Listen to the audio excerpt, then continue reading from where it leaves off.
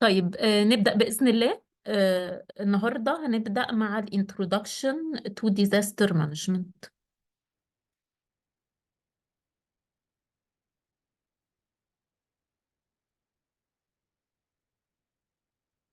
By the end of this lecture, the student will be able to define the different types and levels of disasters, recognize what are the disaster consequences, and interpret the meaning of vulnerability, in addition to categorizing the steps in the disaster management cycle. First of all, what is a disaster? What is the definition of disaster? What do we mean by the word disaster? A disaster is a sudden and serious disruption of life and may be death or injury to a large number of people. The disaster has many sub-classifications. It can be man-made or natural event. It can be compensated or non-compensated. It can be simple or compound. According your further response, you will use the most suitable classification for the disaster. The disaster causes destruction. Also, it cannot be relieved without assistance. Another definition for disaster: a disaster is a situation resulting from an environmental phenomenon or an armed conflict that produce stress, personal injury, physical damage, and economic disruption of great magnitude. Also, a disaster happens when the damage caused by an event is so big or has a great magnitude that the local mechanisms for response will be overwhelmed and needs extra resources, and outside assistance is required to cope with this damage. So here we will identify what is the definition of a major incident. What is a major incident? And when we call an incident or an event that it is a major incident. A major incident in the term of health services is an incident where the location, number, severity, or types of life casualties requires extraordinary resources. By another meaning, the event or the accident that happens, its location, its number of casualties, the severity and types of these life casualties will not be managed by the local resources in your area, and it needs extraordinary resources. What are the different classifications of disasters? As we have said before, that there are many classifications for disaster. These are the three major classifications for disaster. You can classify the disaster, the first classification, whether it is natural, like earthquakes, floods, hurricanes, tsunami, or it is man-made, like, for example, nuclear incidents, accidents, industrial accidents, or hybrid. Hybrid is like the spread of communicable diseases, like what happens in the COVID-19 pandemic, in cases of outbreaks, global warming phenomena. So, as we have said, classification of disasters can be classified in three ways: natural or man-made, simple or compound, compensated or non-compensated. Natural, as we have said, as earthquakes, floods, hurricane, tsunami. Man-made, the most common man-made accidents is the transport incidents.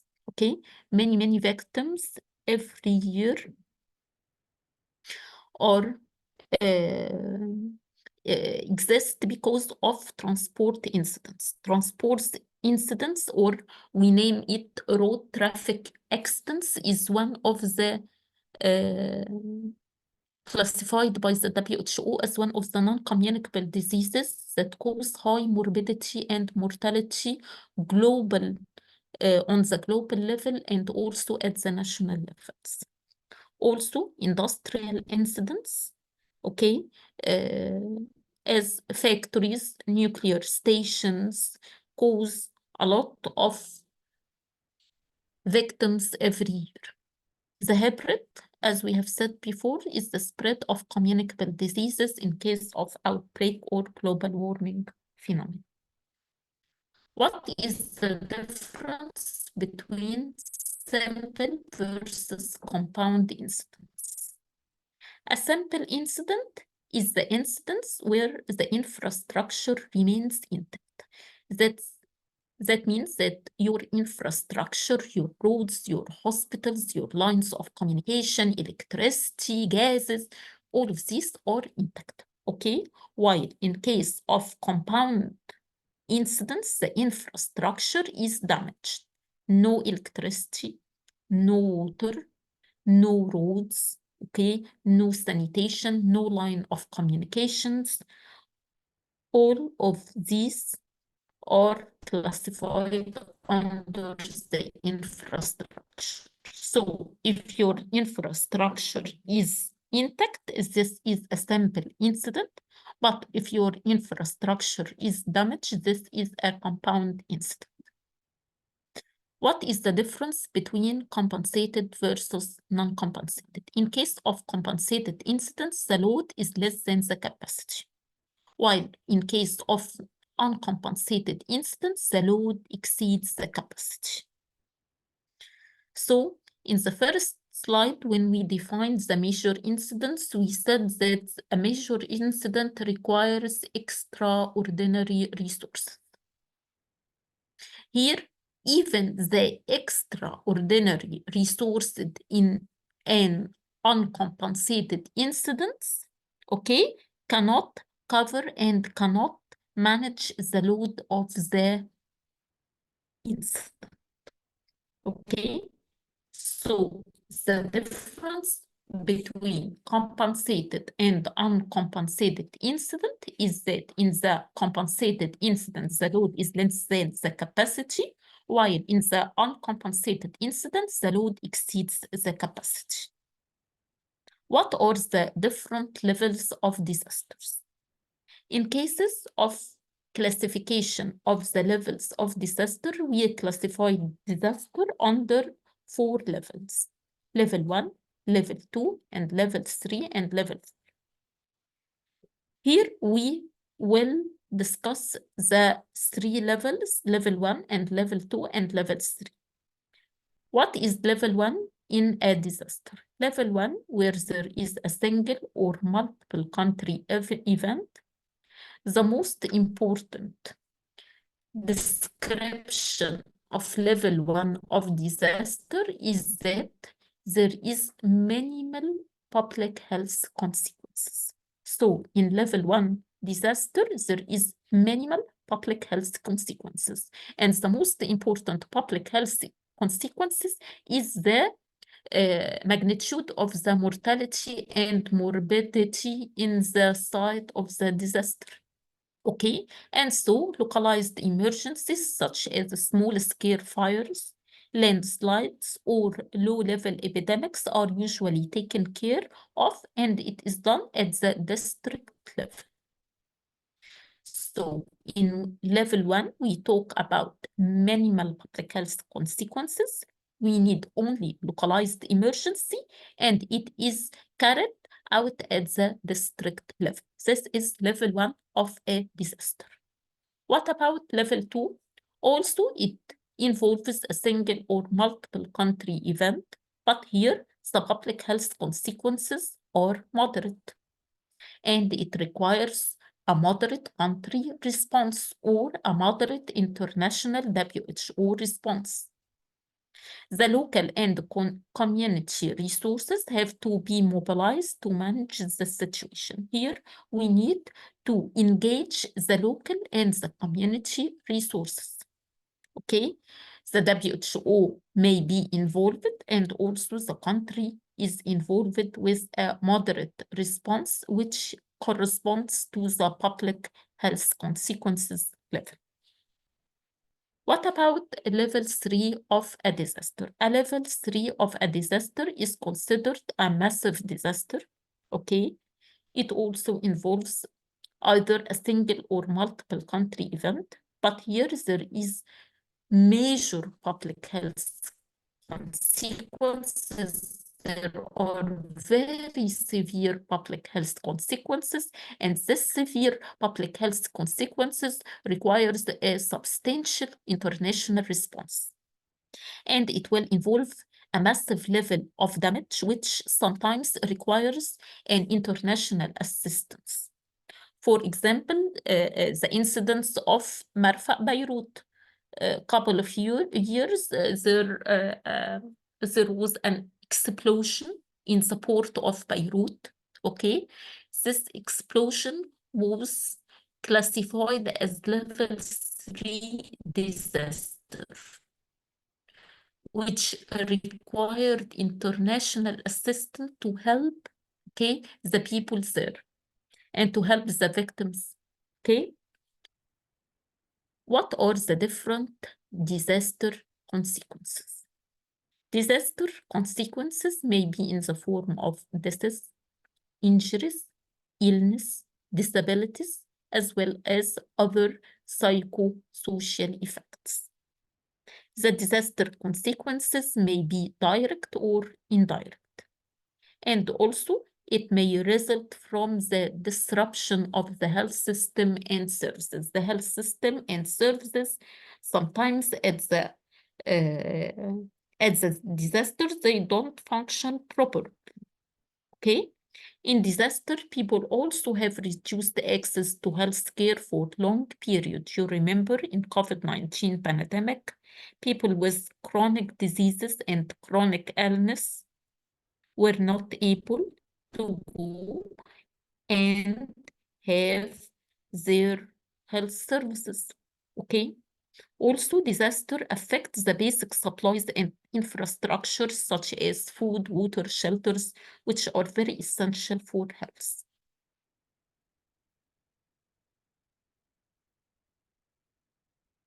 We finished the definition of the disaster and a major incident, and we discussed what are the 3 levels of a disaster. Now we need to know what is a humanitarian crisis or emergency. What is the description of a humanitarian crisis or an emergency? There is no universal definition for a humanitarian crisis. However, the terms humanitarian crisis, humanitarian emergencies, humanitarian disasters are often used interchangeably. In this lecture, we will define humanitarian crisis as an event or series of events that represents a critical threat to the health, safety, security, or well-being of the community. So the presence of a critical threat that affects the health, safety, security, or well-being of community or a large group of people over a wide area can be described as a humanitarian crisis. Wars are considered a humanitarian crisis, okay? But what is the definition of a complex emergency? What is the difference between a complex emergency and humanitarian crisis? Okay, a complex emergency is a humanitarian crisis that happens in a country, region, or a society where there is total or considerable breakdown of authority. Here the authority is affected, and it results from an internal or external conflict. It also requires an international response that goes beyond the mandate or the capacity of any single agency. Here, it requires intensive and extensive political and management coordination. No single agency can manage this type of emergency. Usually, it is managed by the United Nations, where there is a group of countries go and respond to the emergency. So, what is a complex emergency? It is a humanitarian crisis in a country, region, or society where there is total or considerable breakdown of authority. It arises from an internal or external conflict that requires an international response and goes beyond the mandate or capacity of any single agency. What also it requires also intensive and extensive political and management coordination. What is the main characteristics of a complex emergency? As you see in the picture, the main and most important character of a complex emergency is the displacement of the population, massive population movement. When there is massive population movement, this means that this is a complex emergency. Okay? What are the other criteria of a complex emergency? In addition to displaced population, extensive violence and loss of life, widespread damage to societies and the economy, a need for large-scale humanitarian assistance, the prevention of humanitarian assistance by political and military constraints, also significant security risks for humanitarian workers in some areas. What are the direct and indirect impacts of humanitarian crisis? According to the type of crisis, we will mention what are the direct and the indirect impact of this crisis. In case of natural disasters, the direct impacts will mainly be in the form of the infrastructure damage, like for example, an earthquake. It can result in the damage of houses, roads, bridges, health facilities, schools, okay?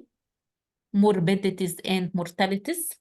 For example, the casualties of the people and the deaths of a lot of people in earthquake, agriculture loss of agricultural areas, for example, in fires, in volcanoes.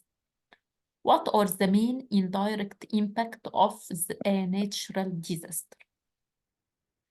The economic growth on the long term will be affected, okay, leading to loss of production, output loss, reduced demand. Also, one of the most important indirect impact of any natural disaster is that it will affect the health system. The supply chain will be interrupted. Also, there may be shortage of human resources. What about man-made conflict? What are the direct and indirect impacts of man-made conflicts? First of all, the direct impacts of man-made conflict will be in the form of death, human rights abuses, psychological disorders, and injuries. For example, in case of wars, there may be deaths of many people. Their rights are violated, and they may be exposed to the psychological disorders and different types of injuries. Also, in case of conflicts, there may be direct attack on health workers or health facilities. Also, they may be forcible displacement of population, okay, including health professionals. The population are forced to leave their homes, to leave their places. Barriers to care.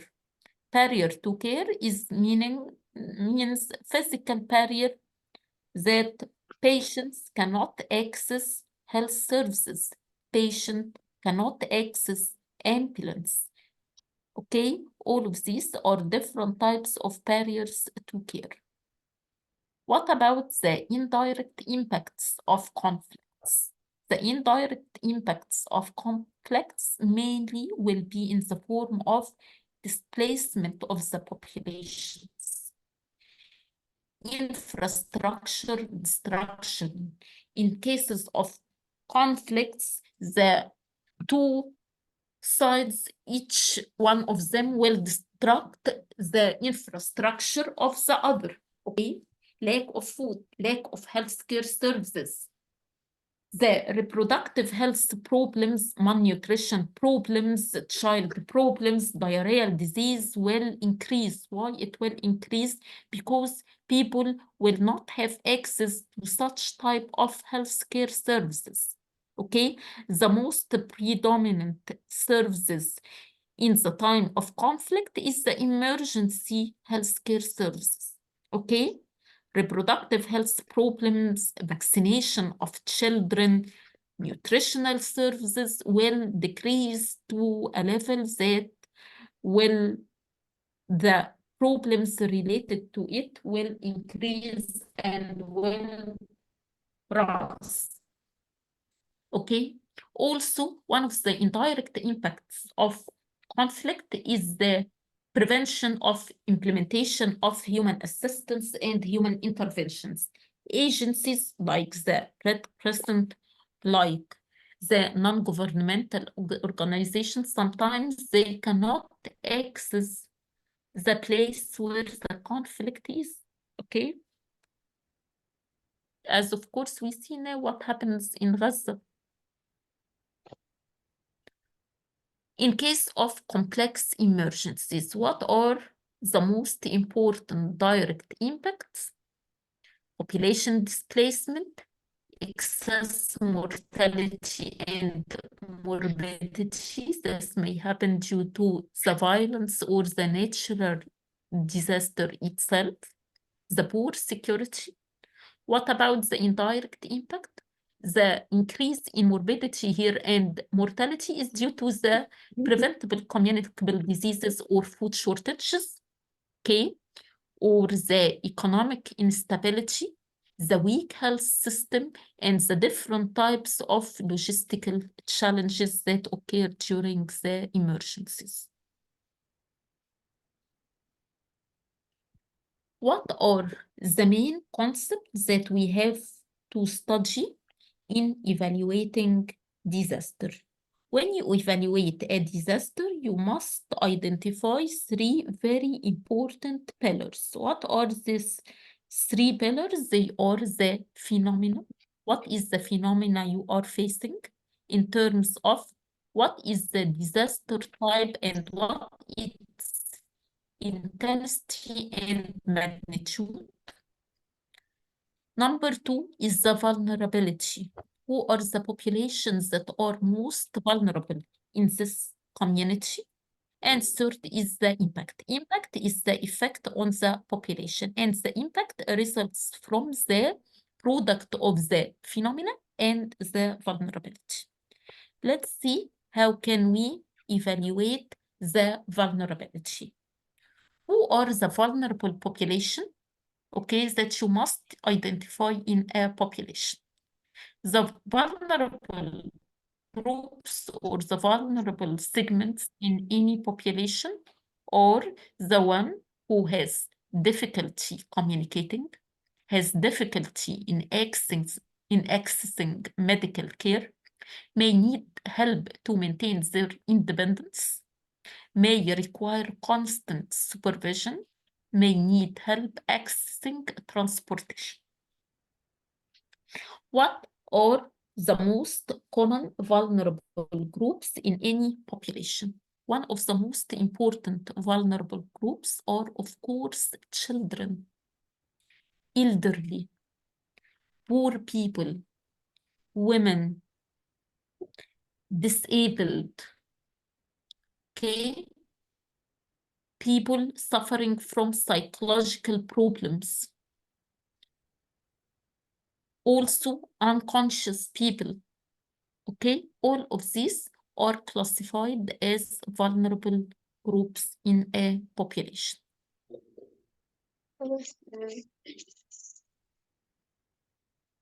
What are the two possible scenarios in case? I'm sleepy too. I just so sleepy. Yes.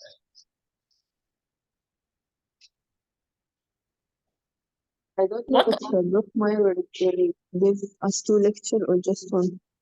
Today, Mm-hmm. I was just a present. I hope to be one Dr. next Amira, week. are you talking? Dr. Amira.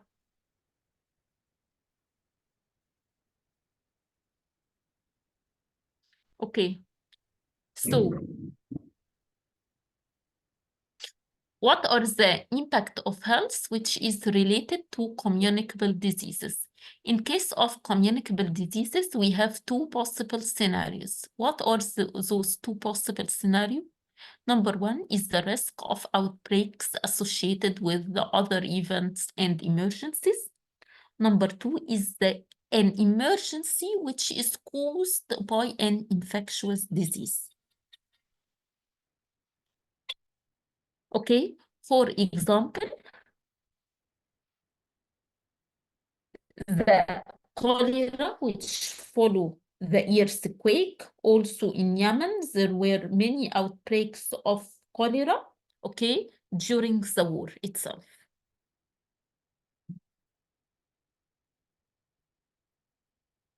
Here are the factors that affect the communicable diseases. The factors are, first of all, is the access to health care.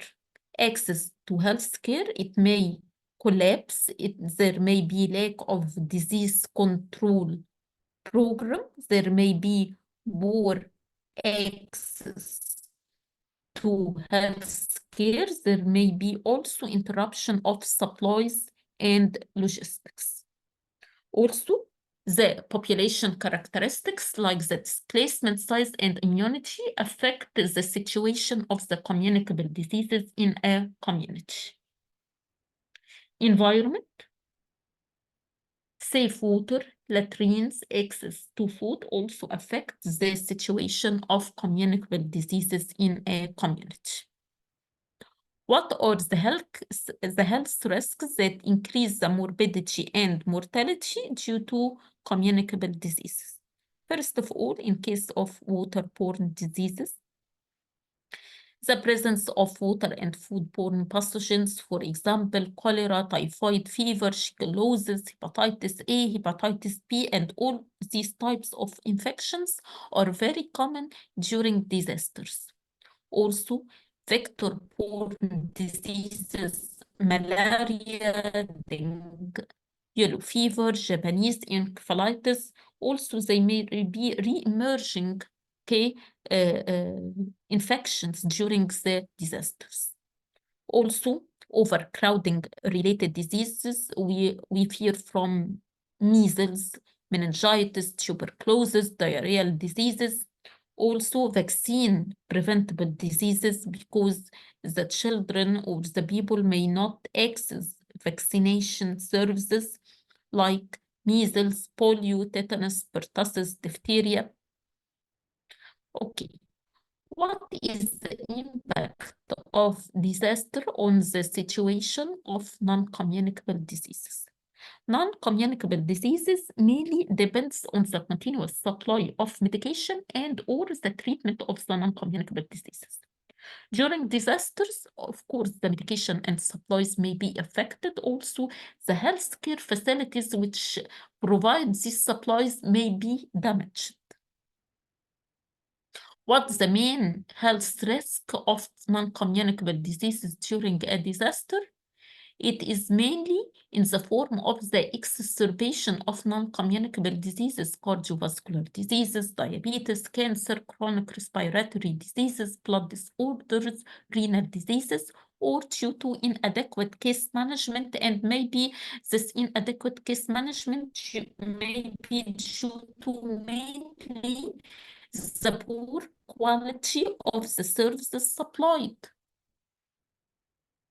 For example, in USA, in 2005, the New Orleans hurricane had displaced local population. 68% of medication dispensed in one evacuation center were for non-communicable diseases.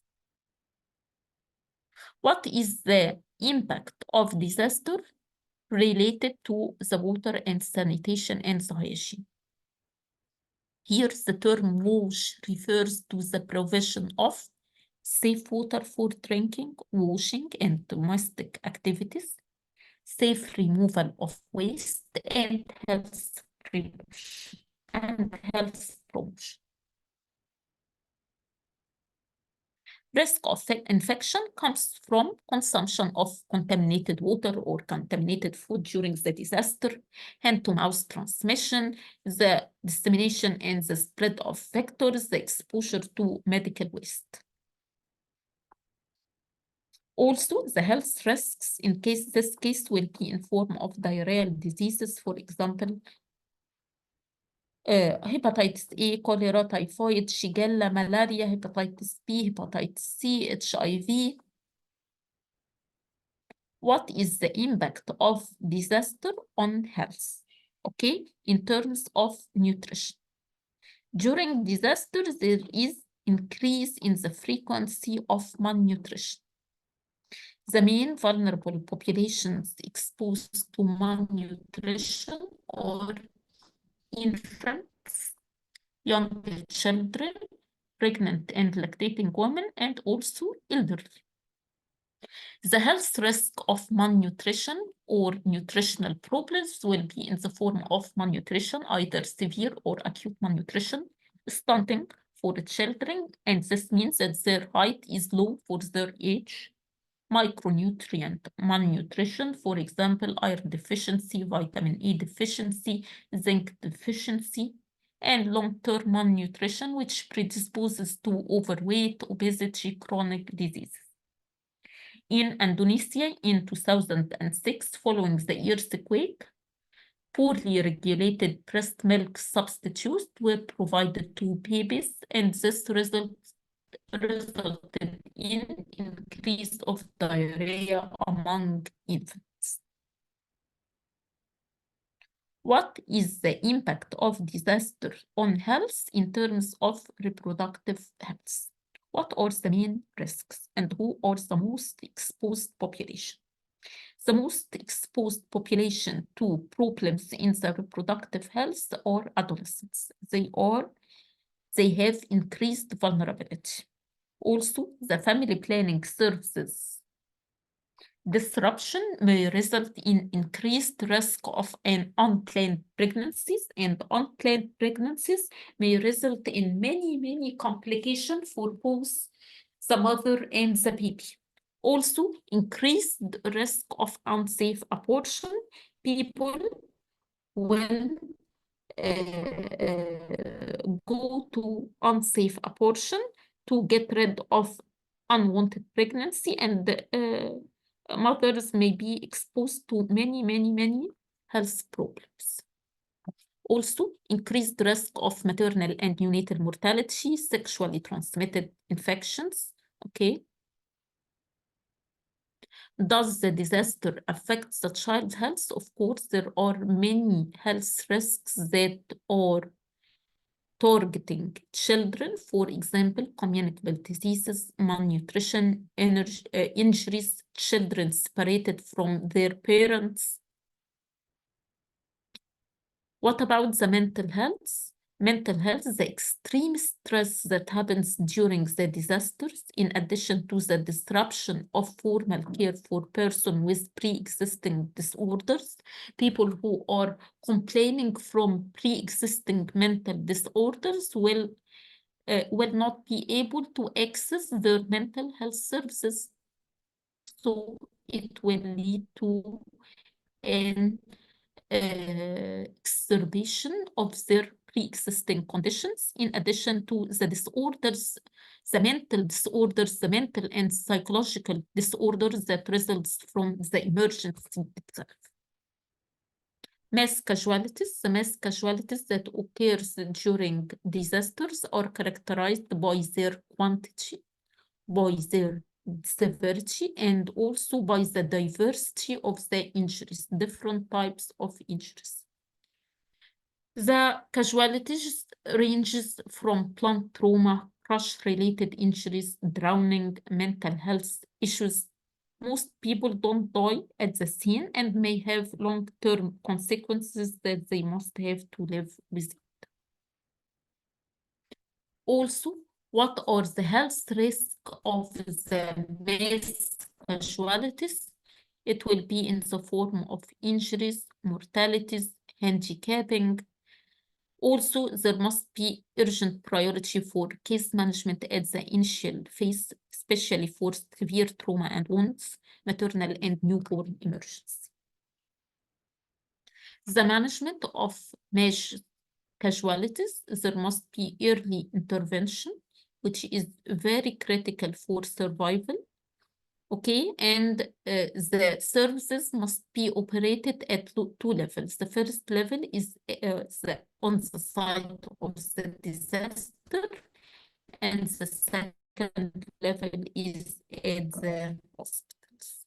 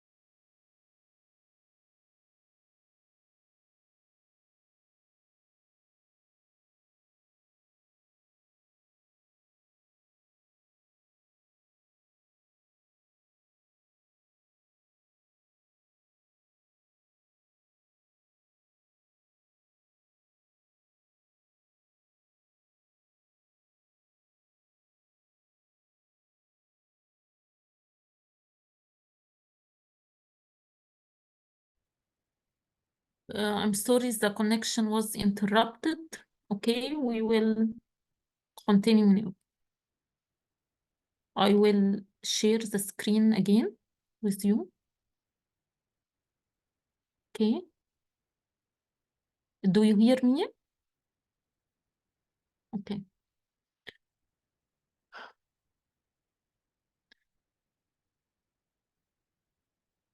what is the impact of disaster on health in terms of mass fatality? Okay.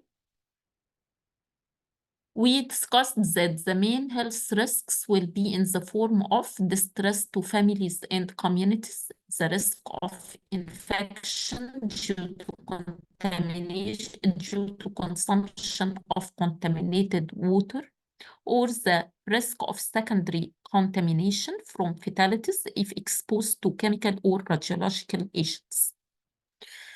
Now we will return back to the concept in evaluating disaster. What is the main concept in evaluating disaster? The main concept of evaluating disaster is that the impact equals the result of phenomena multiply vulnerability. And when we talk about the phenomena, we talk about the type of the disaster and its magnitude. And when we talk about the vulnerability, we talk about who are the vulnerable groups or segments inside your population. Are there elderly, children, disabled, people with non-communicable diseases? All of these groups are considered a vulnerable population. Now we will discuss what are the sectors involved in disaster management. We have two main sectors involved in disaster management. First of all is the health sector. The health sector cannot work in a correct way without the coordination with the other sectors. So in our lecture, we will present the management of the health sector during disaster management and the management of the other sectors in disaster. First of all, the health sector.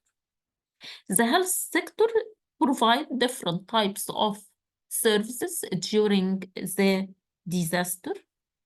The most important type of services is the ambulance services. When we talk about the ambulance services, we have to specify the action of the first crew on the scene. What is the action of the first crew on the scene? The first crew or the first ambulance car that reach the seat of the incident includes two persons. These two persons are the assistant and the attendant. The assistant will stay within the vehicle and maintain communication with the emergency control, while the attendant will go to the scene and will prepare the first situation report after a rapid scene assessment.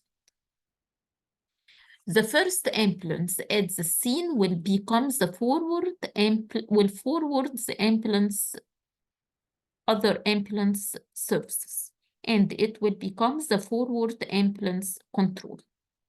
A very, very important rule is that under no circumstances should this crew become involved in patient treatment.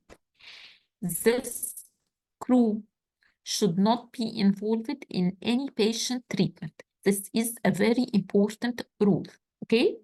Since this will remove their ability to provide the coordination with the other services and the other extraordinary resources that will come to the incident site. This table summarizes the action of the first crew on the scene. What are the responsibilities of the assistants and what are the responsibilities of the attendants? The assistants will park as near as possible to the scene.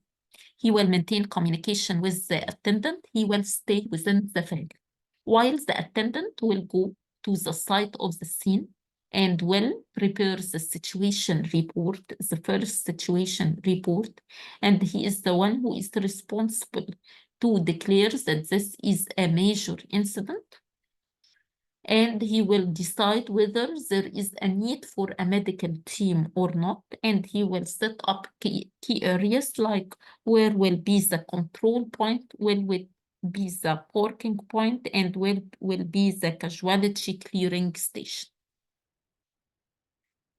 What are the responsibilities of the ambulance services personnel, the other ambulance service personnel that will come to the disaster site? They are responsible for saving lives, preventing further injuries, relieve suffering, determining the receiving hospitals, determining priorities for treatment and evacuation, in addition to arranging means of transporting the injured persons. Other types of services affiliated to the health sectors or the medical services at the scene.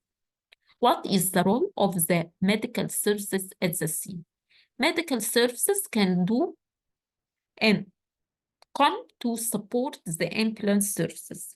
They are expert clinicians to perform triage. They do, for example, tasks like surgical management of the airway and life-threatening chest injuries. They can perform local and general anesthesia according to the needs of the situation. They can do surgical procedures up to amputation surgeries, according, of course, to the type of the casualties and the severity of the casualties. Then the third type of services are the support services. What are the support services? These are agencies requested to provide assistance at the scene of a major incident. The most important point is that the support services are not part of the health or the emergency services. So support services are not part of the health or emergency services.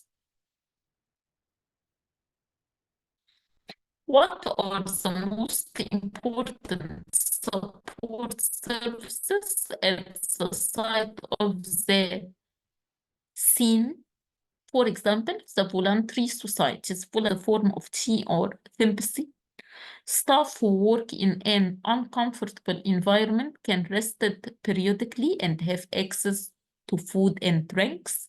Okay, so this is the first type of support services. Other is the local authorities, and the local authority has a very, very important role during the disaster management, especially in the recovery phase. Okay, the local authority can provide assistance to the emergency services. In the long term, the local authority will have a primary role, of course, in the recovery of the community. The most important support services is the military services. The armed services are a source of large number of organized, trained personnel.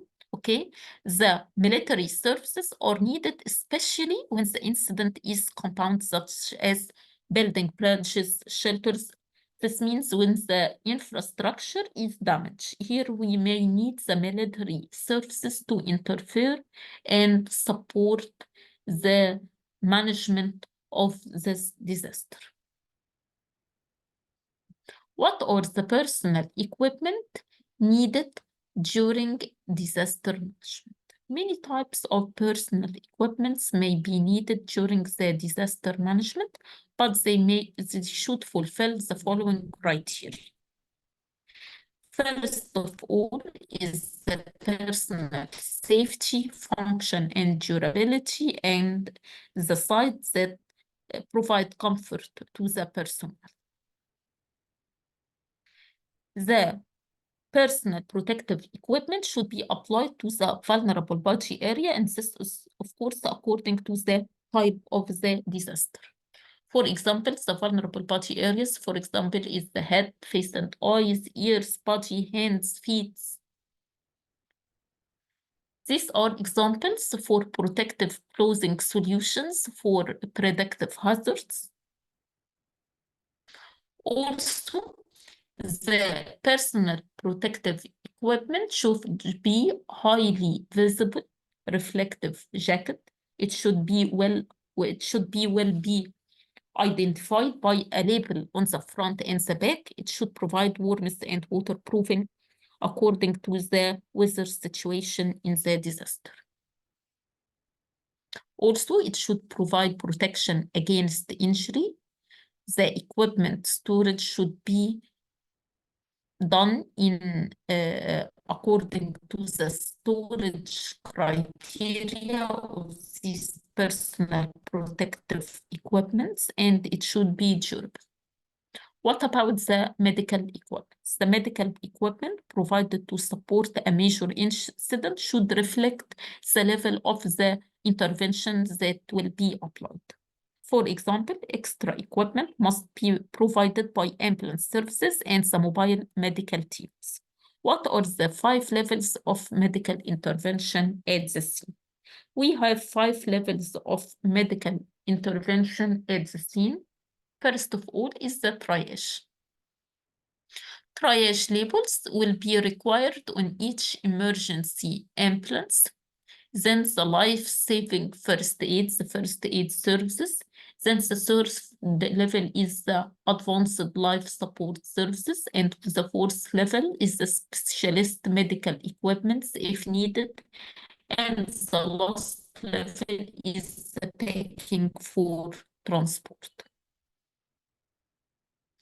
Here are examples for equipment to support life-saving. And these are examples for additional equipments that are needed to support advanced life support. What about the specialist medical equipments? They are supplied, okay, to perform procedures that cannot be performed normally by the paramedics. Okay, it may be these equipments may include operation tools, may include anesthesia according to the situation at the disaster site. Here are some examples for the packing for transport of patients during the disasters. We finish the part that includes the health sector management at the disaster site, including the ambulance services, the medical services, and the support services, the equipment needed, okay, at the disaster site. What is the role of the other sectors? There are many sectors involved in the disaster management. However, we will here talk about 3 main sectors. The sectors that will provide the safe water supply, the sector that will provide the food supply, storage, and safety, and finally, the sanitation during the disaster management. First of all, what about the food supply, storage, and safety?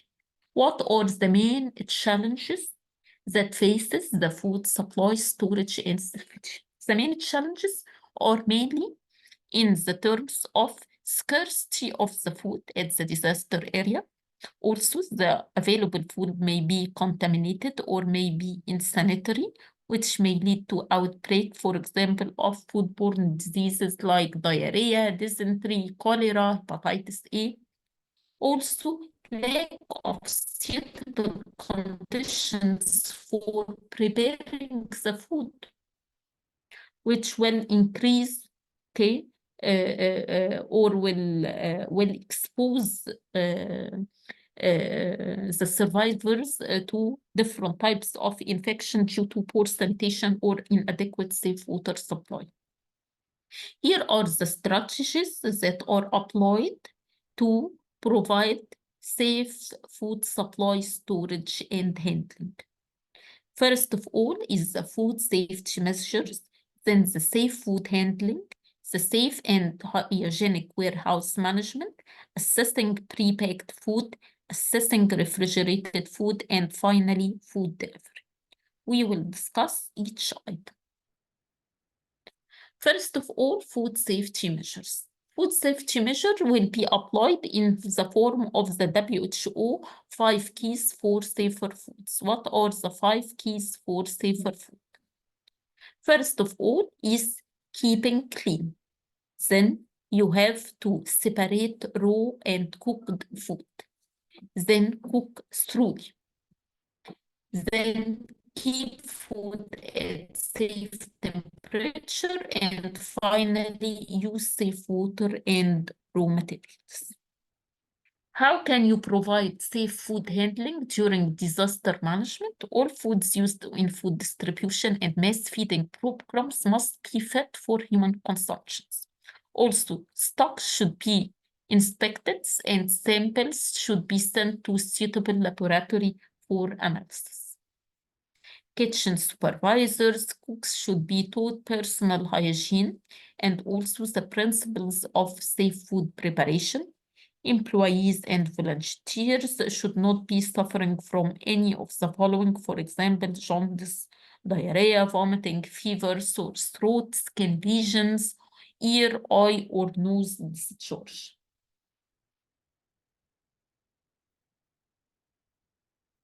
Also, adequate facilities should be available for waste disposal. Water and soap must be provided for personal cleanliness. What about the safe and hygienic warehouse management? There are very important criteria that should be fulfilled to ensure safe and hygienic warehouse management. First of all is the storage structure. The place where you put the food or your storage in it should have good roofs and ventilations. The products should be kept away from walls and off the floor. The plastic bags should be placed underneath them for protection. Also, spilled food should be swept up. Foul and pesticides should never be stored together with food. If you want to do or perform spray operations, for example, for pest control, all the items in the store should be carried out by qualified technical staff, and then, okay, until you do your spraying operation, and after good ventilation, you can place them, return them once again. What about assessing pre-packed food? During pre-packed food assessment, canned food should be discarded if they seem broken or leaking. Undamaged canned foods are likely to be safe, but you have to wash them before opening them. How can you assess refrigerated food? First of all, you must inspect the refrigerator. Refrigerators may be in the form of the ordinary refrigerators or may be in the form of walk-in refrigerators in big refugee camps. You must ensure that they are functioning or not. If you want to make sure that the refrigerator is functioning, you must inspect its temperature by thermometers, okay? And you place a chart on the front of the refrigerator by measuring and recording the temperature inside the refrigerator at least twice per day, okay? Where power is not available, try to use refrigerated food, especially the meat, milk, before it is held for more than 2 hours. Some foods normally stored in the refrigerator can be kept for longer periods.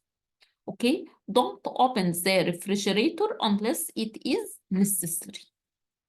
What about the food supply and delivery systems? There are two efficient and fast mechanisms for the supply and delivery of food to the disaster victims. These are, first of all, is the mobile canteen, which is a truck equipped to serve food which has been prepared elsewhere. Also, there is the mobile kitchen, which is one or more vehicle equipped to serve but not prepare food. So mobile canteen and mobile kitchen, both of them, you don't prepare food in them, but you serve only food. What about the water supply, purification, and treatment? How can you provide safe water supply during disaster? Water is a very important challenge during disaster. Okay, water is very important because it is a prime requisite for victims of disaster before, during, and after the disaster. Okay, it is essential for drinking, also food preparation, also personal cleanliness. What are the different strategies that you can, through them, provide safe water supply at the disaster site? The main water supply strategies and purification is first of all boiling water, or what we call heat treatment of water. However, heat treatment of water will be, sometimes it is not affordable or is not feasible during disaster. Number two is the chemical disinfection of water. And one of the most important chemical disinfection materials is the chlorine. Okay. Also, the sedimentation method. What is the sedimentation method? The water to be treated should be allowed to stand so that the suspended material settles to the bottom of the container. Okay. Then the water from the top of the container can be gently poured in a second clean container. Filtration. There are many types of commercially available portable filters that provide wide varying degrees of protection against causing contaminants. But filtration mainly acts for physical contaminants. What about the biological? Biological can be treated either by boiling or by chemical disinfection. Here is the value of heat treatment is that it kills virtually any diseases, any disease causing organism. What about the waste management? Waste management is very, very important during the disasters. There must be a plan for waste management at the national level during disaster and during emergencies. In cases of defecation, there must be shallow trench latrines or collective latrines. Defecation fields should be at least 15 meters away from the water source. Hygienic cleaning of these fields has to be ensured to prevent the breeding of flies. The excreta should be disposed in prepared beds which should be covered at least with 25 centimeters of soil. How can you get rid of dead bodies in cases of human? It will be done according to the culture and the norms of the community. In case of dead bodies of animals, it can be disposed by one of the following methods, either burial or incineration or leaving it to compost. What about disposal of sewage and wastewater? The options is to leave the sewage to discharge into water sources, but considering that these water courses are not used for water supply in this area, or to leave it to infiltrate into the soil, or to leave the sewage and wastewater to evaporate. What about disposal of household refuse and solid waste? This can be done either by burial or by using sanitary landfill, and a landfill is a site which should be away from the settlements, or by incineration. So here we have finished our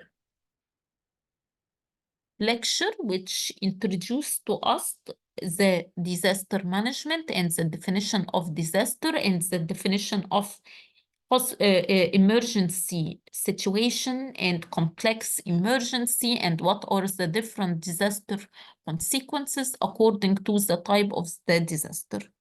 I will share with you now the second lecture.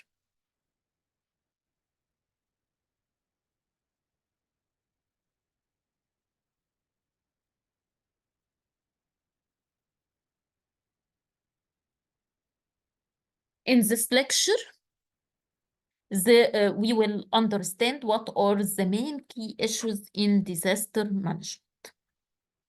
First of all, what is disaster mitigation?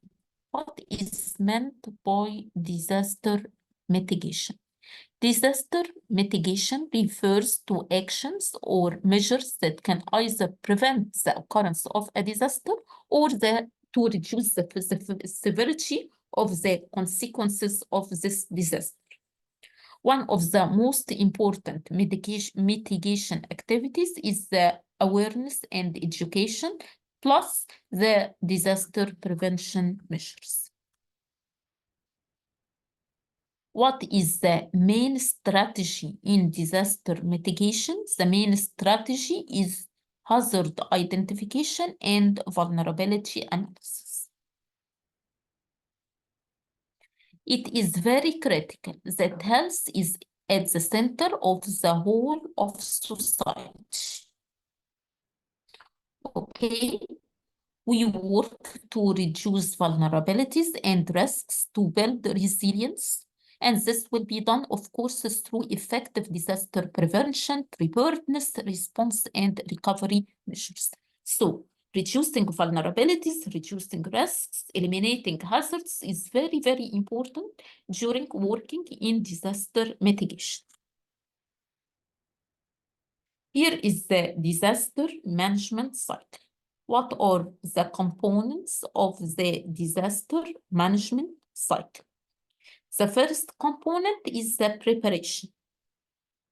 Okay, and this is done before the disaster, pre-disaster.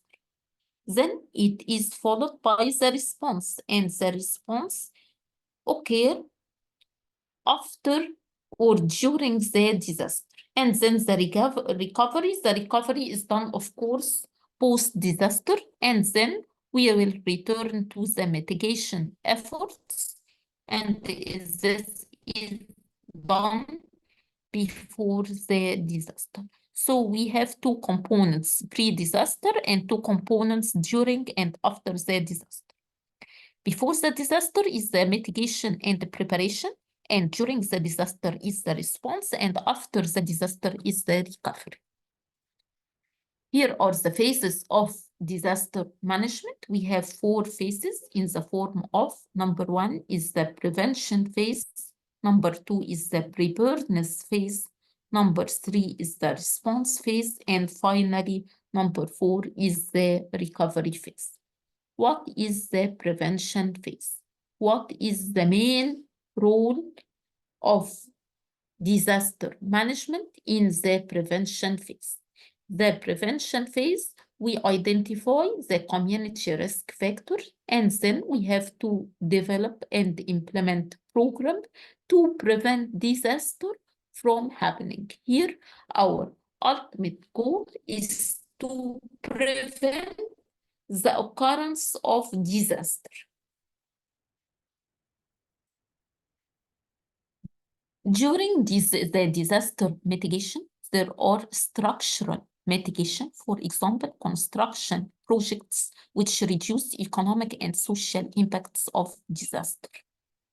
And there are also non-structural activities, policies, and practices, and it aims to raise the awareness of the hazards or to encourage developments to reduce the impact of disaster. So in the structural mitigation, we work on the economic and social impacts, but in the non-structural activities, we work mainly on the awareness. For example, in case of building earthquake-resistant buildings. The second phase, which is the preparedness phase, here we target the personal and the professional preparedness. We have to know what is the difference between vulnerability and manageability.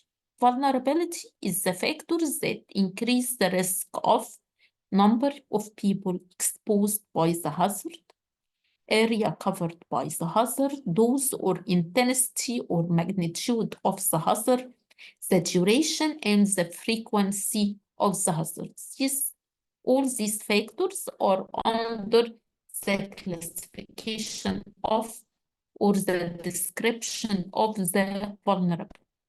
In case of manageability, these are factors that reduce the risk by coping mechanisms, knowledge and practices of the population, and the technology that is available to the population. What is the community preparedness? The community preparedness is the level of community preparedness for a disaster. It should be is high as the people and organization within the community make it. The effort, depending on the efforts of the people and the organizations in the community for community preparedness, it will determine what is the level of the community preparedness in this community. Communities must have adequate warning system and a backup evacuation plan to remove people from areas of danger when a disaster happens. What is an emergency operation plan? An emergency operation plan allows the community to respond to threats. Okay? It engages responders in the short-term recovery.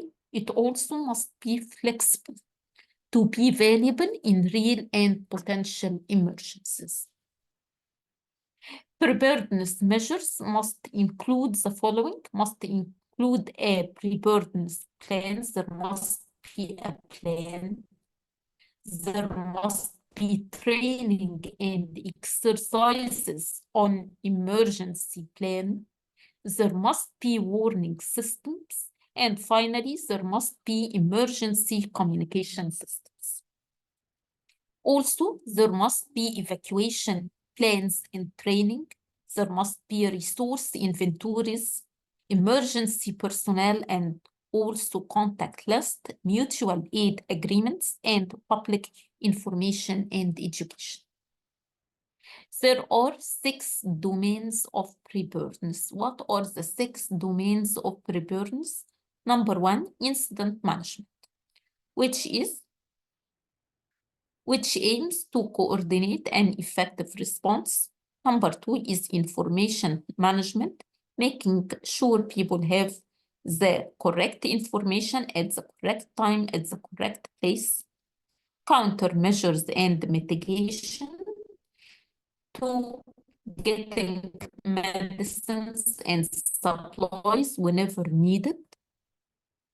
Surge management, which is expanding the medical services to handle the large events. Biosurveillance, which means investigating and identifying health threats. And finally, community resilience. The community must be very flexible during preparing and recovering from different types of emergency. And we have learned this lesson during the COVID-19 pandemic, which is the resilience. The community must be resilient. The health system must be resilient. Then we will return again to the phases of disaster management. The third phase is the response phase. The response phase varies according to the level of disaster and management plan, and it is based on the severity and extent and the impact of this disaster.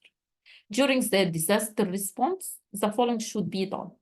First of all, implementing existing disaster plans, notification, evacuation, search and rescue, coordination, immediate needs assessment, and finally, shelter and protection. What about implementing existing disaster plans? What happens when you implement disaster plan? A good emergency plan should enable efficient, coordination of resources. The coordination of resources must be efficient. What is the meaning of efficiency? The meaning of efficiency is using the least amount of resources to produce the maximum output. The response actions carried out are aimed at saving lives, reducing economic losses, and reducing the suffering of the survivors. The response phase also should include the mobilization of necessary emergency services and first responders in the disaster areas, for example, the firefighters, the police, the ambulance crews. Also activating the emergency operations center, the command is very, very important and is very critical. Evacuating threatened population, opening shelters, providing mass care, emergency rescue, and medical care are very, very important. Number 2 is the notification. Notification is done by applying intelligence and other information to reduce the effect or the consequences of an incident. Ongoing public health surveillance and testing process like immunization, isolation, or quarantine is very, very important during the disaster response and during the notification. What is the meaning of surveillance? Surveillance is the ongoing systematic collection of data, its analysis, its interpretation, and dissemination of information to be linked to action. Without linking the information to action, you are wasting your time, your money, and your effort. So surveillance, in which data is collected and analyzed and interpreted, should be linked to action. And this is very, very, very important. Also, public health in emergency surveillance during emergency should be done as soon as possible. It is the only principal health outcome, okay, is done in the surveillance during the emergency phase, limit to the problems that you can act upon to save your time, effort, and money. Also keep simple, but also flexible to response to the new health problems. If you have a new virus, new bacteria, okay, that is not included in your surveillance system, what are you going to do? You must handle it, okay? Keep it simple, keep it flexible. What is the objectives of surveillance in emergencies? The main objectives of surveillance in emergency is early detection of outbreak requiring action, to monitor the health trend for appropriate public health action, to monitor the program performance, to monitor the workload at the health facility, okay? And it can also give you alarming signals if there is an outbreak that will happen or a pandemic or epidemic that is going to happen. The surveillance system gives you this alarm. What is the components of public health surveillance during emergency?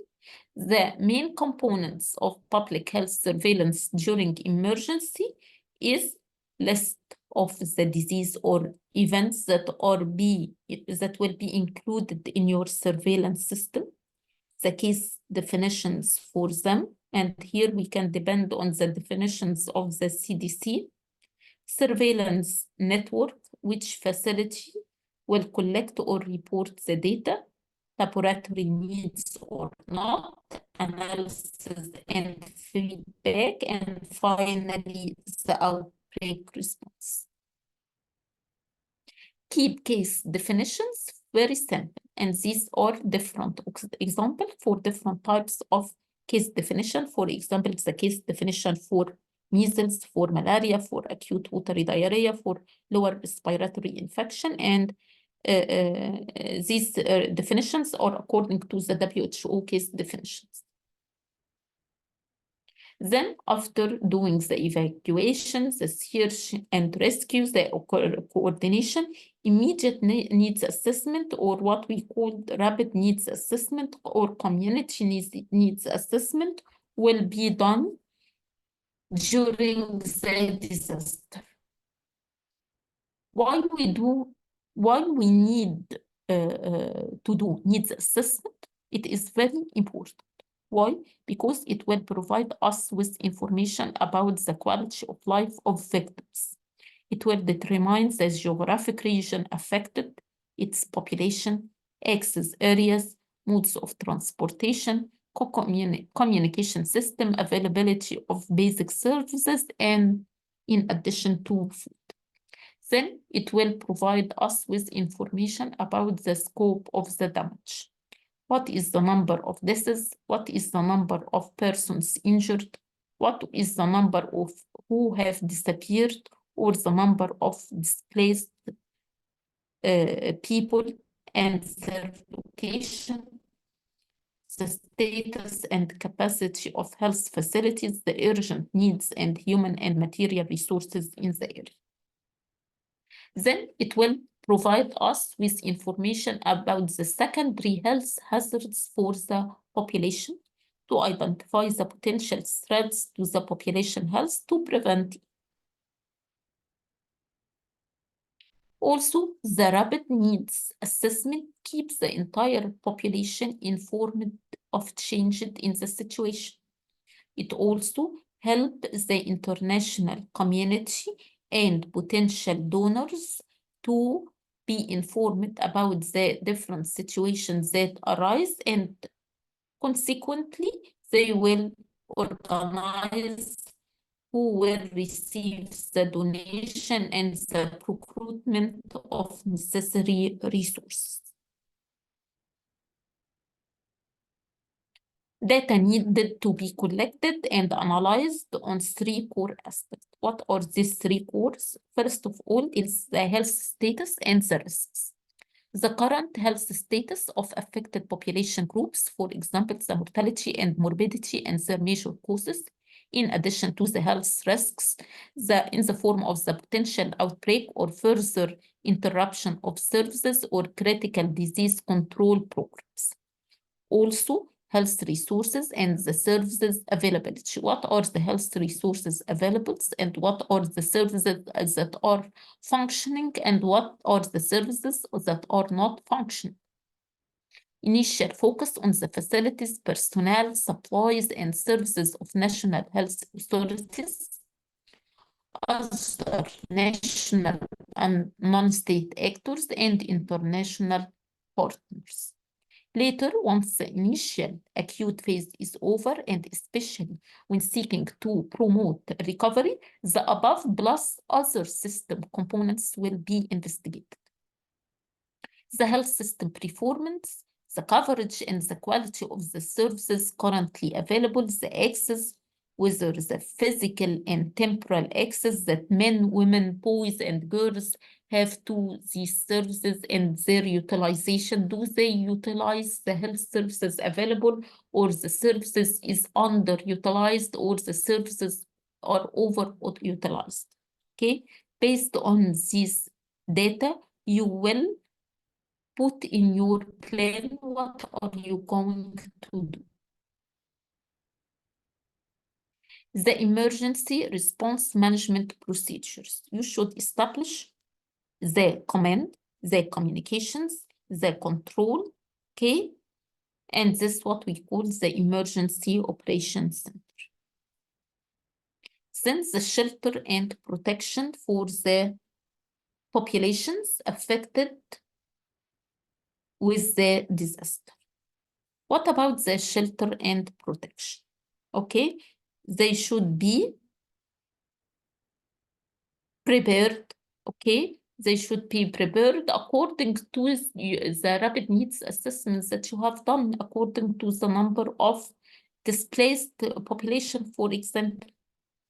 And finally, implementing the existing disaster plans. What about the recovery phase? What do you do, or what is your aim during the recovery phase? The main aim during the recovery phase is that during this phase, actions are taken to rebuild, reallocate damaged homes, business, plus restore health and economic vitality. Also, psychological recovery is very, very important. Both victims and relief workers should be offered mental health services. In the recovery phase, what you are going to do, you are going to do material cleanup, you are going to do environmental and structural safety measures, you are going to do the recovery of the belongings. The rehabilitation and the reconstruction after the disaster is very, very important, and it must include the health service assessment and reconstruction, the structural reconstruction, the resume development efforts, and the transition from the relief phase to the development phase. Now I will discuss with you an earthquake case scenario, okay, for practical application of what we have discussed in this lecture. In a district A, where there happened an earthquake, okay, district A is a mountainous area which is located in country X in the Far East. The nearest town is at least 3-hour drive. The population of District A is about 50,000. The local leaders, who are called the white peers, exist at different levels within the village. The white peers know each person in this area and work as links between the people and the higher governmental agencies. District A has been affected by 20 years of wars, okay, that occurred in country X, which created huge strains on the infrastructure, okay, for example, on the agriculture, on the land mines left behind, okay, still pose a threat to the population. A recent drought has also affected the farming effort in District A. Fighting in District A was so intense, and many people escaped to refugee camp in the nearby country at the border. In just the last months, many of the refugees have returned back. Okay, 2 camps exist for the returning refugee, and post camps were operated by the non-governmental organization. Okay, they have been in District A for the last 4 months. Only 2 other non-governmental organizations have been present in District A for the last 6 months or longer, and these are the names of these agencies. On 25 March in 2002, an earthquake registering 6.1 on the Richter scale struck the district city and the nearby villages. The epicenter of the earthquake occurred in District A, with the destruction was concentrated in a 15-kilometer radius. Most houses are built of mud blocks with very little clay. The walls contain no bracing, and wall corners are not tied together, leading to their collapse after the earthquake. After the earthquake, the main responders were the national residents. They helped the victims. Within 48 hours, the Ministry of Health sent staff to set up 2 temporary clinics, and also the Red Crescent arrived and set up 2 mobile clinics and implemented a referral system to the central hospital. In part one, we will discuss the surveillance efforts. Reports from District A confirmed that hundreds or that thousands have been affected and the destruction is massive. There have been several reports of what appears to be watery diarrhea. So there were indications of watery diarrhea at District A. Also, there have emergency surveillance for acute watery diarrhea have been implemented as soon as possible, and you have been asked to lead the group with the implementation of the system in District A, which include the returning refugees living in shelters. Their estimates were around from 12,000 to 15,000. Okay, in addition to the local population, which account to 3,000. Also, there are several informal camps that have been quickly set up along the roadside with estimated population of 1,000. Based on the background information you received regarding the earthquake and the information provided above, we will answer the following questions. I think that now is the break time. We will have the break now and we will return after 15 minutes to answer the questions on this case. Thank you very much.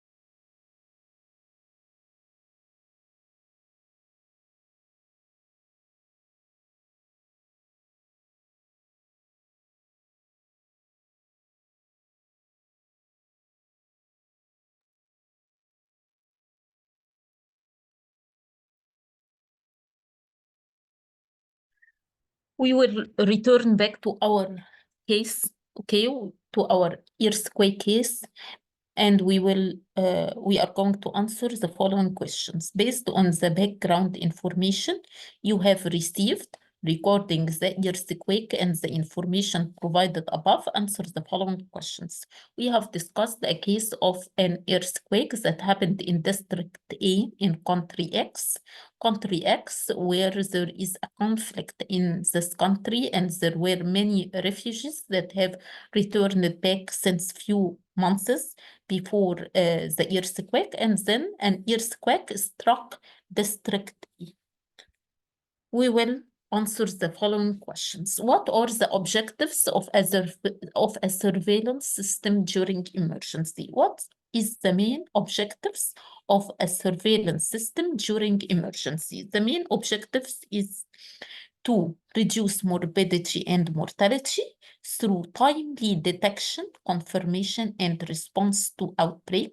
Also is to monitor the diseases for sake of program planning and evaluation, and also to monitor the workload at the health facilities to optimize the allocation of the different resources. These are the main objectives of surveillance during emergencies. List the second question is list the diseases and conditions for which you will conduct surveillance for this earthquake scenario. The list of the diseases is that during the acute phase of the emergency, it will be helpful to undertake a systematic assessment of the risk of acute public health events. This involves assessing both the likelihood of a disease occurring and its eventual impact.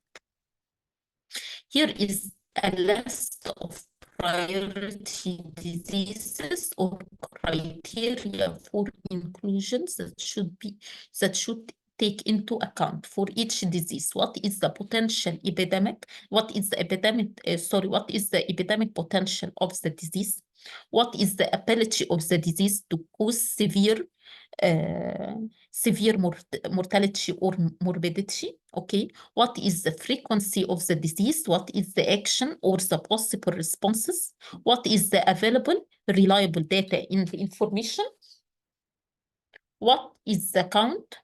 Only new cases, but also for the follow-up. What is the availability of the reliable case definitions and sample laboratory tests where appropriate? What is the type of surveillance should be conducted? List the pros and cons. The type of the surveillance that should be conducted should be either exhaustive or sentinel surveillance. What is the difference between an exhaustive and a sentinel surveillance? The exhaustive surveillance, all health facilities in the region participate. It is more expensive. It requires supervision. However, the sentinel surveillance, only a few selected health facilities are targeted. Okay, it is less expensive, it is sufficient to show trends, and it may detect outbreak late. The fourth question is, where will you start with implementing surveillance? List the types of places where you will or can implement surveillance. First of all, our potential data sources will be the hospitals, will be health centers and clinics, will maybe the community healthcare providers, will be the labs, will be the direct observation, will be the surveys. But the limitations of this potential data sources, it only describes the top of the tip of the iceberg. Also, one of the most important limitation is the mobile population, and there may be certain some inaccuracy of these data. Our fifth question is, once you have a final list of diseases and a revised form, what's next? What would you want to do before you start collecting information? Before you start collecting information, you must make a case definition list. And During making a case definition list, you must consider the following. First of all is the sensitivity versus the specificity. In crisis, we want sensitivity, of course, above all. Better to have false alerts than to miss outbreaks or detect them. It should be standardized. It should be harmonized with national routine case definitions if it is possible.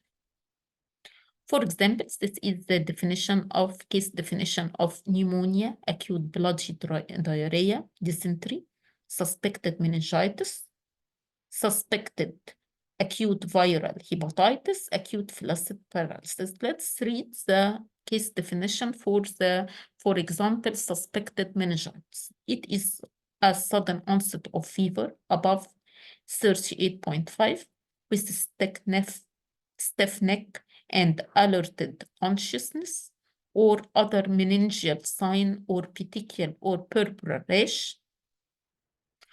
Also, it includes the definition of severely ill child, signs of suspected meningitis in infants or fever and bulging fontanelles.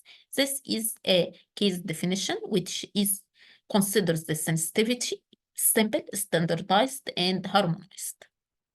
What case definition will allow us to detect an outbreak of type 1 Shigella dysentery as soon as possible?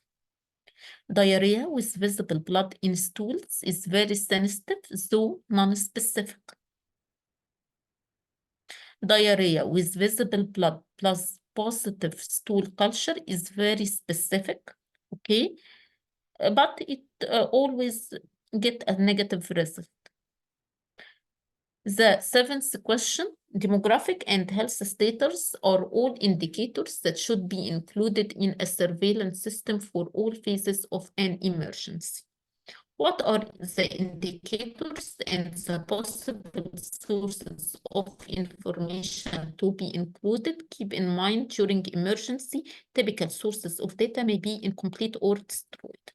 And what are the methods of data collection? As we can see, that accurate recording of data is very important for adequate surveillance and an effective response. Also, standardized data collection and reporting forms will help to minimize the data errors. Here are suggested data sources. For example, assessments, surveys, and surveillance. What is the objective of each one of them? The assessment is rapid appraisal, while the surveillance is medium-term appraisal. The surveys are medium-term appraisal, and the surveillance are continuous appraisals. The type of data usually collected during assessment is qualitative data, cross-sectional, which is at a snapshot of time, while in surveys, quantitative, cross-sectional data is collected, while in surveillance, quantitative longitudinal trends are collected. What is the method used in assessment? It is observational and secondary source. In survey, samples with survey instrument. In surveillance, periodic standardized data collection methods. Here are examples for demographic data, population demographic indicators, mortality indicator, and morbidity indicators. For example, the demographic indicators, for example, proportion of population by age groups, proportion of men and women, migration history. These are collected from the following data sources as the official data census and civil registry, if any, rapid counts from the local community leaders. What about the mortality indicators? The most important mortality indicators are the crude death rate, the case fatality rate, the proportionate mortality rate, infant mortality rate, under 5 mortality rate, maternal mortality rate, and cause-specific mortality rate. They are collected mainly from the hospitals, health centers, mosques, death certificates, media community focal points. What about the morbidity indicators. Morbidity indicators are mainly in the form of the incidence rates, attacks rates, either primary or secondary, prevalence rates. They are collected from the hospital or the health centers, from labs, from community focal points, and from the surveillance system report. Are there any other agencies or groups you may use to help in your surveillance efforts? If so, who and who will and how will they go about it? Agencies or groups you may use to help in your surveillance efforts are mainly the Ministry of Health and Population at either the national or the district level, the WHO, and the non-governmental organization. Also, full coordination must happen between all the sectors on the ground. So we have now finished the part concerning the surveillance of our case study. Okay.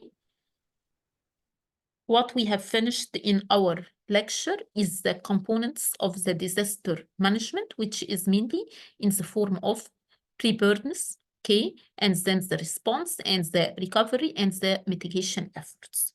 Always we work in this cycle, okay? And we took a case about an earthquake that happened in a district, okay, in a country with a conflict for years, okay, and we discussed several questions targeting the surveillance efforts that should be done in this district.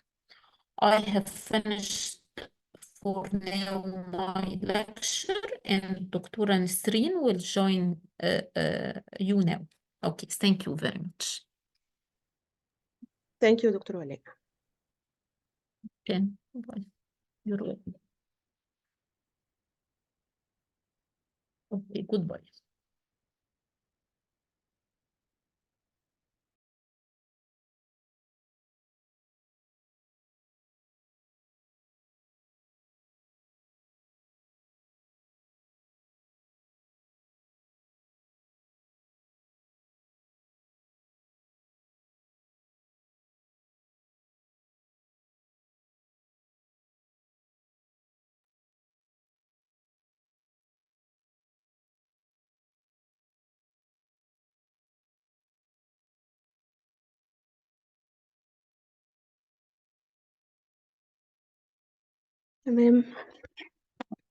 Let's start our lecture.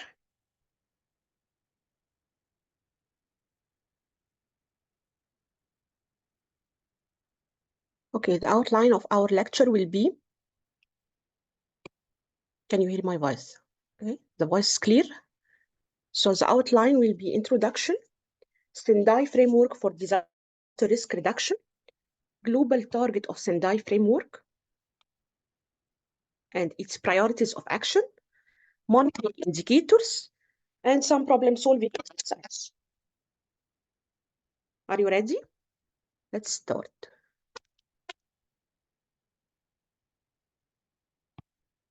Okay. So, reducing disaster risk is for sure a cost-effective investment to prevent future losses. And effective disaster risk management contribute to sustainable development. So all countries have enhanced their capacities in disaster risk management.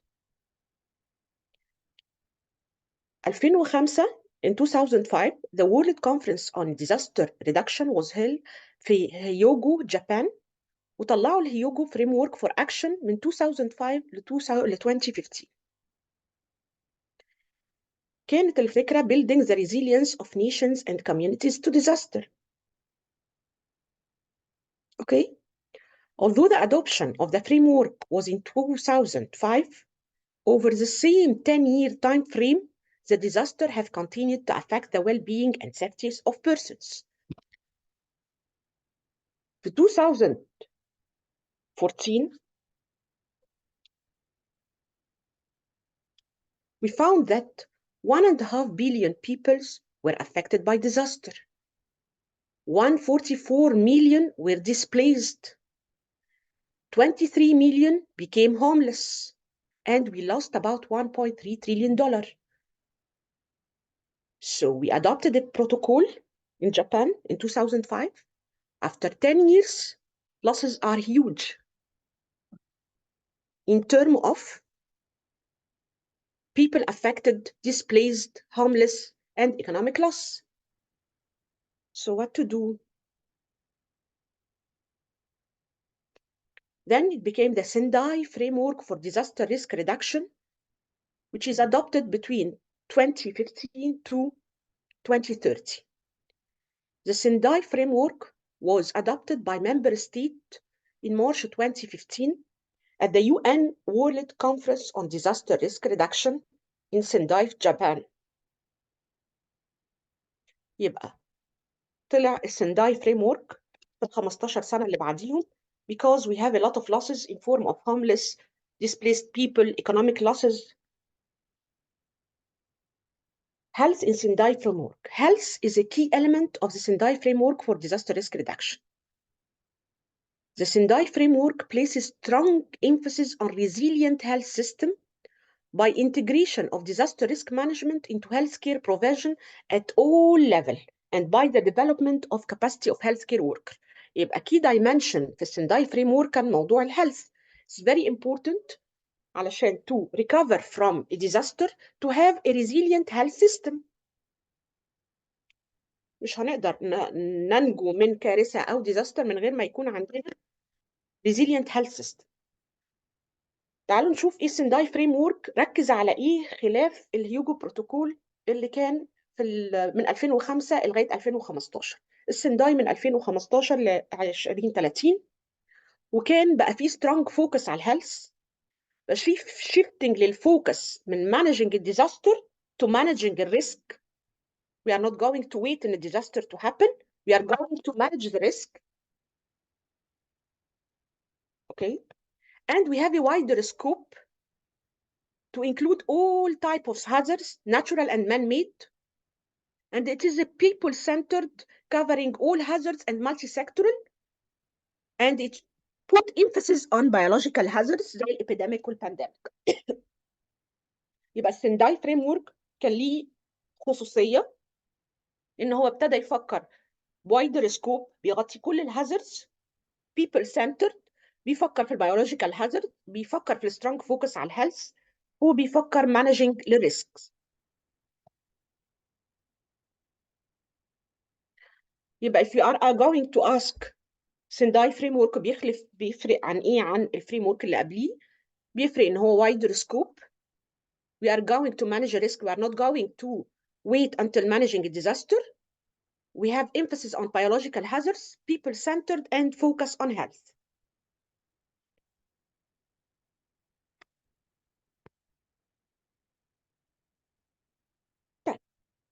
سنداي Framework حط global target 7 global target اتحطت to be achieved by 2030. What are the 7 global target اللي اتحطوا؟ ال 7 global target في 4 منهم started with substantially reduction أو reduce، و 3 منهم started with substantially increase. يبقى السنداي Framework اللي اتحط ده من 2015 لغاية 2030 ركز على 7 global target to be achieved، وهم global target دول اللي احنا بنحاول نحسن الهيلث سيستم بتاعتنا علشان خاطر to achieve ال 7 global target. What are the 7 global target؟ ال 7 global target، التارجت الأولاني substantially reduction لإيه؟ disaster mortality. substantially reduction التارجت الثاني للنمبر of affected people. التارجت الثالث substantially reduction للeconomic loss. يبقى احنا مش عايزين الناس تموت، ولا عايزينهم يبقى injured ولا affected، ولا we want to lose money. وطبعا الرابع substantially reduction ولا نخسر infrastructure ولا يحصل disruption للبيزك services. يبقى احنا كلنا بنتحرك، الممبر ستيتس البلاد اللي مضت على البروتوكول ده ملزمه بانها تسعى لتحقيق جلوبال تارجت. وجلوبال تارجت دول زي ما قلنا 7 جلوبال تارجت، 4 بنسعى لتقليل substantially reduction لاربع حاجات. disaster mortality, the number of affected people, economic loss, infrastructure disruption، وطبعا في ايه الانفراستراكشر اللي في الهيلث سيرفيس. اوكي، وبعدين في 3 substantially increase. احنا خلصنا 4 of the 7 global target، remaining 3 global target فيها substantially increase. عايزين increase ايه؟ increase the number of countries اللي عندها national and local disaster risk reduction strategies. يبقى في by 2020 أو 2030 إن عدد البلاد اللي عندها national disaster risk reduction strategy يزيدوا. ونزود الانترناشونال cooperation للdeveloping countries عشان to complement their national action. يبقى في تضامن بين الدول وسوليداريتي علشان الdeveloping countries نساعدهم ان هم ياخدوا الاكشن المناسب عشان الديزاستر ريسك ريدكشن، وان يبقى عندنا available واكسس لحاجه اسمها very important في الديزاستر، اسمها المالتي هازارد early warning system and disaster risk information and assessment to people. اوكي، يبقى في 7 جلوبال تارجت هم اللي بيغطيهم السنداي فريم ورك، وهم اللي احنا بنشتغل في اطارهم تو اتشيف. طيب لو حد فاكر ال7 جلوبال تارجت انا قسمتهم بطريقه substantially reduction و substantially increase. What do you remember about substantially reduction? What should be reduced within the Sendai framework in case of disaster? Can you use the chat? What are the 4 targets of substantially reduction? Reduction of what?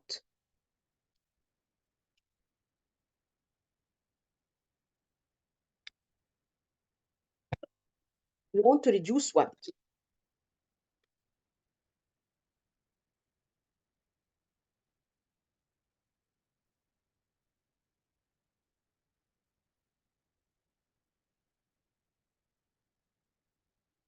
طيب, we want to reduce first of all the disaster mortality rates. We want to reduce the number of affected people. We want to reduce the disaster economic loss. We want to reduce the damage to infrastructure, including health facilities.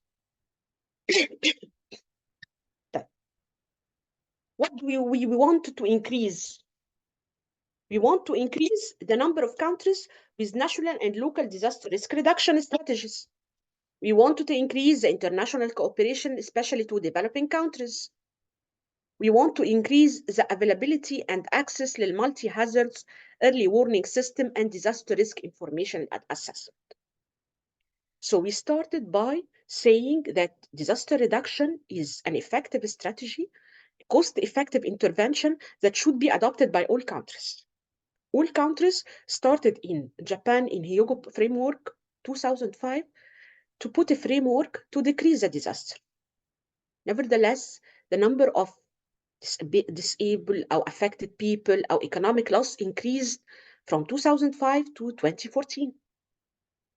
So there came the Sendai framework, which was adopted also by a number of countries to achieve disaster risk reduction with a shift in focus on health, wider scope, all type of hazards, biological hazards, managing a risk instead of managing a disaster, people-centered, and then 7 global targets were mentioned to follow or to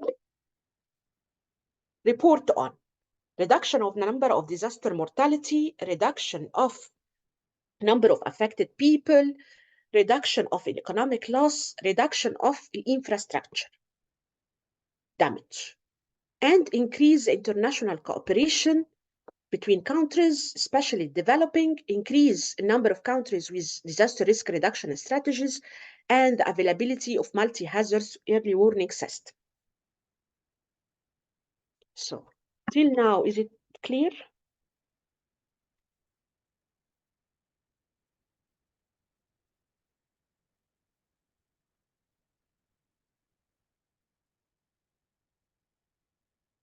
Okay, thank you, Dr. Ahmed, Dr. Rana, thank you.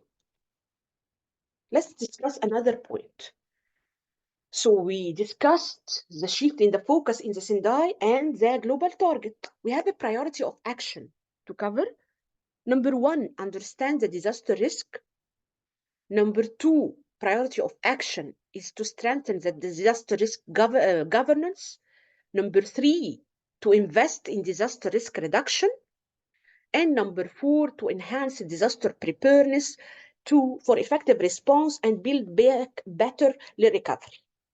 So 4 priority of action to go from them, understand what is a disaster and type of hazards, discuss them, strengthening governance, investing in reduction, enhancing preparedness and recovery.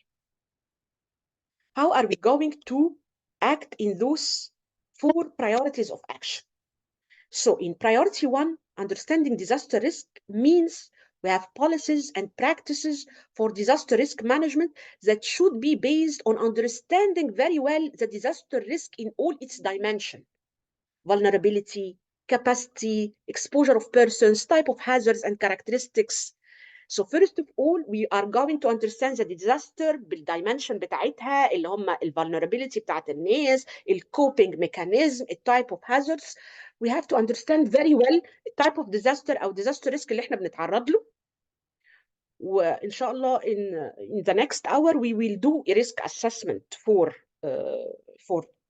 hazards. In priority 2, we want to strengthen the disaster risk governance to manage the disaster risk.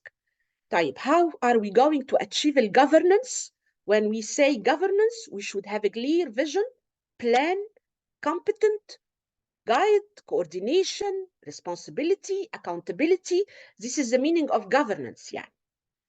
So first of all, we are going to understand vulnerability, coping, exposure, and then we are going to strengthen our governance. We have a vision, we have a plan, we have a coordination, we are acting accountable, we are responsible. Priority 3, we wanted to invest in disaster risk reduction for resilience through the public or private investment. كل public والprivate sector invest في disaster risk prevention. وبعدين آخر priority of action إن إحنا لازم نتعلم من lesson learned ونشير lesson والاكسبيرينس في الديزاستر المختلفة بالكونتكست المختلفة بالريسبونس بتاع الكونتريز بإيه اللي مشي كويس وإيه اللي ما مشيش كويس. فدول ال4 priorities of action. يبقى again إحنا بنتحرك في الفريم ورك اللي بيحركنا كلنا ليه نقلل الديزاستر. إحنا في سنداي فريم ورك ملزمين بيه الدول من 2015 ل 2030. الفريم ورك ده زي ما قلنا كان فيه فوكس على الهيلث وفيه فوكس على حاجات شيفتد من الهيوجو بروتوكول، وبقى عندنا 7 جلوبال تارجت احنا ملزمين بيهم و4 برايورتي اوف اكشن بنتحرك فيهم.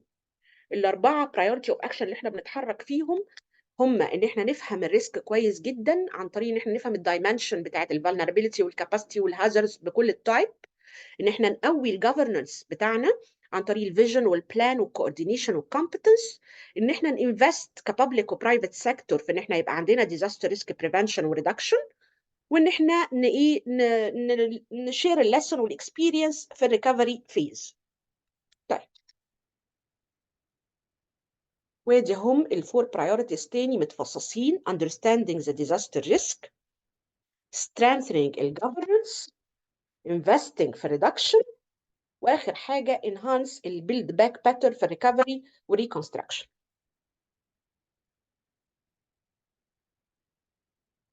دي السلايدات فيها تفاصيل اكتر على كل priority of action.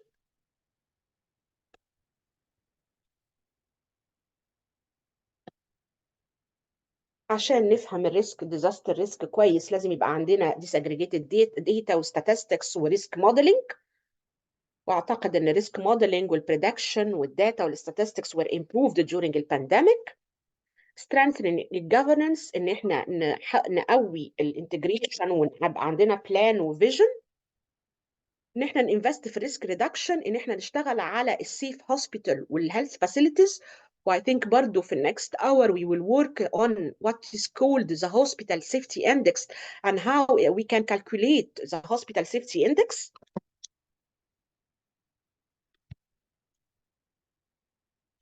وبنقول ان احنا قلنا ان هم 7 تارجت، ال7 تارجت دول فيهم اوكي who wants to يعني في ترجمه احنا يعني لو في حاجه فيها ناس عايزه ترانسليشن معين ما عنديش مشكله. انا قلت الجفرنس هي الحوكمه، والجفرنس دي هي ممكن تكون مصطلح جديد، والجفرنس ده احنا بنقدر نحققه بان احنا يبقى عندنا بلان وفيجن وانديكيتورز وكوردينيشن ومونيتورنج والناس اكاونتبل وريسبونسبل. I think ده المصطلح الجديد. موديلنج ان احنا بنعمل زي ماثيماتيك موديل كده تو بريدكت. اوكي، لو حد عنده مشكله في explanation بليز يعني شير على الشات و I will try to explain more. وبعدين زي ما قلنا ان احنا علشان نشتغل على السيف هوسبيتال احنا هنشتغل على الهوسبيتال سيفتي اندكس وهنحاول نتراي تو explain and to use. يبقى احنا في priority action 1 اللي هو ان احنا understand the risk لازم يبقى عندنا بيانات ونعمل proper risk assessment بكل الهازردز. وعشان كده هنشتغل البرزنتيشن اللي جايه على risk assessment ونشتغل practical وكيس ستادي. وبعدين لازم نinvest في الريسك ريدكشن، فلازم يبقى عندنا سيف هوسبيتال، فهنشتغل على حاجه اسمها هوسبيتال سيفتي اندكس، وبرده دي كيس ستادي وايه وبراكتيكال. اوكي طيب can I go from here please proceed can I proceed. اوكي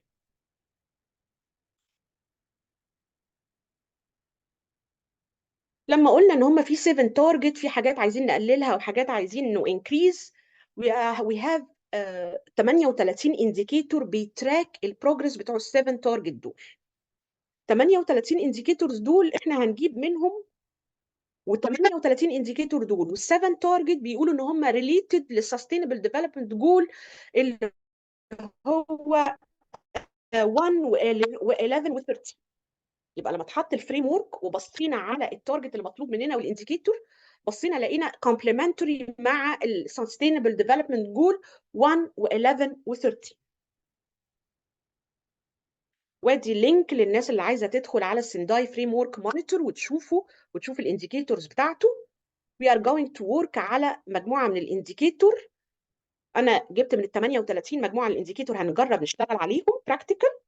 بيقول ان انت المطلوب منك ان substantially reduce disaster mortality. يبقى لازم ابقى عارفه النمبر اوف deaths والميسنج بيرسون attributed to disaster لكل 100,000 فور اكزامبل.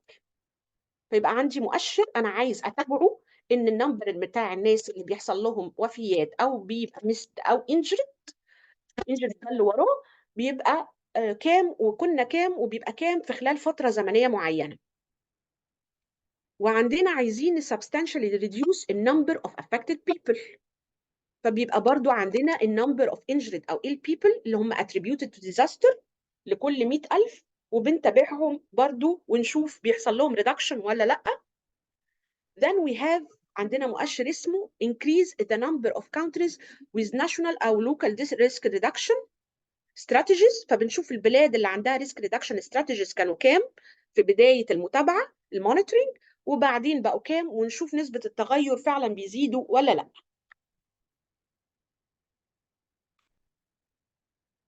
دي الانديكيتور متفصصة ان احنا لازم يبقى عندنا مؤشر للنمبر اوف deaths attributed للديزاستر per 100,000 people، النمبر اوف missing attributed to disaster per 100,000 people، النمبر اوف injured attributed to disaster، والنمبر اوف countries اللي عندها disaster risk reduction strategy.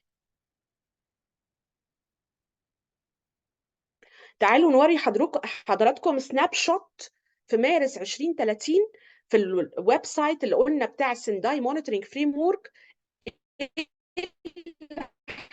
حصل في خلال الفتره اللي هو ما كان ادوبتد اللي هو 2015 to 2023.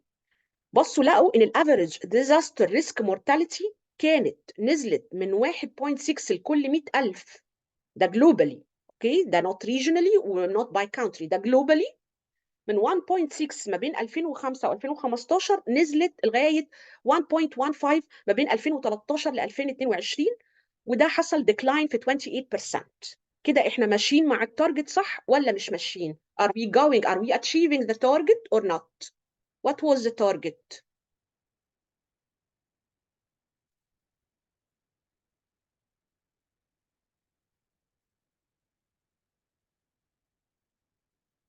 What was the target? يبقى التارجت كان مطلوب مننا ايه؟ التارجت كان مطلوب مننا بمنتهى البساطة decrease disaster mortality. Did we achieve the target? حصل decline ب 28%. So did we achieve? Yes. يعني هو target and decrease, and we have a decrease of 28%. 1.6 were decreased to 1.1. Okay. طيب نيجي على التارجت الثاني substantially reduce the number of affected people. بيقول ال number of affected people كان 1092 ما بين 2005 to 2015. It increased to 2034 till 2022. حصل increase by 86% of the number of affected people. يعني في الوقت اللي disaster mortality declined of 28%, there were an increase of 86%. So did we achieve here the target, the second target?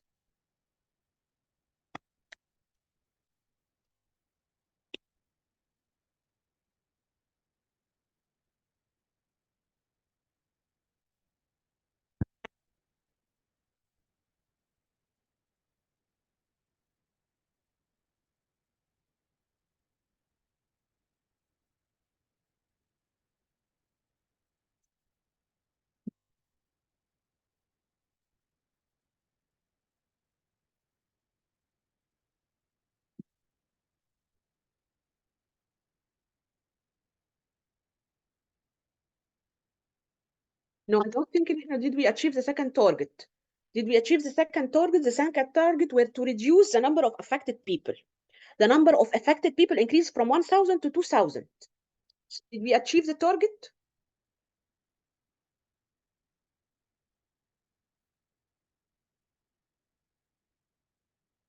Of course, no. Thank you, Dr. Fatima. Thank you. Dr. Fadwa, yes, we didn't achieve the second target.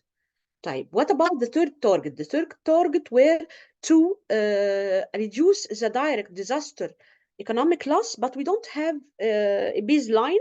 So the direct economic loss has an average of 0.37%, but we don't have an average to prior or before baseline measurement, so we cannot say we have achieved the target or not. In number 4, we have substantially reduced the disaster damage from 2015 برضو also till 2022. We have over 800,000 critical infrastructure units and facilities that were damaged and destroyed due to disaster. 12 million educational, health and other basic services were disrupted. يبقى من 2015 ل 2022 800,000 infrastructure unit و12 مليون educational وhealth وبيزك service were damaged. اوكي. طيب نيجي بعد كده على كان في تارجت اسمه substantially increase the number of countries with national and local disaster risk strategies. المفروض ان كان في 126 countries that have reported ان عندهم disaster risk reduction.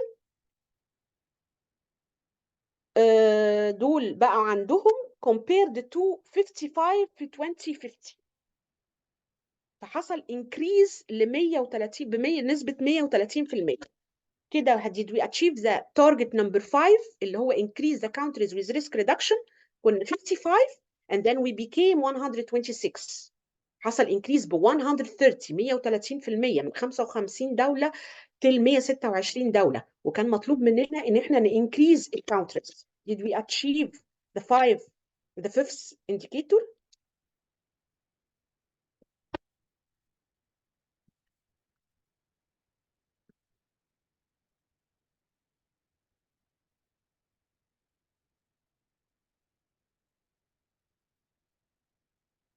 Thank you, Dr. Fatima. شكرا, Dr. Ahmed. Yes, of course.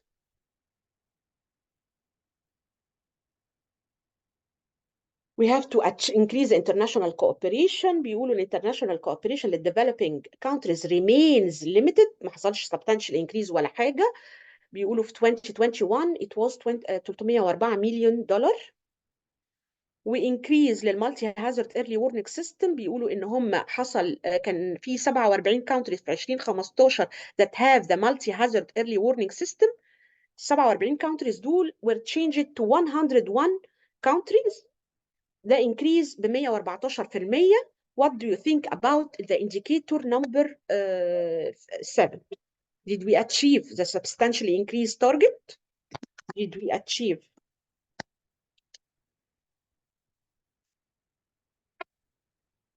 seventh target كان ان احنا increase المالتي هازارد early warning system في اللي بتادوبت by countries، وكانوا 47 countries وبقوا 101 countries. Thank you. Thank you. Yes, please. Yes, there was an increase of 114%. Okay. طيب. Can you calculate this? If the number of disaster-related mortalities declined from 100.6 to 100.15, what is the percentage change? يبقى 100.6 to 100.15. ايه البرسنتج change اللي قدامنا؟ وبنقول ان البرسنتج change بيتحسب او نسبة التغير بتتحسب عن طريق ان احنا بنجيب البرسنت افتر ماينس البيز لاين برسنت وبنعمل له division على البيز لاين برسنت. So can you help me about this calculation? So the percentage change is the after, which is 1.15, minus the before or the baseline, which was 1.6, divided by the baseline, which is 1.6. Can you calculate it? Someone can calculate it and share it with us.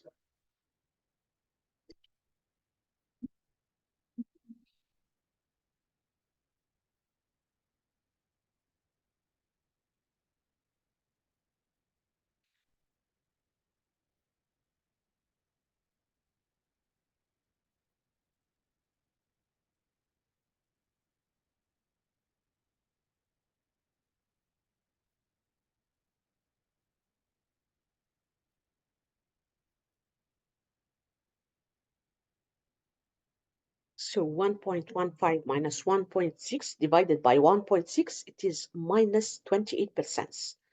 What is the meaning of minus 28%? The minus or the sign is for the decline. It decreased. So it is a percent decline, minus 28%.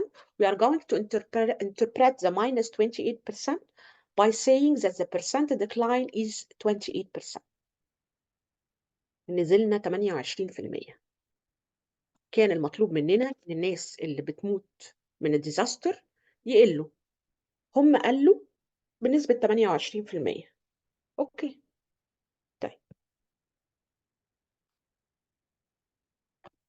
Let's try to solve this problem as well. If the number of disaster affected people increased from 1.092 to 2034. الأرقام دي من الويب سايت real indicator. So can we calculate the percentage change? Percentage change زي ما قلنا percent after minus البيزلاين على البيزلاين. So can we calculate this?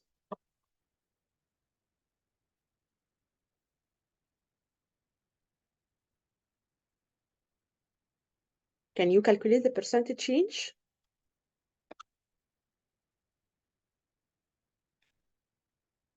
After minus before على before.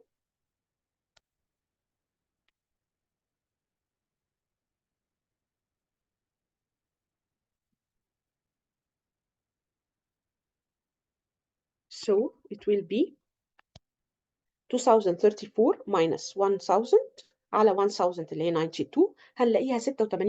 86% without minus. So there was a percent increase by 86%.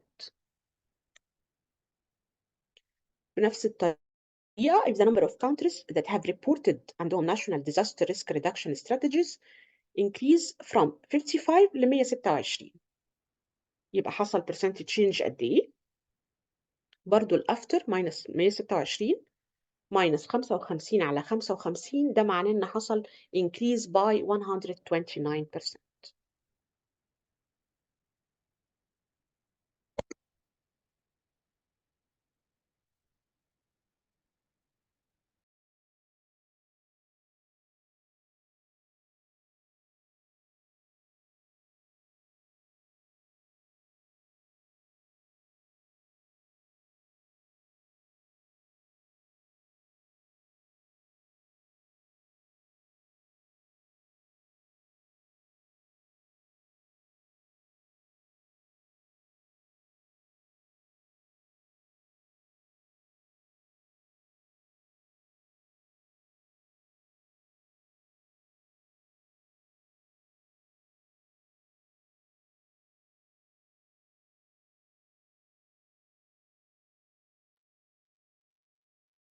So can anyone write down the formula of percentage change? How are we going? How are we calculate the percentage change? Any percentage change.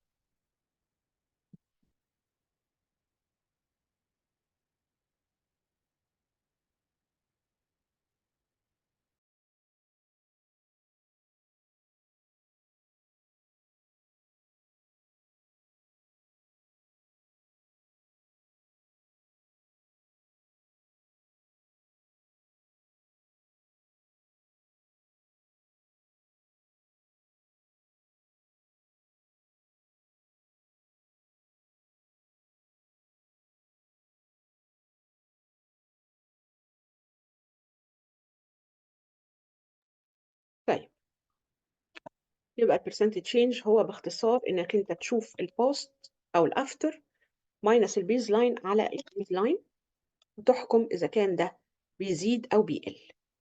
اوكي طيب خلينا نسمرايز الليكتشر دي قبل ما نروح للريسك اسسمنت. وات از سنداي فريم ورك؟ وات از سنداي فريم ورك؟ سنداي فريم ورك ده للديزاستر ريسك ريدكشن كان من 2015 to 2030 was adopted في مارس في اليو ان وورلد كونفرنس على disaster risk reduction في بلد اسمها سنداي في اليابان وendorsed by UNA General Assembly. اوكي نيجي بعد كده بنقول ان السنداي فريم ورك كان ليه 7 جلوبال تارجت. كانوا هم ايه 7 جلوبال تارجت؟ كانوا substantially reduce المورتاليتي، النمبر اوف affected people، الايكونوميك loss، الدمج للانفراستراكشر والبيزك سيرفيسز والهيلث فاسيلتيز، وسبستانشال انكريز عدد البلاد اللي بتبقى عندها disaster risk reduction، increase الانترناشونال كوبريشن، وانكريز الافيلابيلتي بتاع المالتي هازارد وورنينج سيستم. طب كان عندنا priority of action نتحرك فيها في السنداي فريم ورك؟ يس في 4 priorities of action. priority 1 ان احنا نفهم الديزاستر ريسك، نفهم الدايمنشن بتاعته كفولنربيلتي وكاباسيتي وهازاردز وكوبينج. نسترنس الجفرنس عن طريق ان احنا يبقى عندنا فيجن وبلان وكومبتنس وجايدنس وكوردينيشن. نinvest في الريزيلينس بالبابليك والبرايفت سيكتور وننهانس الليسون ليرند او شيرنج الاكسبيرينس. كان عندنا مونيتورنج انديكيتور نتابع بيها السنداي فريم ورك؟ يس كان عندنا مونيتورنج انديكيتور بتخلينا نتابع بيها. المونيتورنج انديكيتور اللي احنا جبناهم in this lecture هو ان احنا نشوف ونتابع النمبر اوف deaths والميسنج بيرسون attributed to disaster per 100,000 population. ان احنا نتابع المؤشر الثاني عن طريق ان احنا نتابع النمبر of injured and ill people attributed to disaster per 100,000 population. والمؤشر اللي بيتابع الانديكيتور او التارجت الخامس هو ان احنا نتابع عدد البلاد with national and local disaster risk reduction. تمام. Let's share another presentation about the risk reduction. Okay. Before the break, we should have the risk reduction presentation, risk assessment.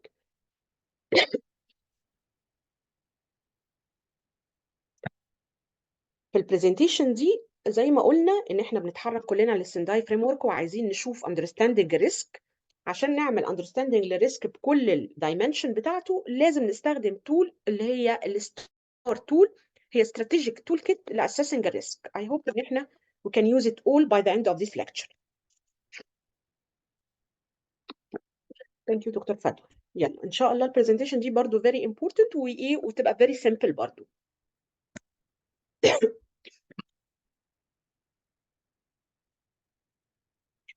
بنقول ان COVID pandemic has highlighted the fragility of health system faced with disproportionate increase في demand of care. حصل 400 مليون cases confirmed و6 مليون had died. فالموضوع ان احنا لازم نشتغل على الايه الديزاستر ريسك بكل الكومبوننت بتاعته. وقلنا ان احنا في البرزنتيشن اللي قبل كده ان السنداي فريم ورك ده 187 دوله signed it وان هو بيemphasize حاجه اسمها safe hospital facilities as a priority action to reduce disaster risk. ليه؟ A critical element of the safe hospital initiative ان احنا يبقى عندنا health facility safety index. health facility safety index ده ده low cost diagnostic tool اللي بتمجر اللايكليهود بتاع الهيلث فاسيلتي to operate in event or emergency. وقلنا ان احنا هناخد risk assessment وهناخد الهيلث فاسيلتي سيفتي اندكس وهاو we calculate and how can we use them. I hope ان احنا by the end of the tool يعني by the end of the next 2 hours ان احنا نبقى capable ان احنا to use التول دي بطريقه اسهل او بطريقه simple. فعندنا الديزاستر مانجمنت سايكل في التقسيمه اللي احنا بنعرضها بتاعت ال WHO ان احنا عندنا prevent, prepare, respond and recover. طيب لو احنا في مرحله البريباريشن يبقى هما المانجمنت سايكل فيها prevent, prepare, respond and recover. لو احنا في المرحله بتاعت البريباريشن البريباريشن country level preparedness means that all sector and system are prepared to manage risk. في الناشونال والسب ناشونال والكوميونيتيز والرورال والاربن سيتيك والهيلث فاسيلتيز واللابوراتوري والامرجنسي سيستم والهيلث والامرجنسي سيرفيسز والهيلث سيستم اوفرول. ففي تول اسمها strategic tool for assessing risk اللي هي الستار. الستار دي هي strategic risk assessment before an event قبل ما يحصل to prepare عشان نريديوس الريسك من specific hazard والconsequences اللي ممكن تحصل عليه على الهيلث. يبقى في strategic tool احنا في 4 مراحل في الديزاستر مانجمنت. احنا بنشتغل في المرحله اللي هي بتاعه البريباريشن. في مرحله البريباريشن عندنا تول اسمها ستار تول. الستار تول دي هتساعدنا.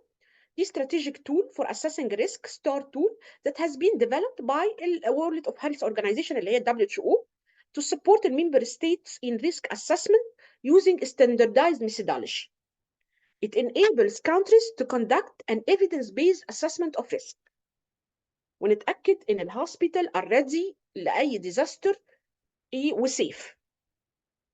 The purposes of the strategic tool for assessing risk في الهيلث facilities سميناها ستار اتش للهيلث facilities is to support the risk manager in identifying و assessing الهازردز.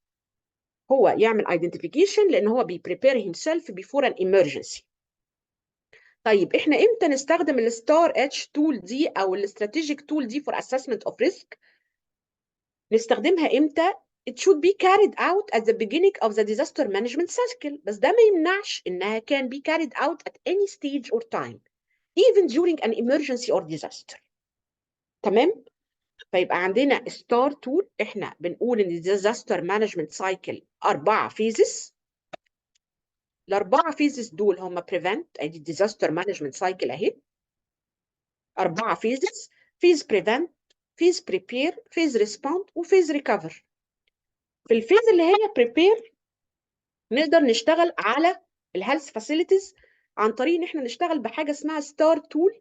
ستار تول دي استراتيجيك تول من WHO عشان ناسس الريسك.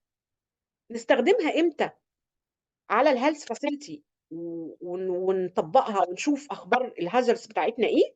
نستخدمها at the beginning of the disaster risk management او اي وقت او during the emergency نفسه والديزاستر. طيب بنقول ان الامبلمنتيشن سايكل بتاع الستار اتش متقسمه ل5 سايكل او 5 فيزز. اول فيز ان احنا لازم يبقى عندنا مالتي ديسيبلينري كوميتي، لازم يبقى في لجنه ومالتي ديسيبلينري. تاني فيز ان احنا ريكورد البريفيوس ايفنت اللي حصلت عشان نشوف ايه الامباكت والهازارد والتايب اوف هازارد سواء الانترنال والاكسترنال هازارد اللي بتتعرض ليهم المنشاه الصحيه او الهيلث فاسيلتي اللي بنشتغل فيها. نمبر 3 نديفلوب سكادجول عشان نبتدي بقى نراجع الدوكيمنت ونبتدي نعمل اناليسيس وندوكيمنت البروسيس ونشوف الريزلتس بتاعتنا. في 4 ستيبس هنشتغل عليهم عشان نعمل بروبر ريسك اسسمنت. ايه هم ال4 ستيبس بتوعنا؟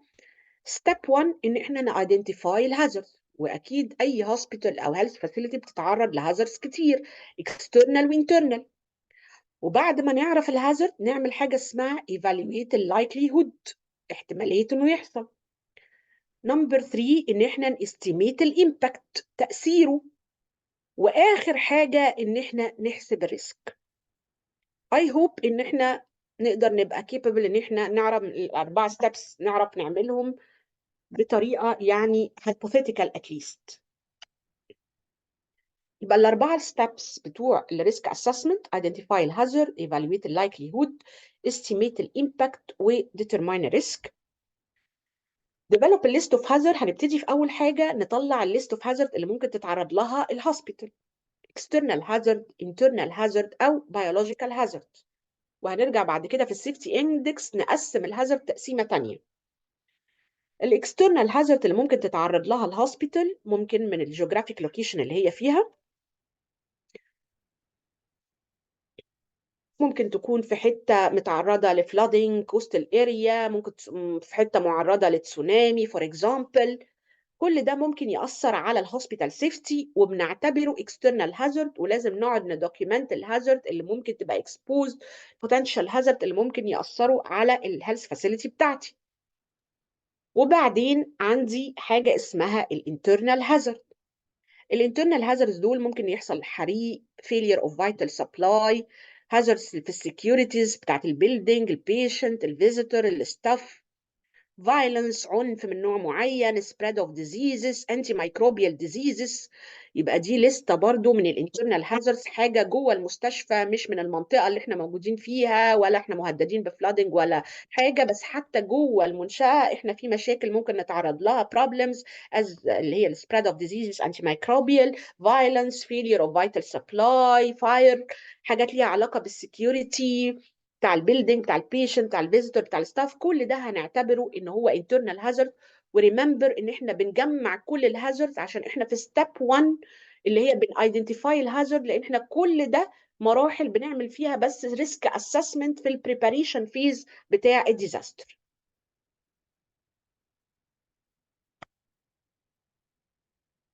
وبعدين طبعا البيولوجيكال هازاردز زي الحاجات اللي احنا شفناها كوفيد 19، وبيقولوا ان في 5 hazards to which a hospital is potentially exposed في البريفنشن والكنترول بتاع الكوفيد 19.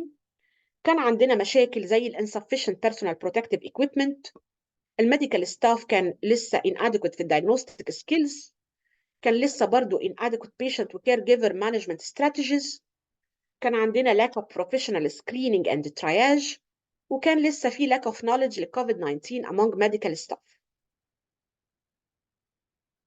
يبقى في البيولوجيكال هازارد زي موضوع الكوفيد كان عندنا هازارد متعرضين لهازارد اسمها ان احنا مش عارفين، ما فيش كفايه من البيرسونال بروتكتيف ايكويبمنت، الميديكال ستاف لسه ما بقاش شاطر في الدايجنوستيك والمانجمنت سكيلز، في مشاكل في السكريننج والترياج، وفي لاك اوف نوليدج على الكوفيد among الميديكال ستاف.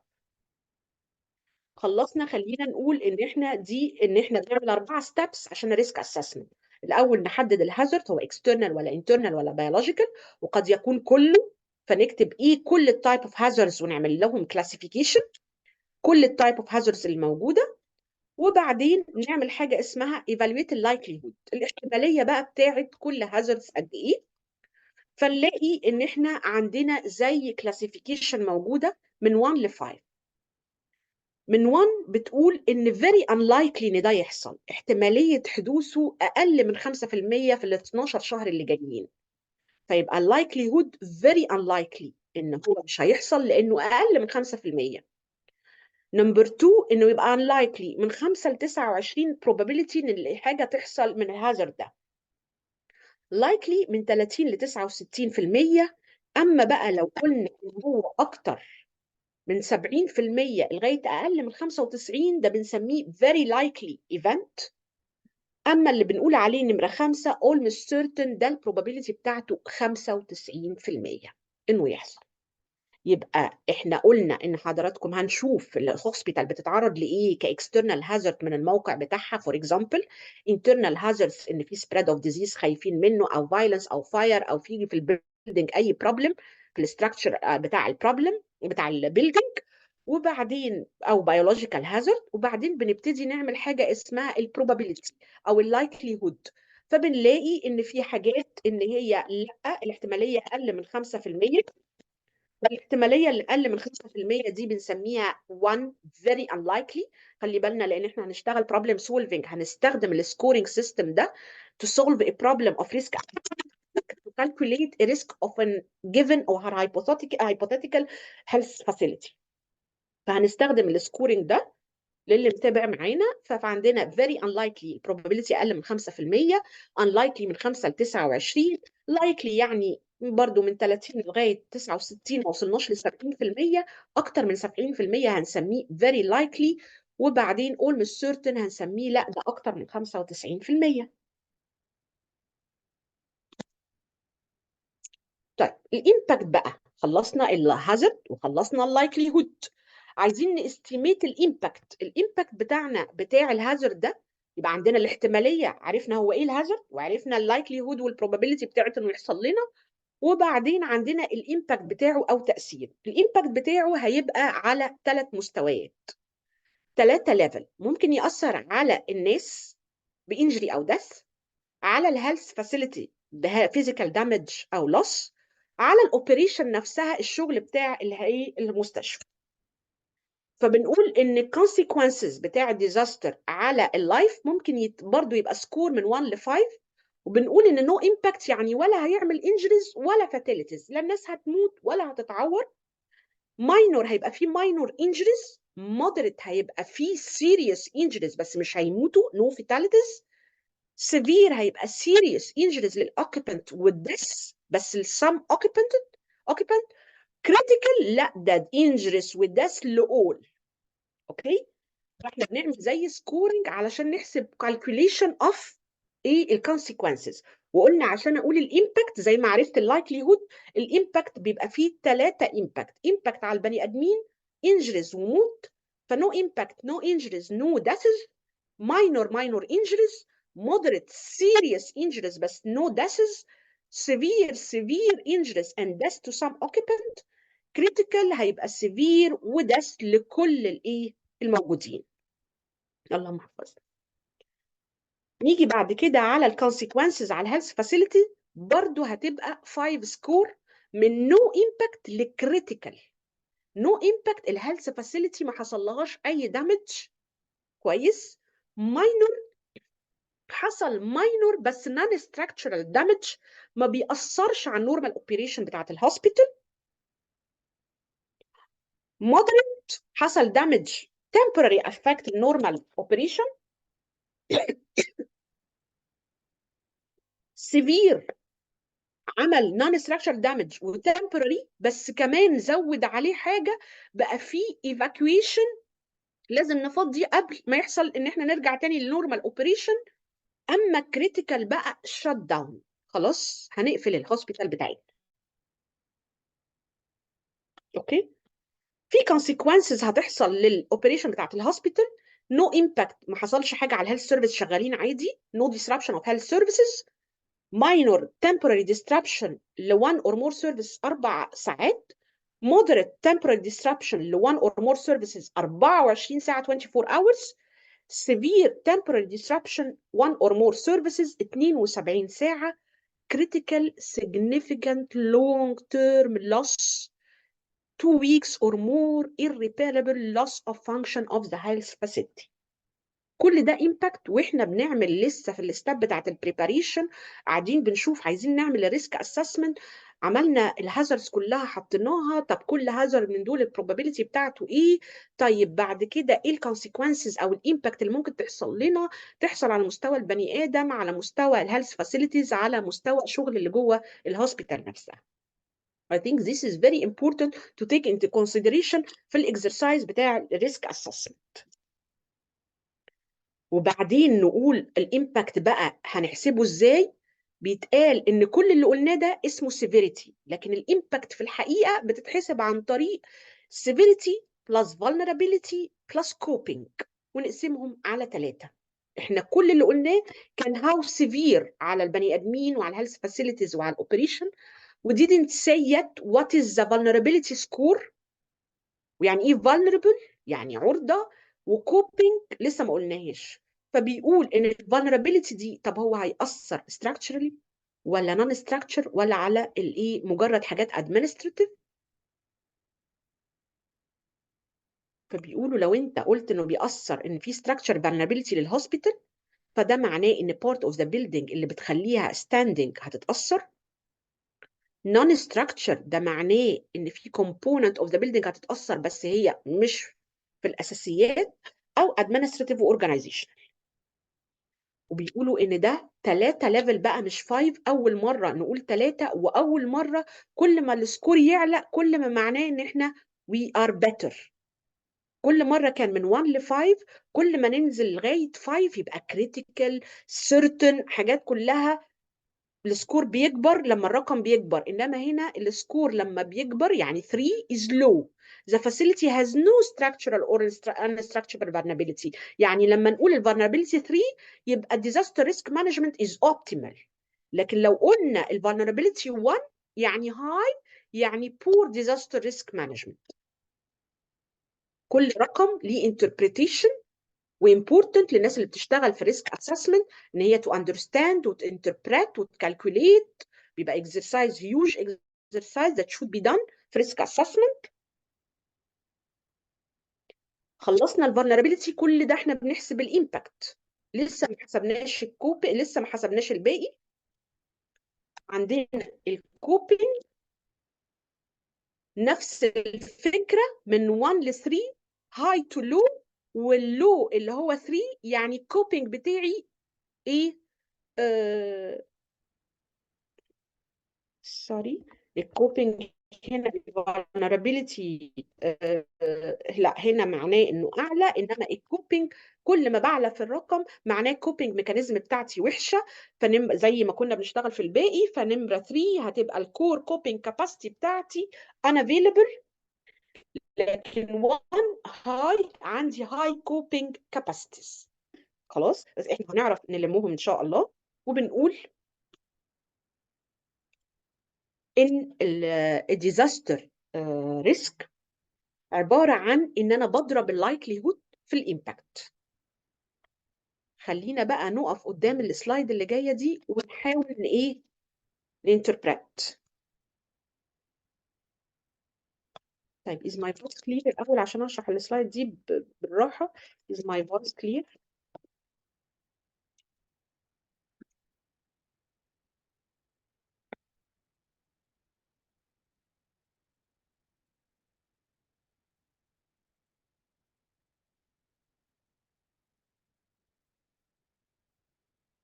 اوكي. طيب خلينا نبص على السلايد دي قبل ما ناخد الربع ساعه البريك. اوكي، نبص على السلايد دي كويس. اوكي، ثانك يو. طيب بنقول السلايد دي بليز يعني نبص عليها كويس. بتقول ان احنا عندنا risk assessment. risk assessment is the likelihood multiplied by the impact. likelihood هو من 1 ل 5، والimpact هو عبارة عن 3 حاجات: severity, vulnerability and coping. severity السكور بتاعها من 1 ل 5، vulnerability من 1 ل 3، والcoping من 1 ل 3. وبعدين بنجمعهم ونقسمهم على 3 and then we multiply the value of the impact by the value of the likelihood of the hazard and then we found the risk. clear السلايد دي clear؟ طيب خلينا وانا السلايد open I'm going to ask some question to be sure ان احنا we are following or some of us are following very good. Okay, what if we say that a hazard, I'm not going to remove the slide.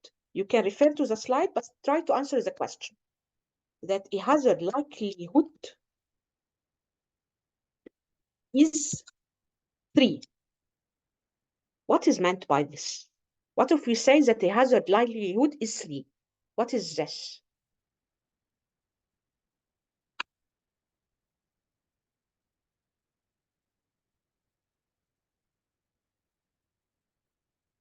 What is meant by the likelihood بتاع الhazard is 3.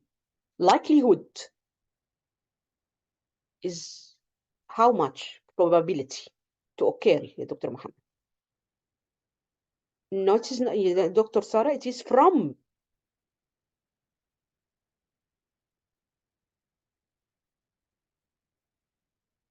Yes, Dr. Fatima, thank you. It is from 30% probability to 69 probability.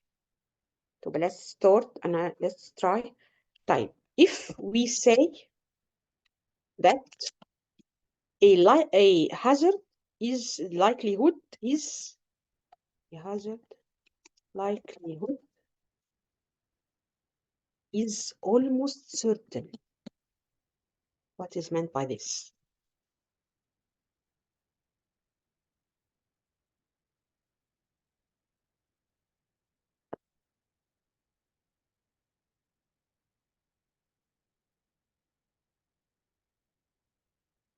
Thank you, Dr. Fatima. Yes, it is almost certain. Likelihood is 5, almost certain. Yes, more than, excellent, than 95, yes. More than 95%. So what if we say that a hazard is unlikely to occur?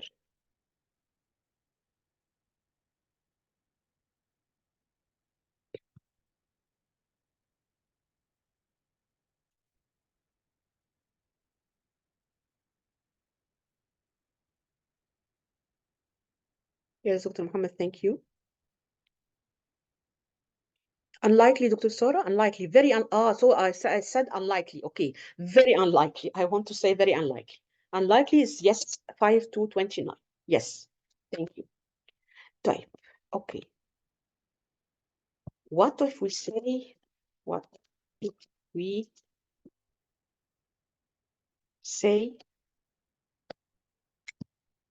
that the coping score is 1? What is meant by this? The coping score 1.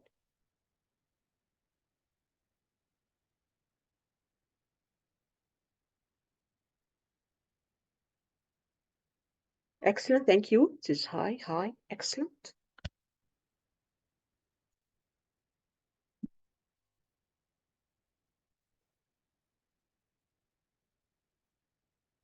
What if we say that vulnerability is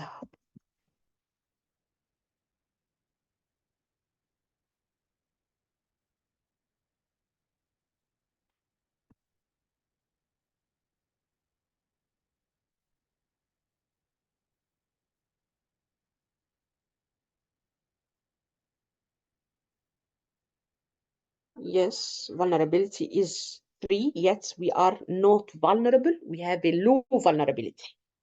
Yes. Thank you. Type. If we say that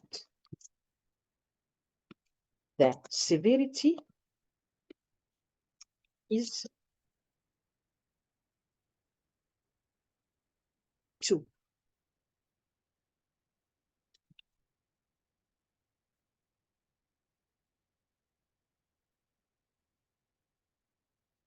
Yeah, thank you. Type.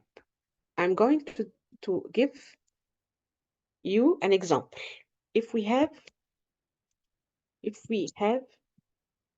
a hazard impact of 3 and likelihood is 4, what will be the risk? Calculated risk.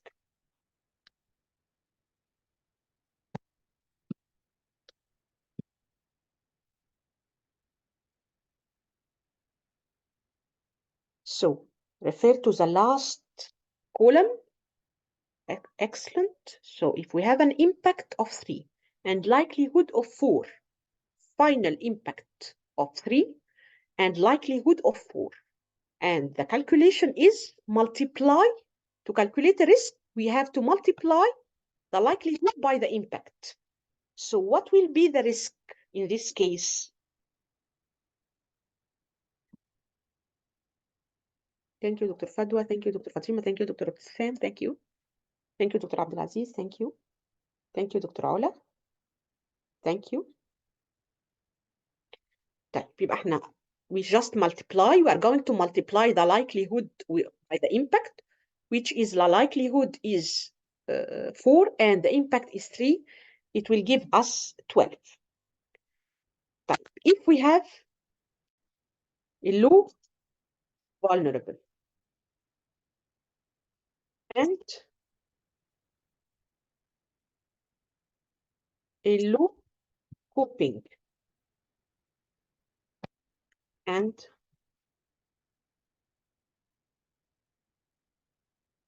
no impact. Sorry, and a moderate impact and a moderate severity.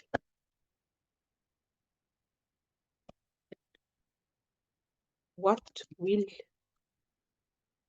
be the impact? يبقى احنا عندنا low vulnerable, low coping, moderate severity. الامباكت هتبقى كام؟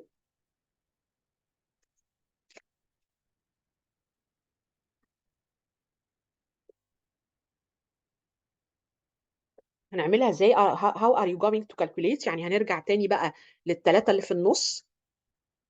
severity مع ال vulnerability مع ال coping. الأول نعمل sum وبعدين divided by 3. هيبقى عندنا ال severity لما نقول إنها moderate يعني 3. vulnerable low يبقى 3. coping low يبقى 3. يبقى المجموع 9 by 3 divided by 3 هتبقى 3. excellent. excellent. طيب لو قلنا ان الريسك is 15 in this case, what is the likelihood? طيب احنا المسألة طلعت الامباكت 3 والريسك بقى 15. اللايكليهود in this case بقى كان كام؟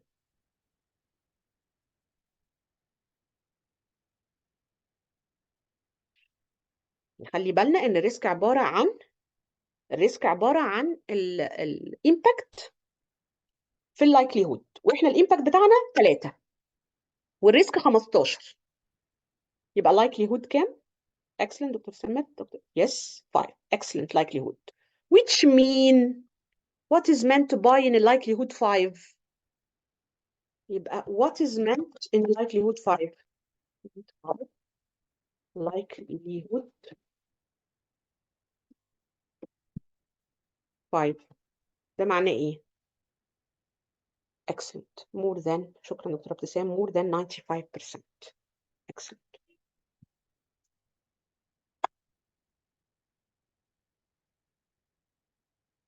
طيب نجرب نحل المسألة دي قبل ما نمشي. نشوف كده قدامنا problem. I hope ان دي تبقى simple بالنسبة لحضراتكم. يلا نحاول نحلها مع بعض. اوكي قبل البريك. health facility risk assessment for flooding. problem بتقول ان ال likelihood of flooding في area فيها health facility X مثلا كان 4 والسيفيريتي بتاع ال potential flooding كان 4 والvulnerability كانت low والcoping كان medium. calculate الريسك. بس قبل ما نحسب الريسك هنمشي step by step. what is meant by ان ال likelihood كان 4. اللايكليهود لما يتقال عليه 4 بتاع الفلادنج، حد فاكر 4 دي كان ايه؟ ولا نجيب السلايد؟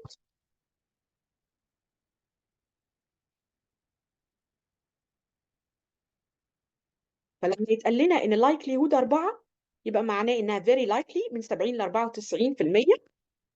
فدي اول حاجه نبتدي نعمل لها اناليسيس. من 70 ل 94% excellent. فبنقول انها very likely to happen. يبقى احنا في المنطقه في health facility موجوده في منطقه فيها عندنا هازارد بتاع الفلادنج، بنسالهم اللايكليهود ان ده يحصل قد ايه؟ اللايكليهود 4 very likely. اوكي. طيب السيفيريتي بتاع الفلادنج ده لو حصلت هتبقى على الهيلث فاسيلتي ونحددها، مش على اللايف ولا على الاوبريشن، على المؤسسه نفسها الهيلث فاسيلتي. هي 4. طيب what is meant by 4 برضو؟ وكان عندنا سلايد بتقول ان احنا بنديترماين الكونسيكونسز بتاعت الحاجات اللي بتحصل على الهيلث فاسيلتي، وبنقول ان هو سكور من 1 ل 5. سكور 1 هنقول ان هو نو امباكت، نو دامج للهيلث فاسيلتي. سكور 2 هنقول ان حصل ماينور دامج للهيلث فاسيلتي بس ما بتاثرش على نورمال اوبريشن. سكور 3 بنقول ان هو moderate damage بيبقى temporary affect normal operation. سكور 4 هو سيفير بيحصل selective evacuation. اما كريتيكال بقى فده معناه ان هو shut down. فاحنا كان المساله كايه يعني I don't remember، كانت 4 السيفيريتي. فمعنى 4 يعني ايه؟ حصل ايه في كلمه 4 دي؟ 4 دي يعني سيفير، يعني هيحصل temporary or selective evacuation. خلاص؟ فدي non-structural damage may require temporary or selective evacuation. طيب vulnerability is low يعني ايه؟ وبنرجع تاني نقول ان لما يقول لي الفولنربيلتي بتاعت الهيلث فاسيلتي لو، عندنا 3 سكور، هاي وميديوم ولو. لما يقول لي ان هي لو يعني هي مش vulnerable، يعني الديزاستر ريسك مانجمنت اوبتيمال، وهي it is not vulnerable. فهنقول ان لو يعني الفاسيلتي has no structure or non-structure vulnerability. بعد كده بيقول لي الكوبينج ميكانيزم بتاعها او كوبينج كاباسيتي كان ميديوم، وميديوم ده اللي هو السكور الثاني. وبنقول ان هو 2 يعني ميديوم، معناه ان في some coping capacities are required to manage the specific hazards، ان احنا they have never been stressed under real condition. في شويه coping mechanism بس الكوبينج ميكانيزم ده ما بقاش tested، ما تعملوش simulation exercise، فالfunctionality والsustainability have not been ensured. اوكي. طيب الهازارد بقى امباكت قد ايه؟ نرجع للمسألة كده، الإمباكت قد إيه بقى بتاع المسألة دي؟ الإمباكت قد إيه؟ وبنقول إن الإمباكت هو عبارة عن السيفيريتي زائد الفولنربيلتي زائد الكوبينج على 3، وهو كان لو ميديوم سيفير. نفتكر بقى كده ونشوف السيفيريتي ولو وميديوم يبقى كام؟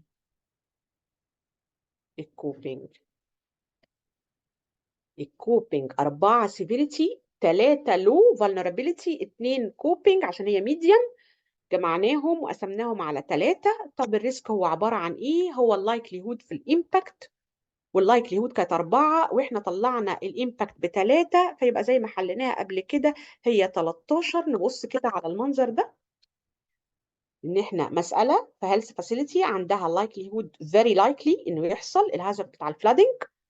لو حصل هيبقى على الهيلث فاسيلتي فيري سيفير، هياخد سكور 4.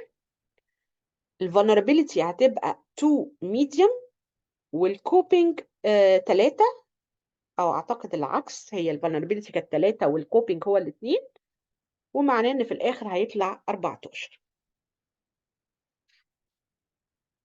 نجرب نحل الثانيه دي، المساله دي. اللايكليهود 5، السيفيريتي 3، الفولنربيلتي لو، والايه نقول ان احنا لما نقول ان اللايكليهود بتاع الفلادنج هو 5، ده معناه ان اللايكليهود بتاعتنا 5 يعني almost certain، احنا متاكدين بنسبه 95 واكتر ان ده يحصل. لما نقول ان هي السيفيريتي 3، ده معناه انها moderate. لما نقول ان هي الفولنربيلتي 3، ده معناه ان هي optimal ومفيش vulnerable low vulnerability. لما نقول الكوبينج ميكانيزم بتاعنا low، معناه ان احنا الكور كوبينج كاباسيتي للهازارds are mostly or completely unavailable، يعني which is big problem. والهازارد في الامباكت، الاول نجيب الامباكت، فهنجيب الامباكت هيبقى 3 زائد 3 زائد 3. سيفير قلنا عليها مودريت، وفولنربيلتي قلنا عليها لو، وكوبينج قلنا عليها لو. ف3 زائد 3 زائد 3 يبقى 9. 9 على 3 بايه؟ ب3. وبعدين نضرب ال3 في اللايكليهود اللي هو كان 5 لان كنا متاكدين almost certain. كده معناه ان احنا معانا 15 لايكليهود. قبل ما ناخد البريك نسمرايز اللي احنا خدناه وناخد بريك for 15 minutes. بنقول ان احنا ابتدينا الليكتشر بان احنا اتكلمنا على ان كان عندنا ان موضوع disaster risk reduction ده very effective intervention، وان احنا كان عندنا هيوجو بروتوكول في 2005 كان موجود، وبالرغم من وجوده فضل عندنا loss كتير في الداسز وفي البيبل والانجريد وفي الفلوس وفي الهوملس والديسبليسد بيبل. فابتدينا نعمل السنداي فريم ورك، اتعمل من 2015 عشان لغايه 2030 للديزاستر ريسك ريدكشن، وكان في شيفت للفوكس على موضوع الهيلث، وان احنا يبقى وايدر سكوب لكل الانواع الهازاردز ناتشورال ومان ميد، وان احنا نمانج الريسك بدل ما نستنى نمانج الديزاستر، وان هي يبقى اول بيبل، وان احنا نركز على البيولوجيكال هازارد. وابتدينا نقول ان في 7 تارجت من ضمنهم 4 ريدكشن. الأربعة ريدكشن كانت disaster mortality والaffected people والنمبر اوف والايكونوميك لوس وكمان الانفراستراكشر دامج. بس في نفس الوقت لازم نزود 3 حاجات: substantially increase the disaster risk reduction strategies في countries والinternational cooperation والمالتي هازارد warning system. وبعدين ابتدينا نتحرك في 4 priority of action، ان احنا نفهم الريسك، والبرزنتيشن دي كلها على understanding الريسك بكل الدايمنشن. ونقدر هنا بقى ندخل نقول ان احنا شرحنا الريسك دايمنشن، وقلنا ان الريسك دايمنشن عشان نركز في الريسك ونفكر فيه كويس قوي لازم نشوف ايه تايب اوف هازارد، واتكلمنا ان في اكسترنال هازارد، في انترنال هازارد، وفي بيولوجيكال هازارد. اكسترنال المكان اللي موجوده فيه المستشفى، انترنال هازارد من جوه المستشفى، وبيولوجيكال اي حاجه انفكشوس. وابتدينا نقول ان الهازاردز دي لازم نعمل لها assessment، ولما بنعمل assessment بندرس حاجة اسمها likelihood احتمالية حدوثها، وده سكور من 1 ل 5. وندرس حاجة اسمها الامباكت، والامباكت دي متقسمة لسيفيريتي وفولنربيليتي وكوبينج، والسكور بتاع الفولنربيليتي والكوبينج جاست من 1 ل 3. اما السيفيريتي من 1 ل 5، ومش على حاجة واحدة، على 3 حاجات: life of people, health facility and health facility operation. وبعدين بنجمع ال3 حاجات دول بتوع الامباكت ونقسمهم على 3، وبعدين نجمع الامباكت، نضرب الامباكت في اللايكليهود، ونبقى كده حصلنا على السكور بتاع الريسك، ونبتدي نقارن بين السكور بتاع الريسك وبعضه. فدي كانت اول priority of action، ان انت تفهم الريسك كويس، وبعدين تبتدي تشتغل على الجفرنس وتinvest في الريدكشن، وتتعلم الليسون ليرند من الباست ديزاستر. I think ان انا يعني عملت السمري لل2 lecture. احنا نقدر ناخد بريك ربع ساعة. Thank you. See you in 15 minutes.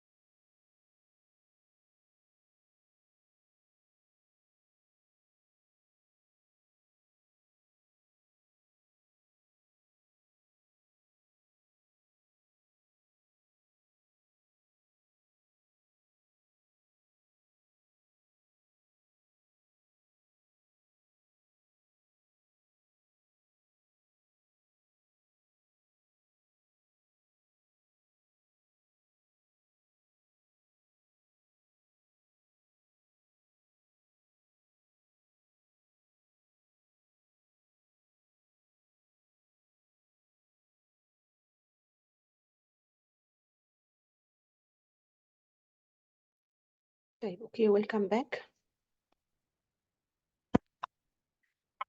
طيب can you hear my voice? Okay. Can you hear me now? Okay. Yes, let's start. Okay.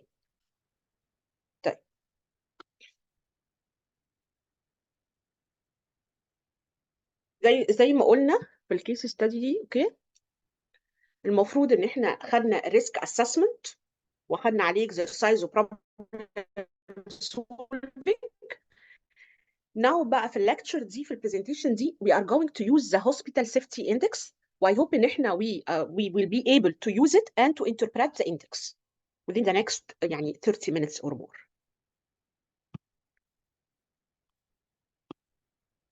Okay. بنقول ان emergency department is one of the hospital's most critical and sensitive department. Patients who refer to this department are in serious physical condition. One of the most critical roles في ED department is to provide prompt treatment and the quality of care to this patient. هناخد كيس ستادي علشان على الامرجنسي ديبارتمنت، لان عايزين نشوف ان احنا ممكن نعمل assessment بطريقه ثانيه غير الكوانتيتيف. نعمل زي situation analysis. Descriptive cross-sectional study was conducted في hospital عشان تعمل حاجه اسمها situation analysis model للemergency department. خلاص، وبيقول ان من WHO point of view ان situation analysis is a realistic assessment of the current situation to create a base لبداية strategic direction. السيتويشن analysis دي initial و critical step في أي strategic plan as we all know, which should be done at least once a year during the policy and planning process and updated according to environmental changes. يبقى السيتويشن analysis ده يبقى الكيس ستادي بتتكلم عن الامرجنسي ديبارتمنت، ليهم رول مهم جدا عشان رعاية الكريتيكال بيشنت، وأكيد ليهم رول very important during a crisis أو disaster.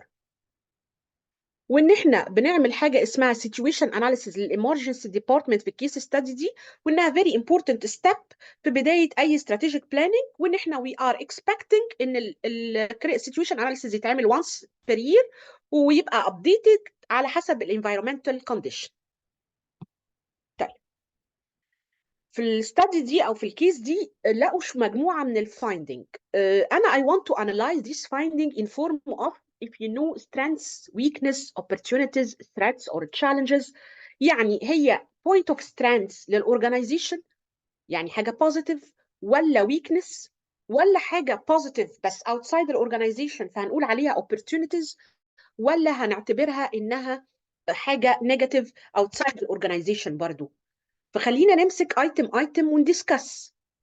لما نقول ان احنا لما حللنا في البلد دي الهوسبيتالز emergency department لقينا ان they have skilled human resources and experienced work. How are we going to interpret دي؟ as strength ولا weakness؟ positive internal organization ولا negative؟ يبقى number one are we going to use item number one is strength or weakness للorganization. Excellent. Number one is strength or weakness. Yes, positive inside the organization or outside the organization. If it is inside, it is positive. Yes, positive strengths ولا opportunity. Inside. Yes, Dr. Ola, thank you. Dr. Abdesam, thank you. This is a something positive inside the organization, so we are going to call it strengths. طب if we found that the employees are loyal toward performing their duties in the emergency room، لقوا برضو ان الامبلويي they are very loyal, they want to perform their duties على اكمل وجه في الامرجنسي روم. دي positive internal ولا external ولا negative؟ Yes, دكتور فضوى thank you. دكتور احمد الشربي thank you. It is a point of strength. طيب نيجي على بس لقينا ان في lack of proper planning للسبيشاليست دكتورز ورك شيفت. مفيش تنظيم للورك شيفت في الدكاتره السبيشاليست. This is point of positive or negative, internal or external. This is a negative point. Excellent. internal or external يعني من environment ولا جوه organization. It is a negative internal, so we are going to call it weakness, a point of weakness. If we want to say that we found item number 4, that we have lack of strategic planning and allocation of financial resources. This we are going to consider negative internal. Thank you, Dr. Fadwa, Dr. Samer, thank you. So it is a negative internal, it is a point of weakness. Item number 5, they found that they have a regular reporting system للemergency والhospital official. This is a point of strength or a point of weakness? Point of strength or a point of weakness? Yes, excellent, Dr. Fadwa, it is a point of strength. So let's revise كده the answers together. We have skilled human resources in the emergency department in this country. They found they have skilled human resources, so it is a point of strength, big S, strength. The employee are loyal toward performing their duties in emergency room, so it is also a point of strength. Unfortunately, in item number 3, we found lack of proper planning the work shift, doctor's work shift. So it is a point of weakness. It is a point negative inside the organization. We found lack of strategic planning and allocation of financial resources. So it is a point of weakness as well. And we have a regular reporting system للemergency والhospital official. So we are going to consider it as a positive point. So it is internal positive point. It is a strength. Agree? Is it clear for you, for all of you? So the strength till now, 5 points. We have more strength or more weakness? Till now, we لسه فاضل 15 item. They are 15. So we have more strength or more weakness till now? Yes, more strength. Yes. Thank you, Dr. Ola. Thank you, Dr. Fatima. Thank you. طيب. Let's proceed. Item number 6, we found that the responsibility and the accountability are clear. Clarity of responsibility and accountability in the emergency department. So we are doing a situation analysis. We are analyzing the situation in point of strengths, weakness, opportunities, with threats. So it is a good point inside the organization or a negative point? Yes, it is excellent. It is strength. Fatima, excellent. Type. Item number 7. We have creating motivation to improve the performance. We found a way to motivate our employee to improve their performance. This is a point of strength or weakness? Yes, excellent. This is an internal strength, positive. Very good. Number 8, financial and moral support to ensure that the skilled emergency forces, you know, we have a brain drain in the human work or healthcare workforce, are not replaced. We didn't find a financial and moral support to ensure that the skilled emergency forces, health workforces are not replaced. So item number 8, unfortunately, it is a point of item number 8. We don't have item number 8, financial and moral support. Oh, sorry. You have financial and moral support to ensure. Yes, we have. So item number 8 is a strength. We have a financial and moral support to ensure they are not replaced. Okay. Item number 8 is a strength. But what about item number 9, increase in elderly population?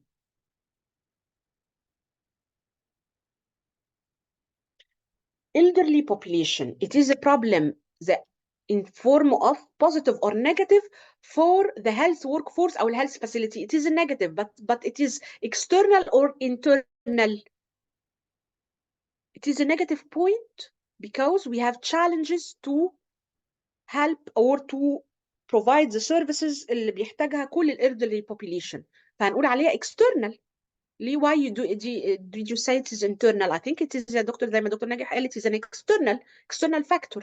The increase in the elderly population, and it's an external factor. It poses a lot of challenges on the health services. So we are going to say it is a threat or challenges. Item number 9, we have technological upgrades that allows remote services.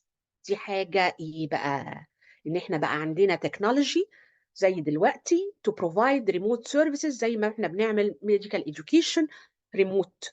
This is positive or negative? I think it is positive and not strength. It is an external factor because we didn't do the technological upgrade.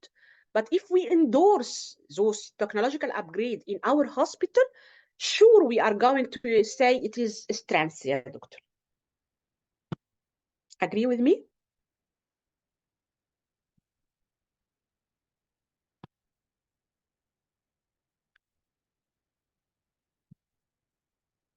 Okay, so we have the analysis of the 5 item.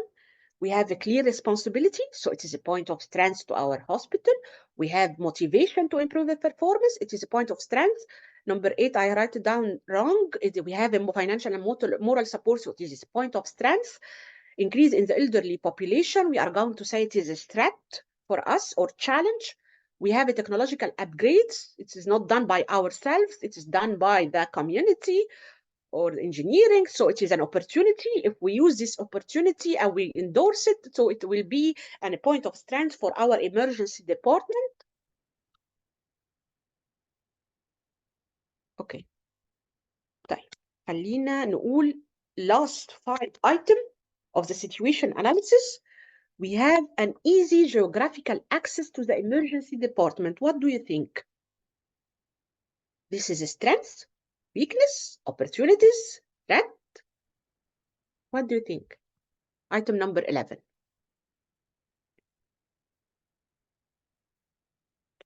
Are you going to consider it a strength?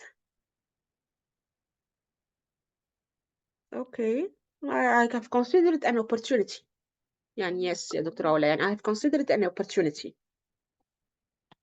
Okay, طيب lack number 12, lack of specialist staff all over the country. يعني الأخصائيين ناقصين في كل البلد مش في المستشفى بس. Are we going to consider it what? Positive or negative? lack نقص. External, a negative, yes, because it's all over the country. It is not inside the hospital only. So, شكرا دكتور فدوى, دكتور هواء, okay, دكتور رغد, okay. This is a negative, external. What about number 13, which is failure to collect insurance fund? This is failure and lack, negative internal or external. How are we going to يعني to judge it is internal or external factor?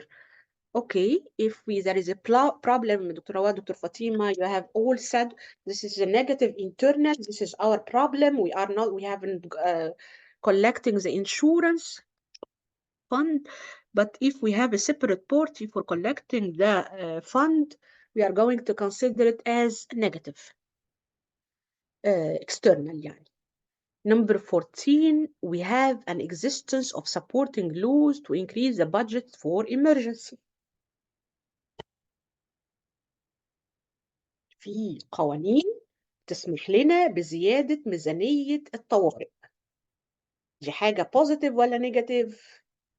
positive. يبقى number 14 توجد قوانين تسمح لنا بزيادة الميزانية المخصصة للطوارئ. واحنا بنعمل situation analysis لأقسام الطوارئ في ايه؟ في دولة. دي حاجة very positive. yes. positive internal ولا external؟ هعتبرها opportunity ولا strength؟ قانون law. دي حاجة جوه الهيلث سيكتور هنعتبرها strength point positive inside the organization ولا outside the organization؟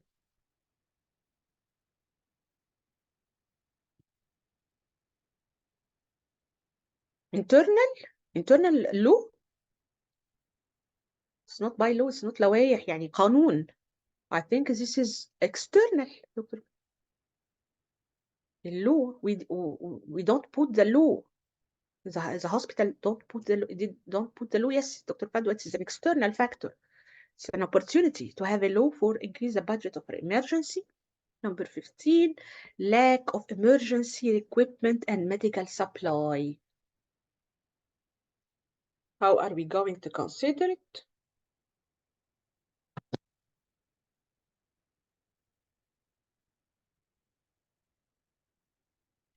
Yes, yes, Dr. Ola, see it from perspective, it may be an internal factor for the hospital or an external factor. Yes, totally agree. Sometimes we consider it as internal from the hospital weakness. Sometimes the problem is bigger, so we say it might be external as well. So number 11, the easy geographical access. I said that it is opportunity. Some of you said it is strength. No problem. Lack of staff all over the country. It is a point of threat to challenges. External failure to collect the insurance fund. Threat. Existing of supporting law opportunities. Lack of emergency equipment and medical supplies. It is a point of weakness, or as you said, it is a point of threat. So overall كده, the situation analysis of this emergency or these emergency department that we conducted. Let's revise together what they found. So the case study was about a situation analysis model للemergency department in a certain country. الانيشال situation analysis دي بتعمل initial step قبل ايه في بداية الاستراتيجيك بلان. Let's get a review together how many strengths and how many weaknesses were there. عندنا كان strength skilled human resources، كان عندنا employee loyal to perform their duties، وعندنا a regular reporting system كويس جدا. فدول كانوا 3 point of strength in slide 1. slide 2 we had 2 point of strength، يبقى عندنا 5 point of strength. دول 5 point of strength. طب تعالوا نشوف الويكنس. الويكنس كانوا كام؟ الويكنس كانوا 2 point في السلايد الأولانية، وبعدين 3 point، وبعدين 4 point. كويس. strength 5 وإيه weakness 1 4. طيب نيجي نبص على opportunities challenges، هنلاقي إن opportunities كانت 3 threats أو challenge كانوا 1 2 3. أوكي تمام. هبعت يعني على الشات assessment كده، نحط point وتقولوا لي البوينت دي are you going to consider it S ولا W ولا O ولا T. اوكي let's try together ان احنا نعمل situation analysis ل hypothetical hospital.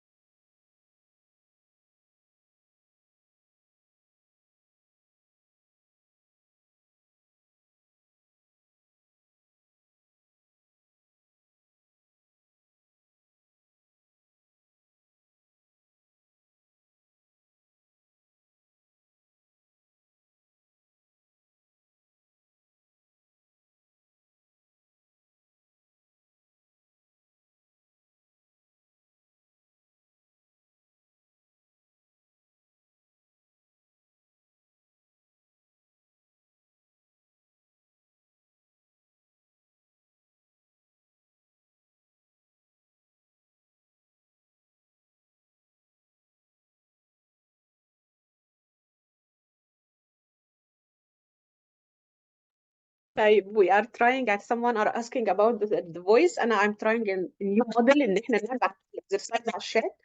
فخلينا نقول ان احنا عملنا الاكسرسايز ان احنا نقول strengths و weakness و opportunities و threats.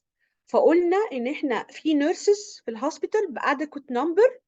Thank you for all who shared the response. ان قالوا الانسر بتاعهم قالوا لا this is a point of strength. وبعدين رجعنا في اخر بوينت قلنا ان في النيرسز دول are well trained على disaster management او crisis management. فقلتوا لي برضو thank you ان دي point of strength.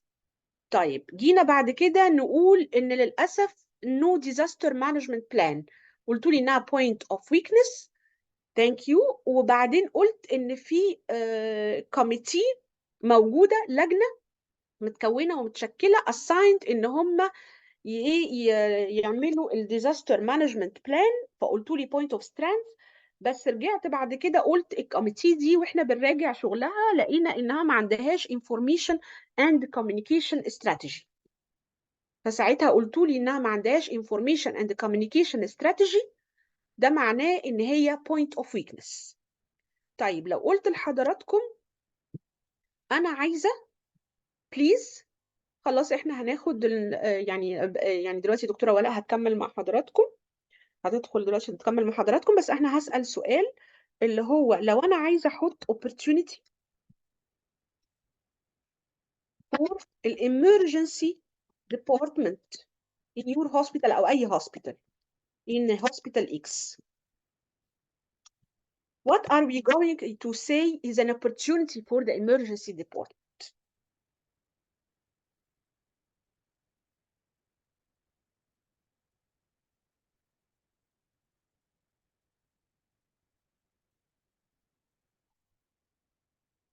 opportunity يعني حاجه positive للemergency department من الاكسترنال، يعني مش من جوه الهوسبيتال. anyone can think about an opportunity. I think in Dr. Fatima number of nurses will be a point of strength. يعني opportunity means something positive but from outside the hospital, from the outside the department مثلا. أنا عايزة أقول برا الهوسبيتال.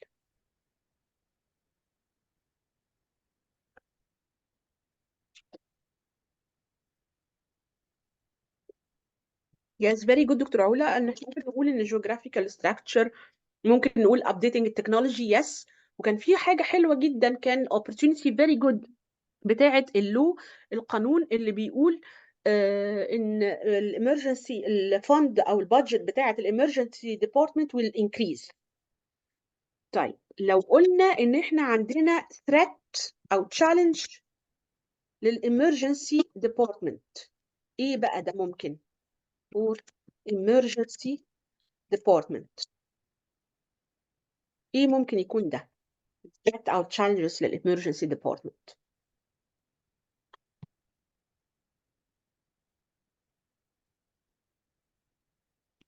Thank you. نكمل إن شاء الله دلوقتي دكتورة ولاء مع حضراتكم. اوكي تمام، شكرا دكتورة نسرين. العفو. Thank you. Thank you all. احنا هنكمل دلوقتي اخر جزء احنا كنا سيبناه في الكيس ستادي بتاعتنا بتاعه الايرثكويك.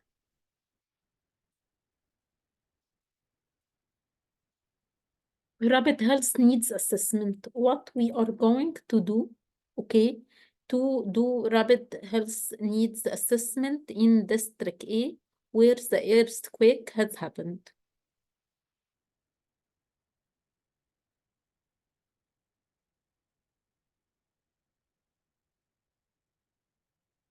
حضراتكم شايفين البرزنتيشن؟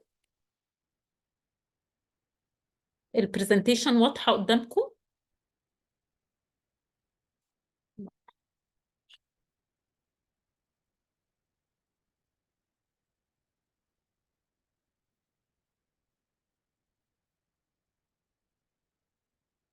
اوكي تمام.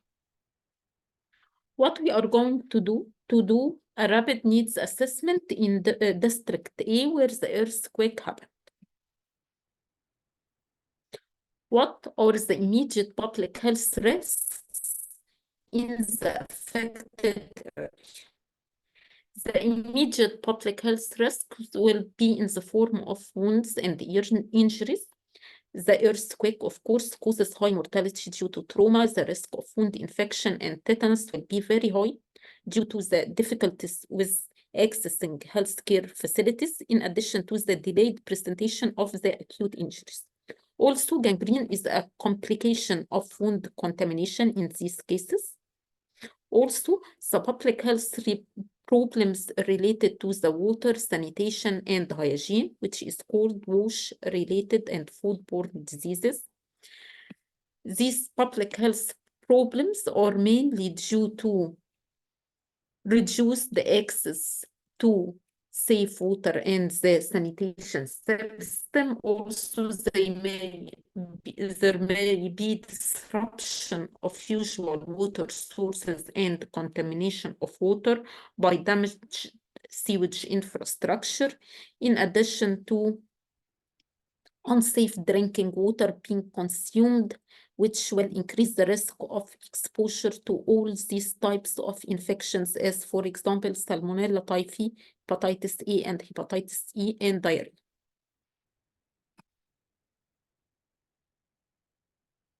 What are the diseases associated with crowdedness that will increase in the affected areas?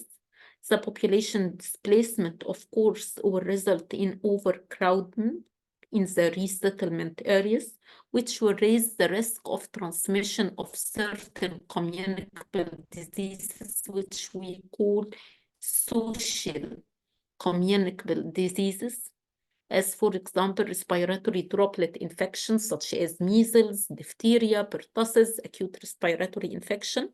Also, there is an increased risk of inadequate ventilation.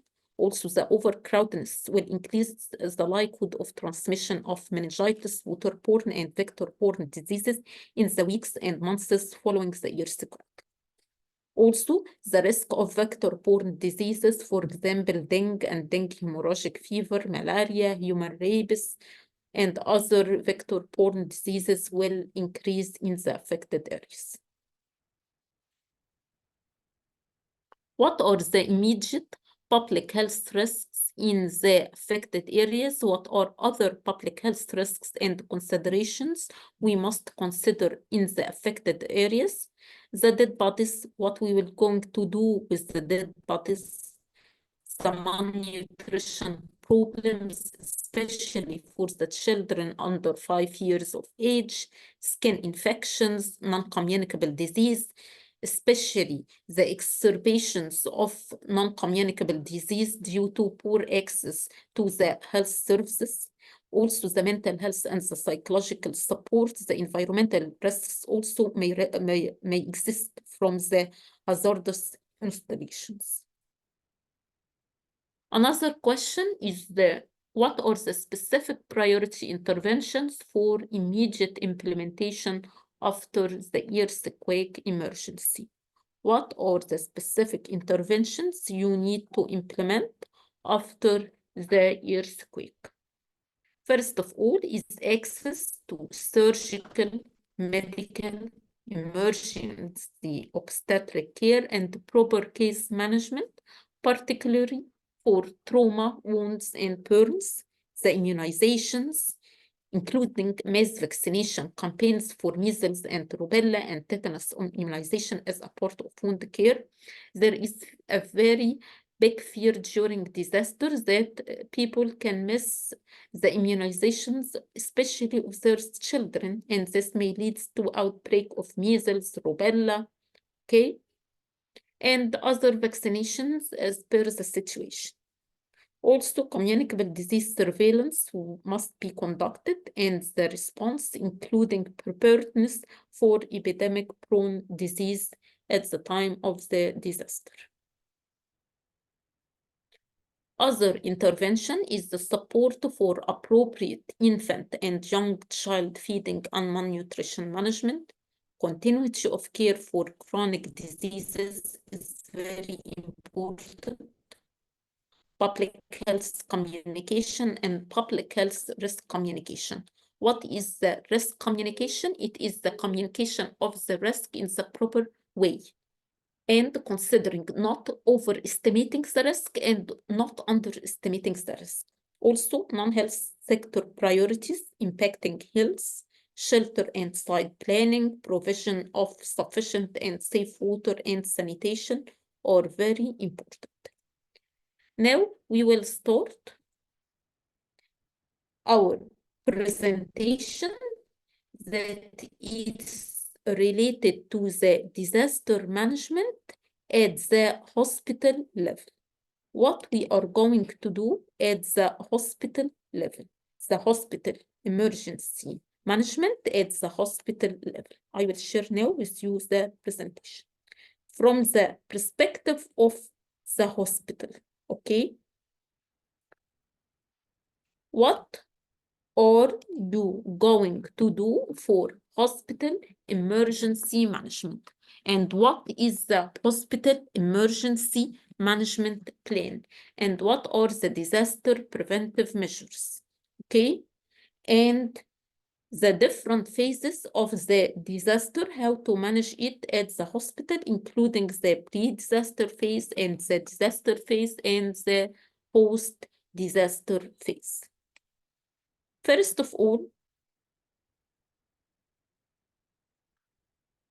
we have to mention that hospitals plays a very, very important role during the time of disaster. The hospitals play an integral role within the healthcare system by providing the essential medical care to the community. Incidents as natural disaster, chemical, biological, radiological, explosive hazards often requires a multi-sectorial response. And this response includes the provision of healthcare. Provision of healthcare and providing healthcare services is very, very important during the disaster. Without proper emergency planning, local health system will be overwhelmed with this disaster. It will be a very critical situation. The hospital have to offer services to much more than its planned capacity. So there must be a plan for hospital emergency management. To enhance the readiness of health facilities to cope with the challenges of a disaster, hospitals need to be prepared to priority actions through hospital emergency disaster management plan. Each hospital should have a hospital emergency disaster plan. This plan should be prepared in coordination with the other hospitals and with coordination with the health management at the district level, directorate level, central level, up to regional and international levels. What are the main disaster preventive measures at the hospital level? The main disaster preventive measures at the hospital level include the following measures: disaster mitigation, disaster prevention, disaster preparedness, and disaster response. What are the difference between these four terms? What is the difference between the mitigation, prevention, preparedness, and response? First of all, we have said before that the mitigation is the measures to reduce the impact of a disaster on the community. How are you going to reduce the impact and the consequences of a disaster on your community? The concept of mitigation includes both prevention and preparedness measures. So if you want to plan for mitigation, it should include the prevention and the preparedness measures. What is disaster prevention? Disaster prevention is concerned with long-range policies and programs. Okay, in case of prevention, you are addressing long long-term range policies and programs, mainly to prevent the occurrence of the disaster. So, disaster prevention is the formulation and implementation of long-range policies and programs to prevent the occurrence of a disaster event. Disaster preparedness. What is the disaster preparedness? Disaster preparedness is the measures that enable governments, organizations, communities, and individuals to respond rapidly and effectively to disaster situation. And to be rapid and effective, timely management is very, very, very important during dealing with disaster preparedness. This will be achieved by the disaster plans, maintenance of resources, and of course, training of personnel on the plans and on the equipments and on the resources that they will have during the disaster. What is the disaster response? Disaster response will be concerned with saving lives, protecting property, and dealing with the immediate damage caused by the disaster. The response is immediate management of the disaster. It happens during the disaster. If you need to have good response or effective response, you need to have good preparedness. Without good preparedness, the response will be defective. So measures taken immediately prior to and following the disaster, such measures are directed towards saving lives and protecting property and dealing with the immediate damage caused by the disaster. This is the disaster response. Its success depends on the good preparedness. These four terms are very important during disaster management. Also, other key issues in the disaster management is that the preparedness includes the following: risk assessment, hazard assessment, vulnerability analysis. When we hear about disaster management, we hear the two terms, risk and hazard. Do anyone of you knows the difference between risk and hazard? What is the difference between risk and hazard?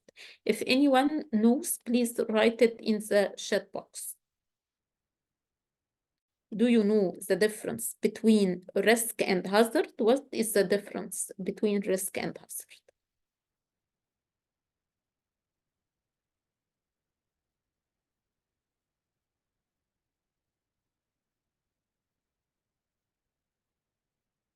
Okay. Hazard is something has the potential to expose us to harm, while a risk is the probability of exposure to this harm. So the hazard is something we are not exposed to, but a risk is a hazard when we are exposed to it. This is the difference between hazard and risk. Okay?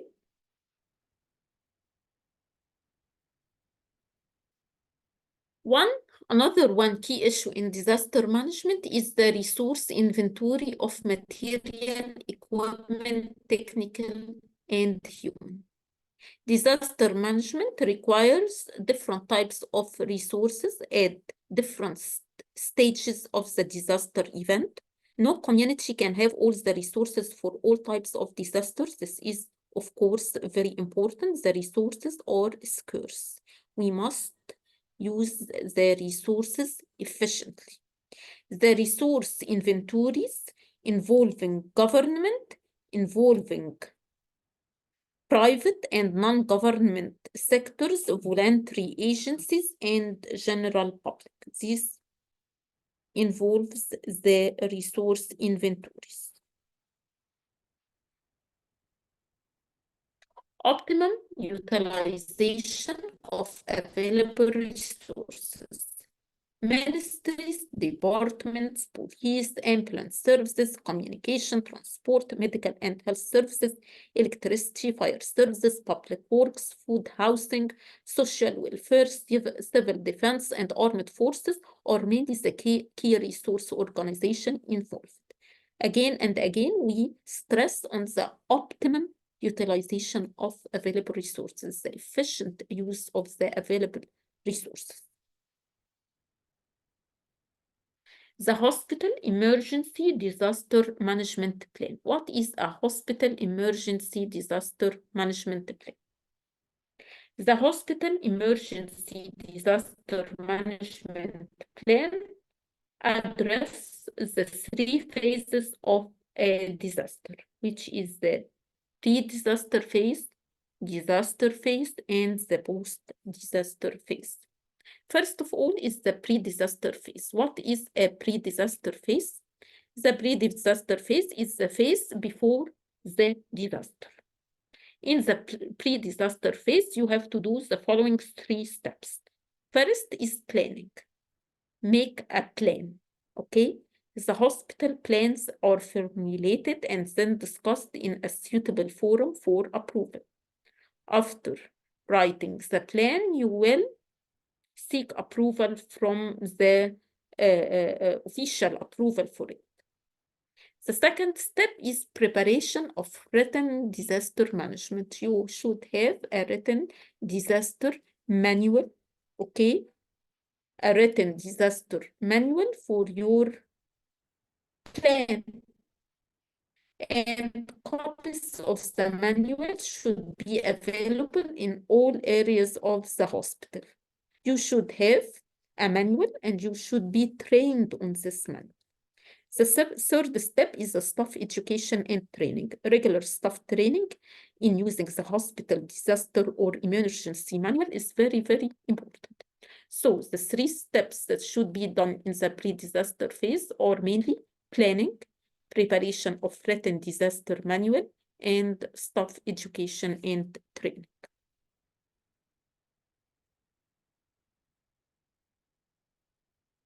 How can we do pre-disaster planning? Pre-disaster planning is done through the following steps. First of all, you should have a hospital disaster management committee in your hospital, okay? In your hospitals, there should be a disaster management committee formed of several members who will be responsible for the disaster management at your hospital. There should be initiation of central command structure, or it can be called incident command system. Preparation of job cards. The job card will describe the tasks and the duty each job will perform. Plan activation of different areas of the hospital, how you will activate the different areas of the hospital during the disaster.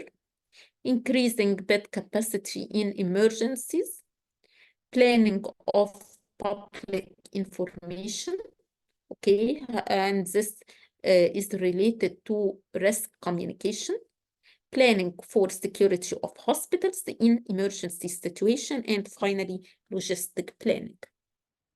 Here is an example for a chart that displays the roles and responsibility of the essential services at the hospital, including the administration, the dietary, housekeeping, maintenance, nursing, pharmacy, safety, and security, and you can add additional services if needed.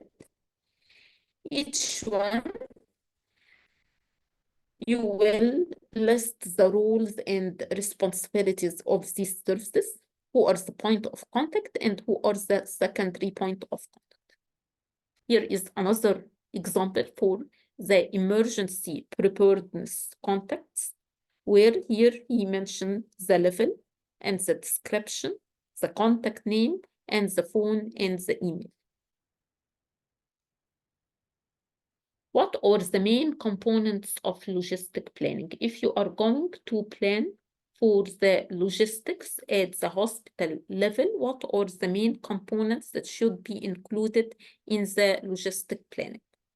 First of all is planning for communication, and communication is very, very important, and it is considered a pitfall in any plan. Communication between the different sectors inside the hospital, and between the hospital and other hospitals, and between your hospital and the district level and central level.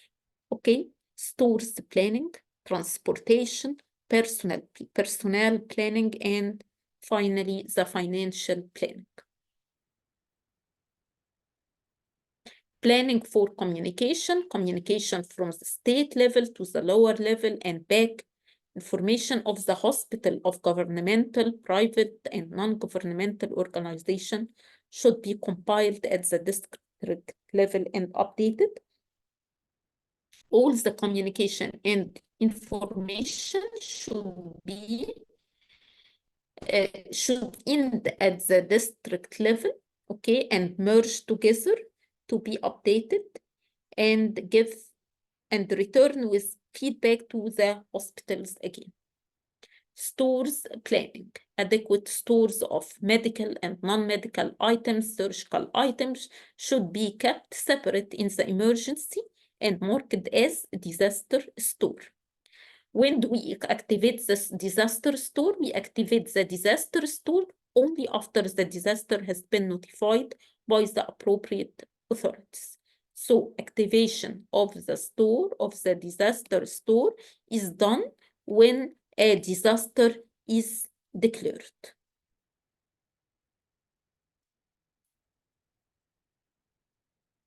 Emergency transportation and ambulance services. Details of the ambulance with the telephone numbers of the hospitals and the drivers should be compiled at the district level and made available to the also nearby district if they need it, state level, and to the other stakeholders.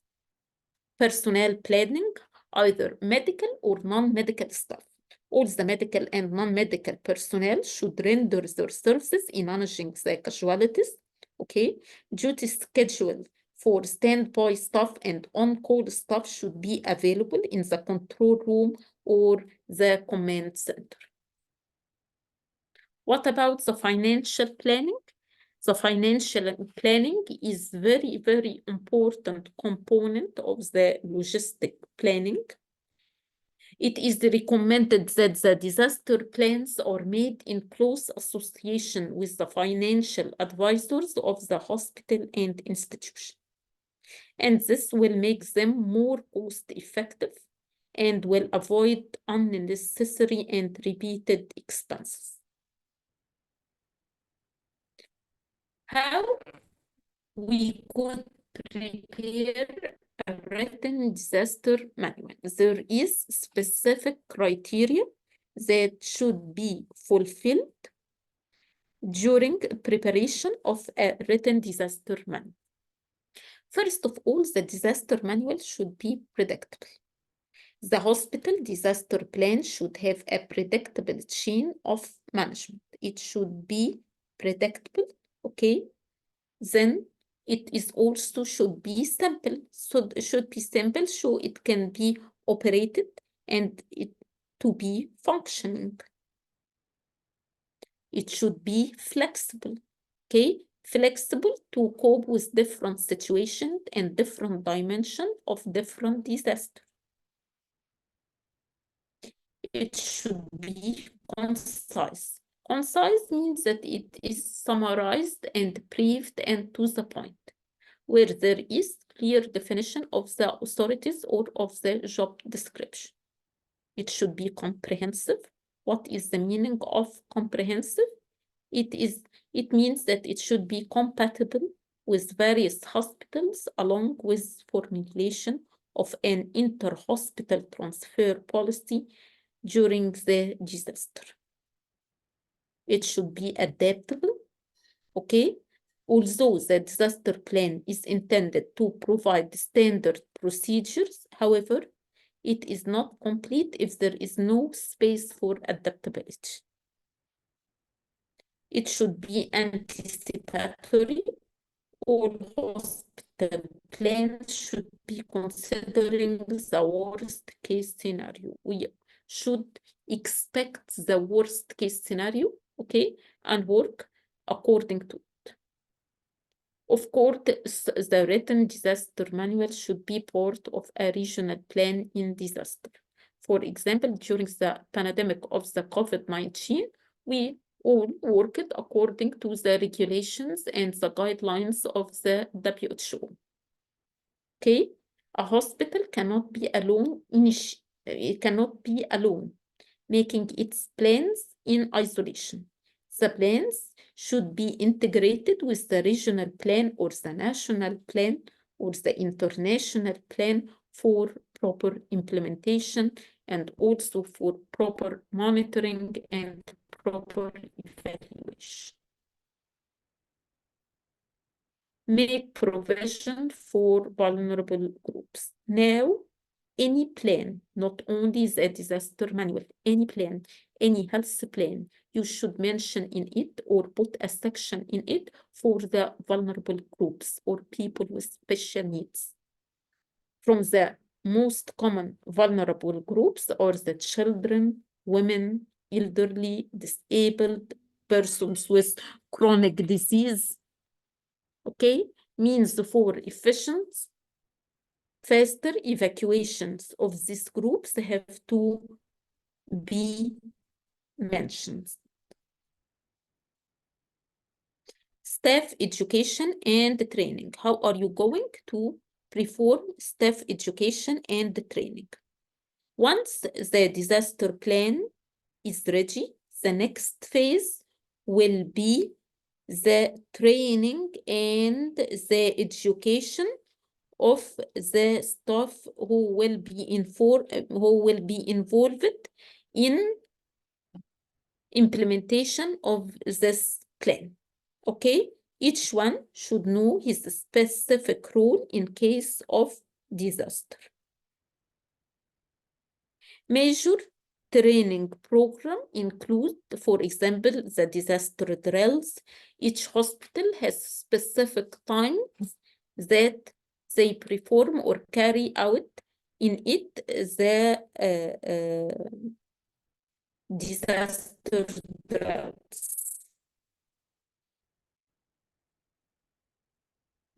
Partial evacuation and non-evacuation drills, revision of hospital disaster and emergency plan, and also training of new staff who are new in the hospitals. They should be trained on the hospital emergency management plan and manuals.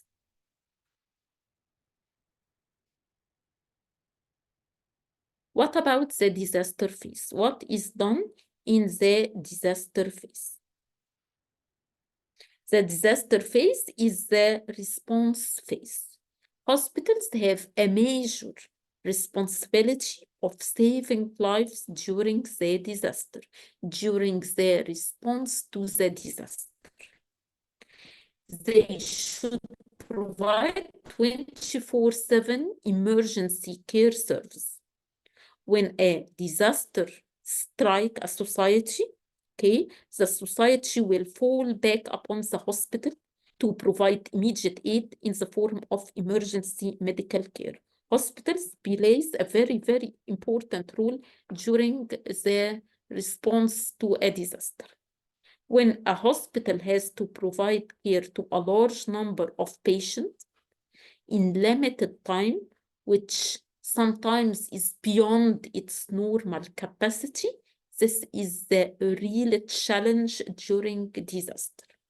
Okay, here this is a disaster for this hospital. So when is a disaster considered a disaster for the hospital? When the number of patients exceeds the capacity of the hospital.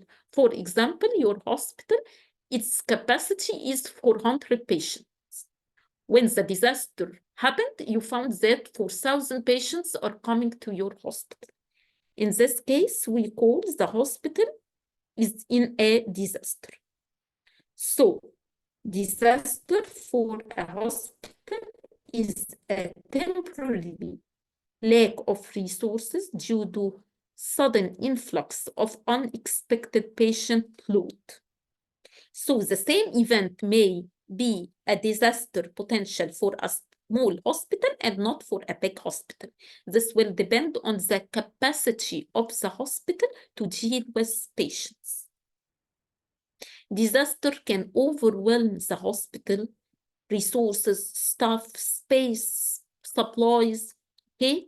Lack of plans will lead to very, very, very bad effects on the hospital.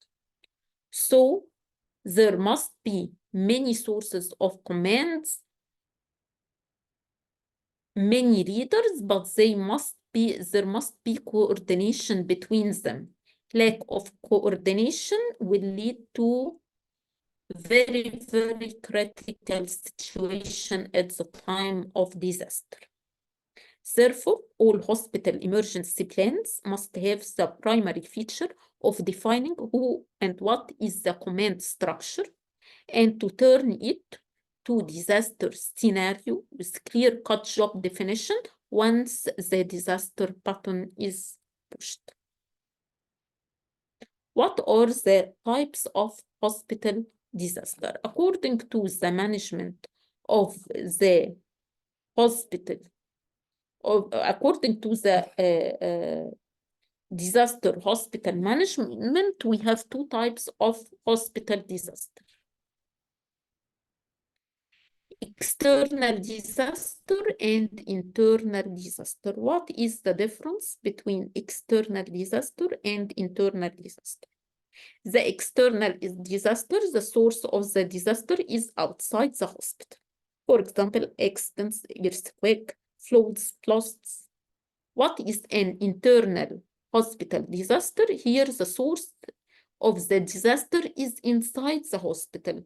For example, if there is a fire in the hospital, if there is a chemical explosion in the hospital, if there is an blast inside the hospital. So the difference between the external disaster and the internal disaster is that the external disaster, the source of the disaster is outside the hospital, while in the internal disaster, the source of the disaster is inside the hospital. How could you classify this incident? Marfa Beirut, the explosion at Marfa Beirut, which happened a few years ago. How you can classify it? Do you classify it as internal or external disaster? If you know, please write it in the comments or in the chat box. How can you classify external? Okay, Dr. Fatima, very good. Any other? Okay. Okay, very good. External. Yes, it's an external disaster. Very good. External disaster. Why an external disaster? Because the source, very good, excellent. Because the source of the disaster is outside the hospital, not inside the hospital. What is hospital networking? What is a hospital network? It is the communication between the various healthcare facilities. Okay, a network means a dynamic link between the different healthcare facilities in a given geographical area. This is the role of the district authorities. The district authorities must do this network. Okay, why? To have the information about the available health resources in the area or in the catchment area that they serve. What is the advantages of the hospital networking? First of all, analysis of existing resources. Where do you have resources and where you have shortage of resources? Knowledge augmentation. You will know knowledge information about the patient's flow, mortalities, morbidities, injuries, and also it will ensure optimum or efficient utilization of resources. What is the hospital response to external disaster? The hospital response to external disaster is very important, and shortly we will have practical application on the hospital response to external disaster in a form of a case scenario and another case scenario about the hospital response to an internal disaster. So please, we have to understand it very good. The hospital response to an external disaster in the form of two main components. Okay? The first component is the disaster management action plan in hospitals, and the second component is the short short for disaster management. How can you do a disaster management action plan in hospital, and what is the short for disaster management? Let's see the disaster management action plan in hospitals. Here is an example for a short for how is the patient or what is the flow chart during disaster. First of all, when a disaster happens, the hospital will receive a phone call, or the command center will receive a phone call. The phone call will tell you whether it is an external disaster, and in this case, the call will be from outside the hospital, or it is an internal disaster where the call will be from inside your hospital. Afterwards, the command center will declare the emergency code. And here at the left side of the slide is a number of emergency codes. Okay, and then the work and activation of the disaster management action plan will start. Here is the different emergency codes that can be declared. For example, in case of mass casualty accident, the code is orange. In case of pediatric emergency, the code is pink. In case of fire, the code is red. In case of missing patient, the code is yellow. Okay. And here are examples for the triage of patients. How can you classify patients? Patients are classified into different priority groups. The red, which requires emergency or immediate care. The yellow, which requires urgent care. Green, which requires delayed care. Blue, which required expectant care. And black, which is the dead persons. Okay, each of which priority group has a certain description and criteria. Here is the flow of patient after the triage, in which the patient will go to the emergency department, or to the emergency department if it is present in the facility, or it is not present, the ambulance will take the patient to a higher center, or other patients will be moved to the stabilization and observation department. Okay, if it's not present in the facility, the ambulance will take the patient to a higher center.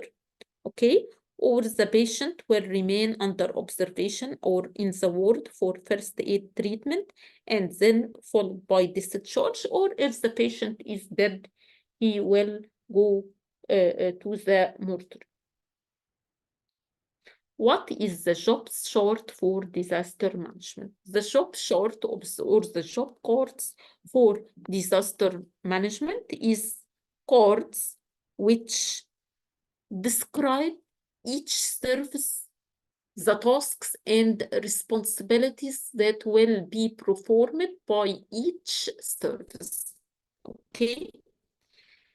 Each hospital will prepare its own job cards according to what is this hospital doing, okay, and its capacities and its human resources, okay. It will differ from each hospital to the other, but here we will present for you a number of basic job cards that is present in any hospital. Job cards are prepared for the commanding center, hospital management, security office, reception and visitor area, patient receiving area. First of all, the commanding center. Here is the role of the resident medical officer, the nursing superintendent, the public relation officer. What does the resident medical officer do? He arranges senior doctors and other specialist doctors to patient receiving area. He appoints the triage officer and medical controller for the ward and casualty department and operations theater. He will stay in the area of administrative offices to be available to assist as requested. He will arrange pickup and drop van for doctors, paramedical nurses for their mobilization. What is the job description of the nursing superintendent in the commanding center? She is responsible for identifying the nursing needs, allocating extra nursing staff in essential areas, redeploying existing staff, recalling of staff, activating the pre-arranged admission ward, passing alert message to the operation theaters, ICUs, pharmacies, labs, physiotherapy, and counseling center, informing floor manager for allocating ward attenders. What is the job description of the public relation officer in the commanding center? He deploys the volunteers, okay. He details the staff reported him to the commanding center. He informs the ambulance department, security office, housekeeping department, and lift operator.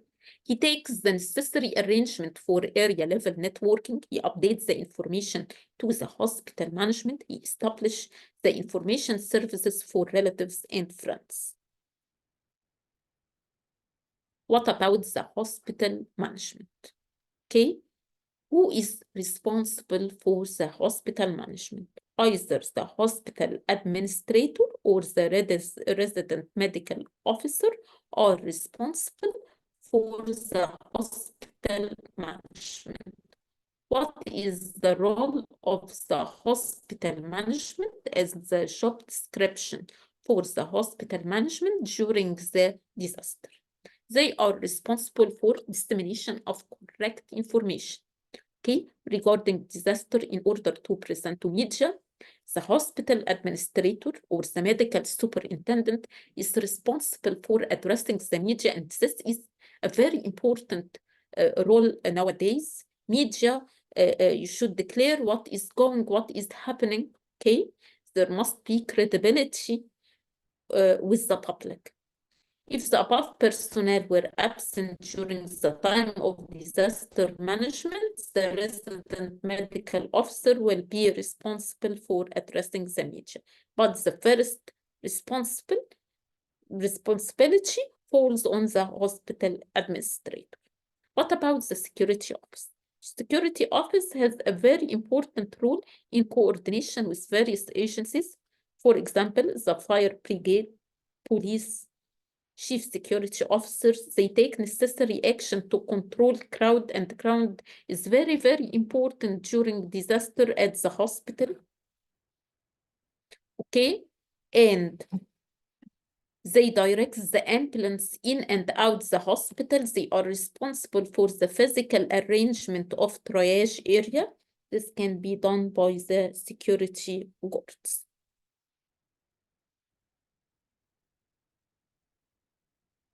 What about the reception and visitors area? The reception staff. What is the role of the reception staff? The reception staff, they register the victims of the disaster, and this is very important. They also give necessary instructions to the patients and the patient relatives. They also notify the emergency communication centers if internal disaster is involved. They don't accept routine non-emergency admissions during the time of disaster. What about the patient receiving area?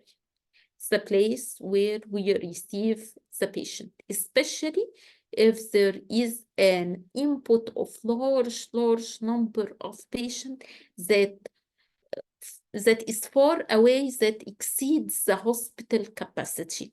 What are you going to do, and who is responsible for the patient receiving area? In the patient receiving area, the first responsibility falls on the triage officers. Who is a triage officer? A triage officer is in charge of forming the triage team in the patient receiving area. What is the function of the triage? Does the triage categorize patients or sort patients according to the severity of their condition and their priority for treatment by the staff? Okay, the resident medical officer and the hospital superintendent or the triage officer. Also, in the patient receiving areas, there is the specialized doctors. These specialized doctors will vary according to the type of the disaster, the number of patients, and the magnitude and severities of the injuries. The triage team may include surgeons, orthopedic surgeons, physicians, anesthesia, identify the patient who needs special care in their concerned areas, and they will provide the necessary management. What about the nursing staff in the patient receiving area? Nursing in charge should have the list of equipments and medicines available in the units. What are the equipments and drugs present? They obtain information and fill out available information and time on disaster tags. They can provide aggressive first aid treatment, and they play a very important role in this task.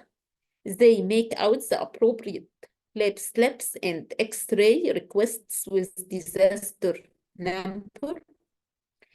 They assist the doctor in receiving patients, sorting them, providing treatment, and obtaining help from the different departments if needed. Also, they maintain the proper medical records of the victims and the injured. What about the nursing assistants? What is the job description of the nursing assistants in the patient receiving area? The nursing assistant assists the nurse staff during procedures. They mobilize specimens to the concerned department. They act as a mediator between casualty and other departments. They arrange bed with linen and pillows. They removed the spoiled one and replace it with new ones. They know the current empty bed count and number of personnel available who could assist in other units. They send their numbers to the command centers. What about the housekeeping staff? Do you need housekeeping staff in the patient receiving area? Yes, of course. Cleaning the concerned departments. Their work should not disturb also the work of the healthcare providers in the departments. They should remain in their unit until notified. What about the ward attenders? At least there must be 4 ward attendants should be present in the emergency area. Wheelchairs and stretchers should be available in the department whenever needed. What about the clinical epidemiologists in the patient receiving area? What are the role of clinical epidemiologist?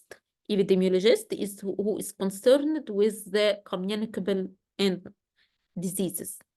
Okay? They should ensure proper water and sanitation in the emergency area. Here are other services that should be provided during the disaster.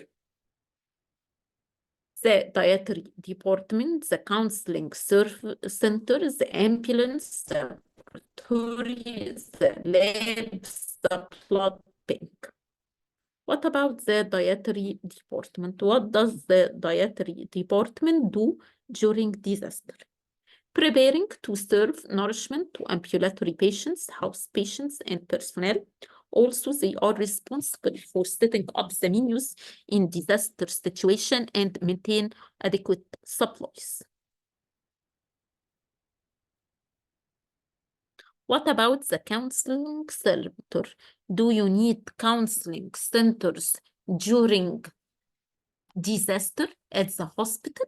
Yes, of course. At least 1 clinical psychologist or 1 social worker should be on duty. They should provide counseling to the victims and also their family members after the disaster.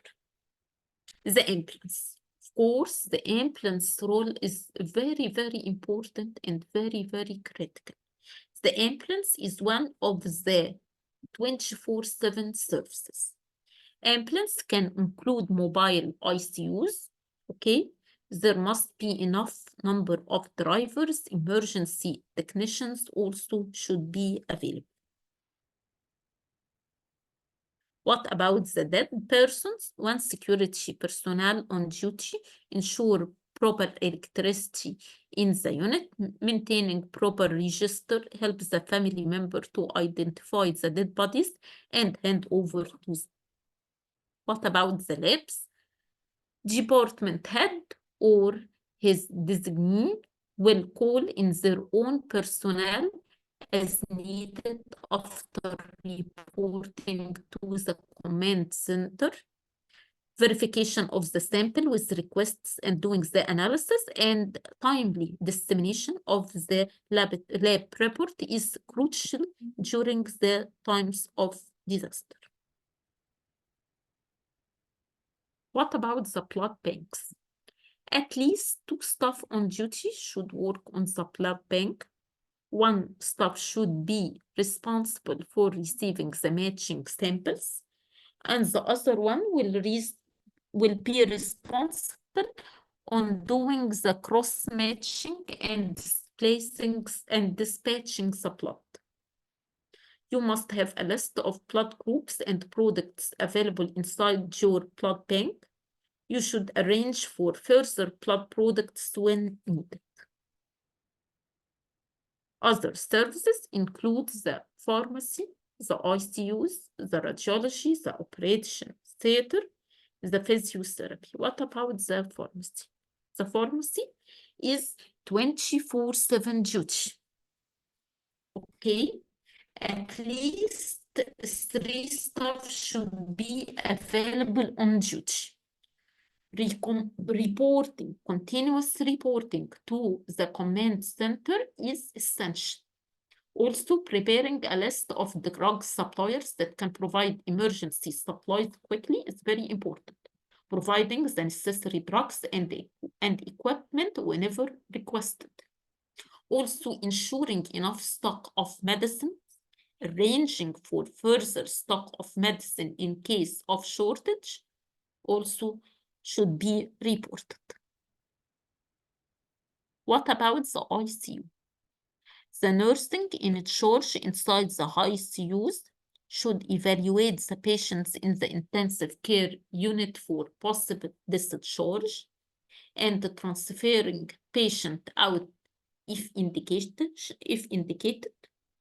Also, preparing to admit more critically ill patient, sending runner to command center or phone for help when needed. What about the radiology? One X-ray, CT, and MRI technician should be available along with one radiologist. Radiologist on duty or on call will be alerted by the supervisor. Also, at least one housekeeping staff should be on duty. Nursing assistant should verify the stocks in the department and also maintain proper register for each. Dissemination of reports on time. Timely dissemination of reports should be done by the nursing assistant on duty. It will be also the duty of the radiologist to call in extra help if needed. What about the operations theater? The supervisor or the nurse will supervise operating room and call all needed personnel after reporting to the command center, verifying the stock in the operations theater and checking areas for supplies and equipment should be done by shift in charge. Ask for additional help to carry out surgery and treatments in operating rooms and recovery rooms is very important. Assigning and directing scrub nursing. Notifying triage when operating rooms and recovery room is available for more patients. Keeping minimum list of supplies on hand and be prepared to process additional steroid supplies quickly is very important. Notifying doctor responsible for anesthesia who will maintain adequate anesthesia and drug supplies is also important. What about the physiotherapy? The department head or one of the staff will call in their own personnel whenever needed after reporting to the command center. Pain management of ambulant patient according to their condition will be conducted. Providing necessary splints and walking assistive devices for ambulant patients as per needed. What about the information management and the health personnel at the disaster sites? The information management. Information is very, very important during the time of disaster. Who will manage and who is responsible for the information management? The command center is mainly responsible for the information management. Okay? The command center is responsible for confirming the information regarding the scale of damage and patient movements from the disaster site, especially from multiple sources. Documenting the name, position, and contact number of the source of each piece of information obtained at the hospital and the disaster helplines. Disseminating information on victims and victim load to the media through media briefs. Proper documentation of disaster victims in the hospital is necessary for identification purposes, needs assessment and impact assessment, and also daily listing of the patient is very important. في كذا حد بيسأل باقي كام سلايد على الجزء ده. احنا الجزء النظري خلاص قربنا نخلصه، يعني دي تقريبا آخر سلايدز فيه. اوكي، بعد كده اللي احنا هناخده هي عبارة عن cases practical cases على الجزء ده. يعني هنجيب كيس حصلت في هوسبيتال أو حصلت في مكان ما، وهنتناقش فيها مع بعض من النظري ده. أنا عارفة إن الجزء ده مليان معلومات نظرية، بس البراكتيكال قدامنا 5 دقايق بالكتير، وهنبدأ في الجزء البراكتيكال اللي هي عبارة عن كيس سيناريوز على الكلام اللي احنا بنقوله للي بيسأل على باقي كام سلايد. اوكي.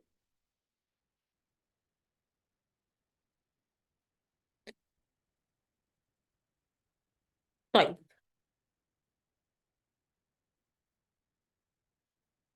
what about the health personnel at the disaster site? The health personnel at the disaster site, do health personnel go to the disaster site? Yes, sometimes we need health personnel at the disaster sites. Sometimes the health personnel are requested to accompany the rescue teams. Okay, but what is the most important things that we should consider for the health personnel at the disaster site? The most important precaution is their safety. Okay, and that they are being trained on managing such situations. Okay, so health personnel untrained in such conditions should not be required to accompany the rescue teams. There should be clarification on the transportation of the rescue team members, okay, falling victim to the disaster or the secondary events. So we will move now to the practical part of the external hospital disaster management. I will share with you the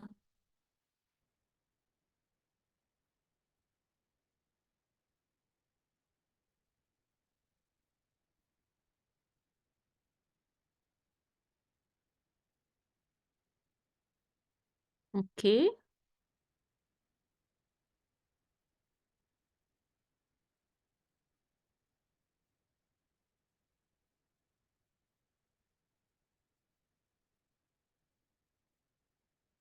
Now we will move to the case study on the hospital emergency management. The first case study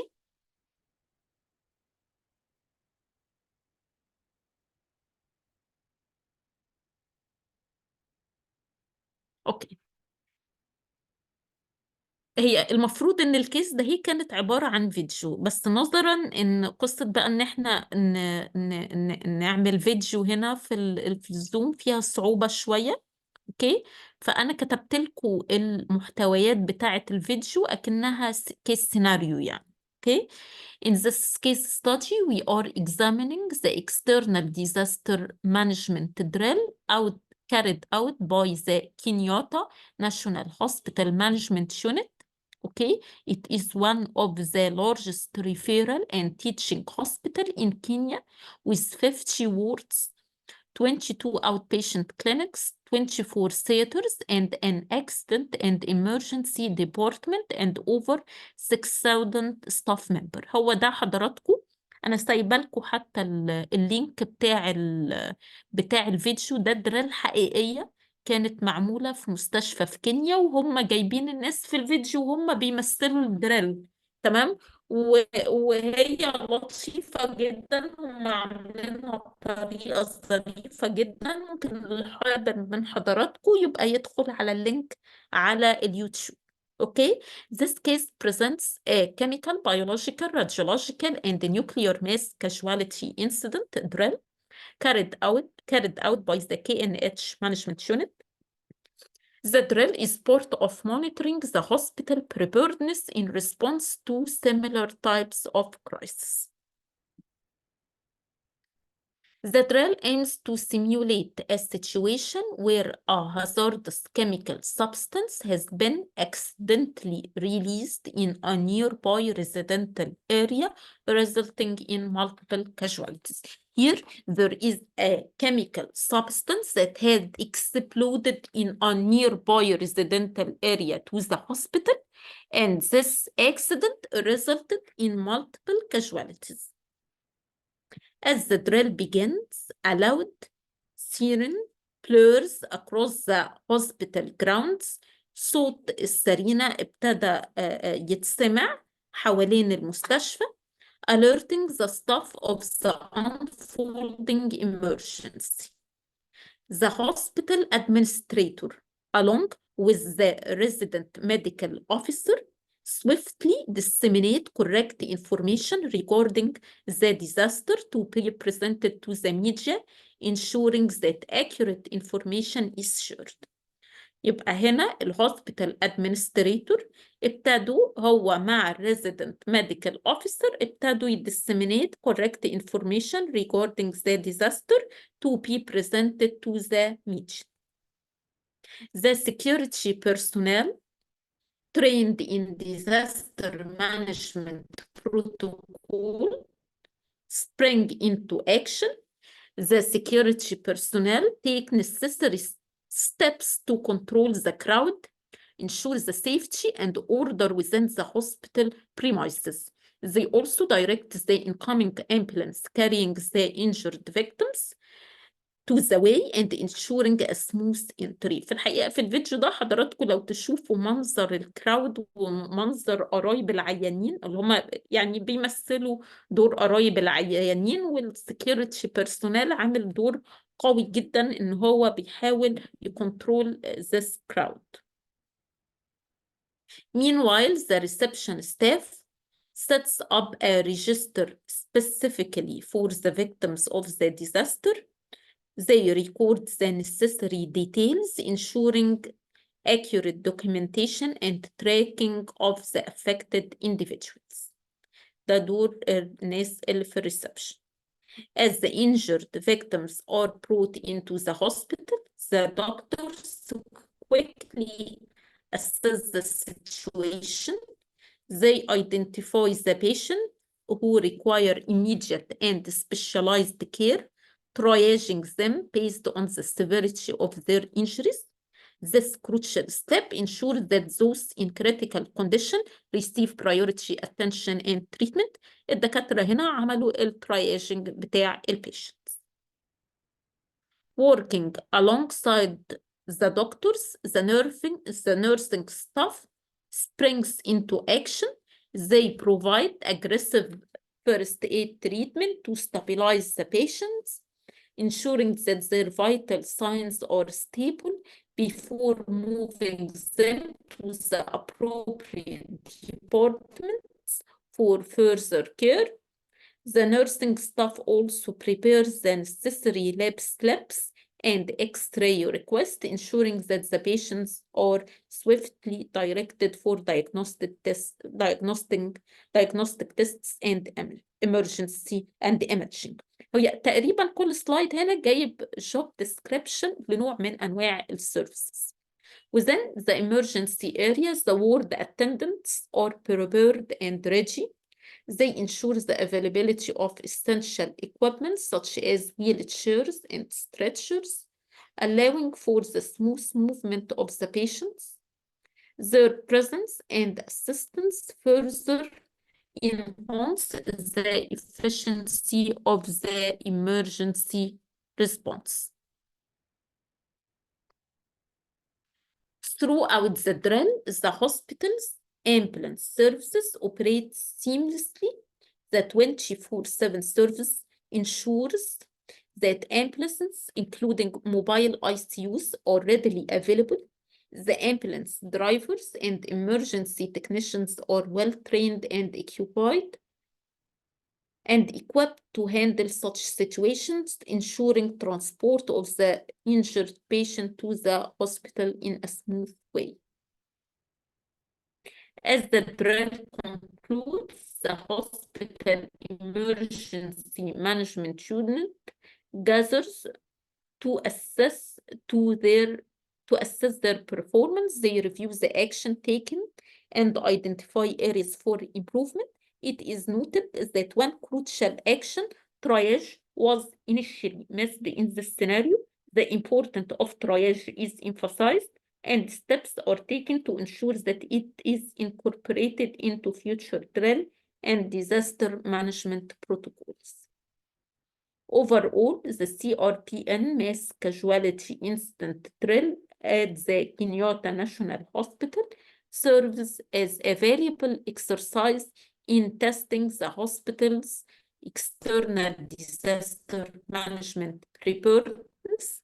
It highlights both the strengths and areas for improvement, allowing the hospital to enhance its response capabilities and ensure the safety and well-being of its patients and staff in the face of similar crises.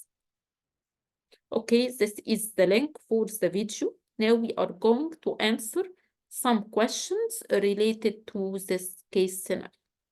First of all, what is the type of disaster presented in this case? What is the type of the disaster? We have two types of disaster we mentioned. Is it an external disaster or an internal disaster? Excellent, دكتورة علا. External disaster. دكتور كمال. دكتور رواء. دكتور زهرة. Excellent. Why this is Dr. Summer? Why it is classified in external? Very, very good. Very good. More than excellent. Okay. Why it is classified as external disaster?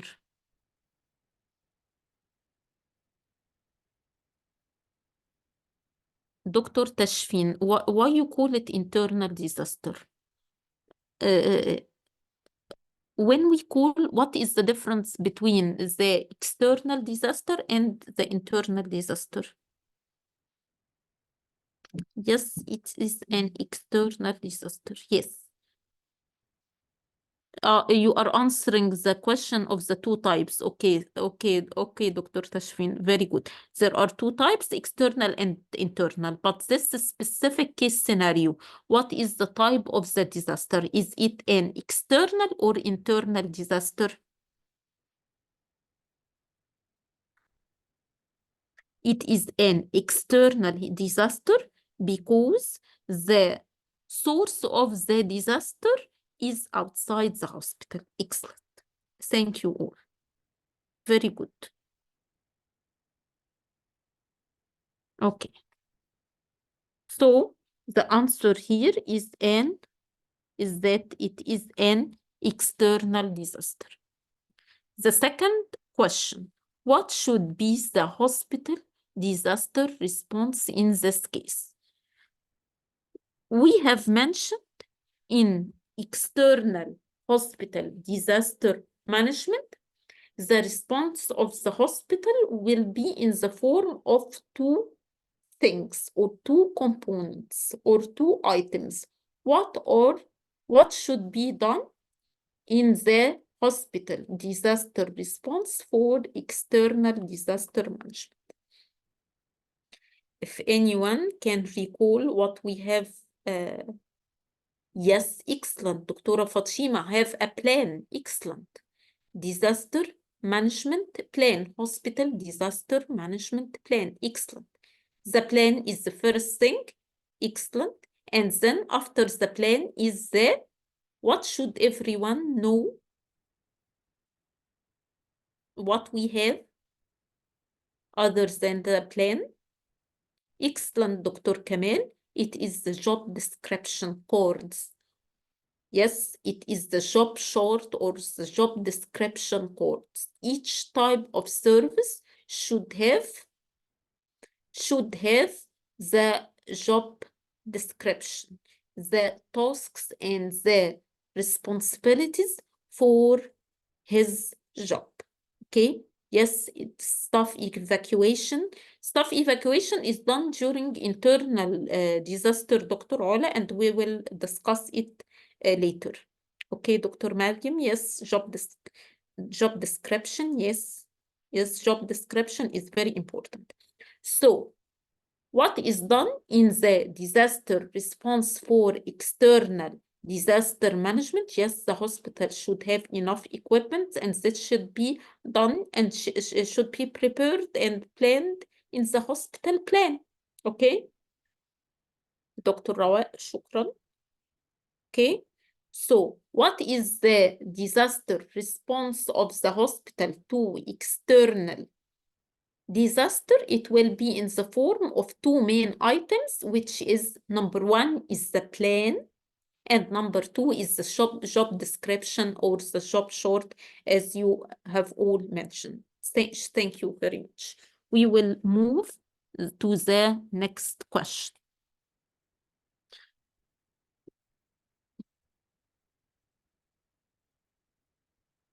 يبقى here the answer for our question is the disaster management action plan in hospital and the job short for disaster management.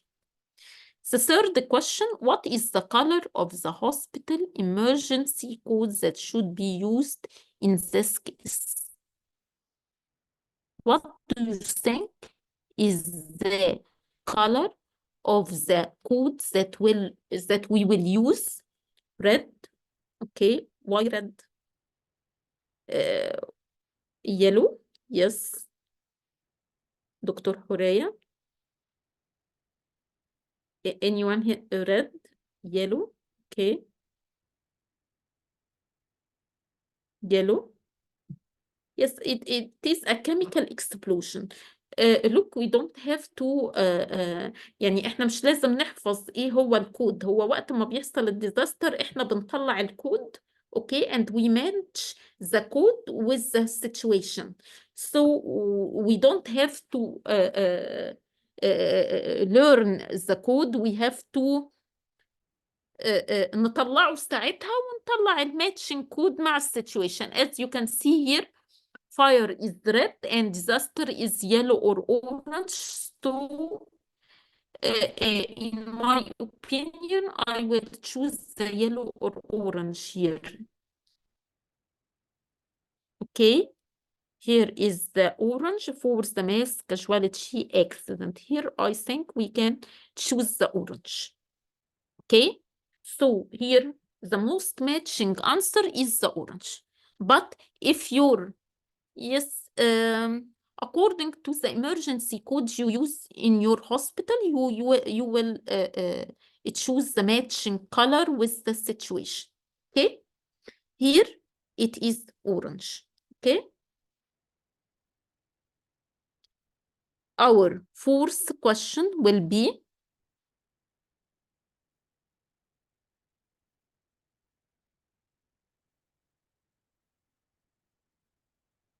according to the disaster management plan, who will start acting after the first call that reported the incident in the hospital? And this question, from my opinion, is the most important question in our lecture. Okay, who will start acting after the first call? And this is a very, very important question. Okay, who will start acting? Emergency services, okay, but it's not the specifically who in the emergency services will act. Who will receive before the rescue staff? Who will direct and control and assign and recruit the staff? Okay, and who will recruit the triage, and who will recruit the yes, operation. Dr. Fadwa, you are very near to the answer. Who is the one responsible or in charge of, yes, command center. Thank you very much, Dr. Aula. Yes, it is the command center, whether there is a resident medical officer in the command center or nursing superintendent. It is the command center. The command is very, very important in this case. Yes, Dr. Kamal, the resident medical officer, is among the command center. So the command center, once you receive the call that there is a disaster, who will who will be in charge in declaring that there is a disaster? It is the command center. Without a command center, the hospital disaster management plan will not be activated. Okay? The code of the situation will not be declared. It is the command center. So please remember this point. The one who is responsible for acting after the first call that reported the incident in the hospital is the command center. Now, as you can see, the flow chart here, the external, either in external or internal disasters, the command center will receive the call and will initiate and activate the disaster management plan. What is the recommended flow of patients in this case? What is the recommended flow of patient in case of disaster in general? What is the recommended? We saw an algorithm, okay? We saw an algorithm for the flow of patients during disaster. لا أنا مش عارفة كم سؤال باقي بصراحة، يعني أنا مش حافظة عدد الأسئلة. أوكي؟ طيب. What is the recommended flow of patients in this case?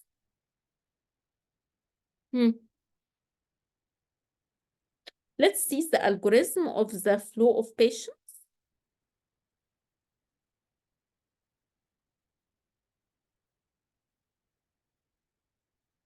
Let's see our algorithm for the flow of patients.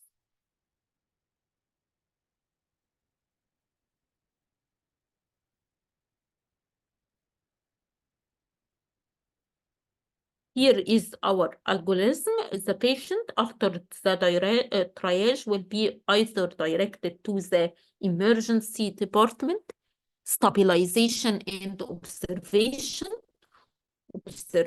ward, or they are going to be dead.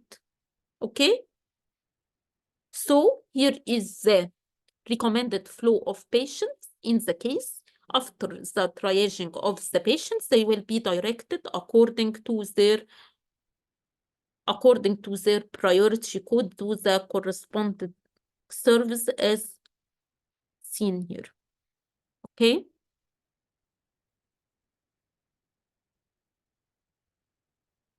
Dr. Rawa, I don't understand what you mean by numbers here. What do you mean? The recommended flow of patient will be in the form of number? No, the recommended flow of patients will be according to the type and the severity of the injury, okay? Whether to go to the emergency department, observation and stabilization, observation only, or if the patient is dead, okay? Okay, very good.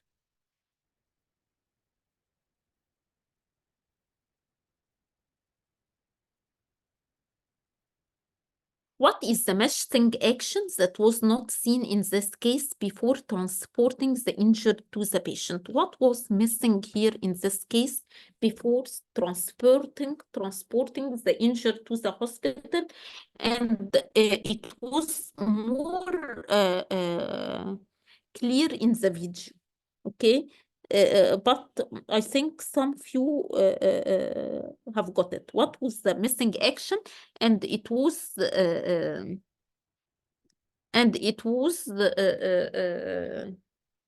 information. Okay, not the information, but it was something that was mentioned in the case, that there was something missing in this case before transporting the injured to the hospital. Dr. Turkey is the first what I don't understand.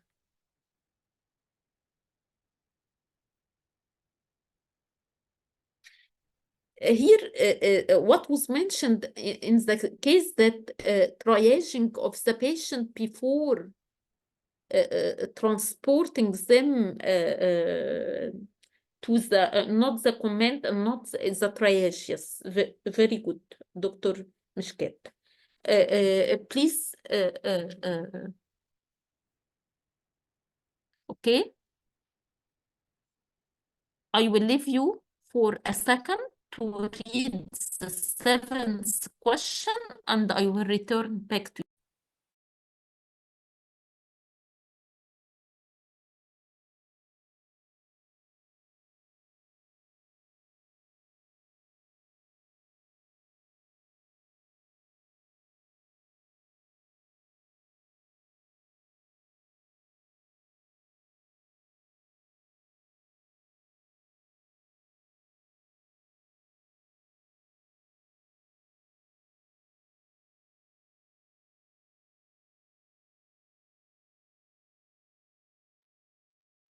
What are the categories of the individuals, okay, whom were present around the patient receiving area at the moment the ambulance arrived to the hospital? In the case, the case mentioned different types of categories of services providers that were present around the patients, and they done their work in a very excellent way. Yes, excellent, Dr. Aula. The staff, the security, the resident medical officers, the triage, resident, Dr. Samar, yes, very good. Who else were present? Triage, yes. Registration, yes, the receiving area of the patient, the first responder, okay. Rapid response team, okay. Who else? The specialists, very good, very good. Who else were present? The paramedics, yes. And who else? Drivers. And who were responsible for the crowdness? Nurses, very good. Specialists, yes. Who else? Security, excellent, Dr. Samar. Yes, security, Dr. Mariam. Very, very good. Okay, so we will see now who were present, the categories of service providers who were present around the patients, the security, nurses, doctors, ward attendants, proxy of the injured, and you mentioned more and more categories, like the resident medical officers, okay, the triage officers. In this case, who should deal with the proxy of the injured and why? Proxy of the injured meaning قرايب العيانين, relatives of the patients. Who should deal with the injury of, with the proxy of the injured and why?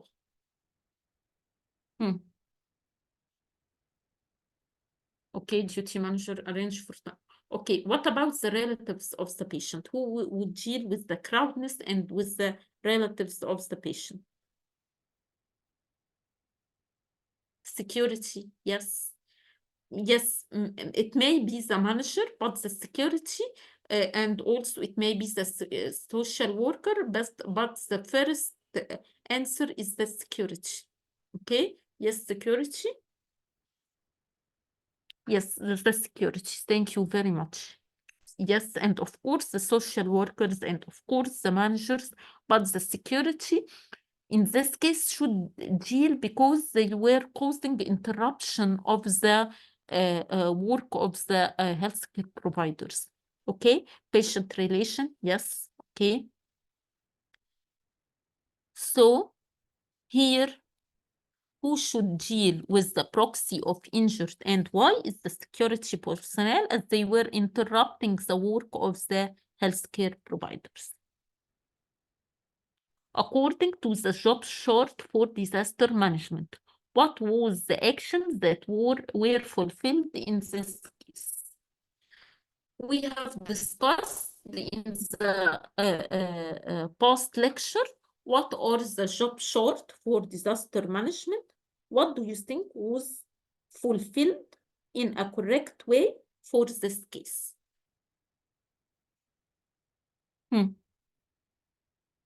patient relation. Okay. What else? What, according to the job description short, was fulfilled in a correct way?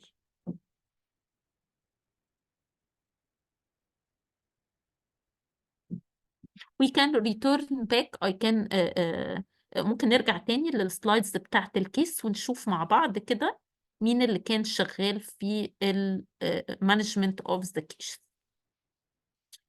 The first is the hospital administrator and the resident medical officer in dissemination of the correct information to the media.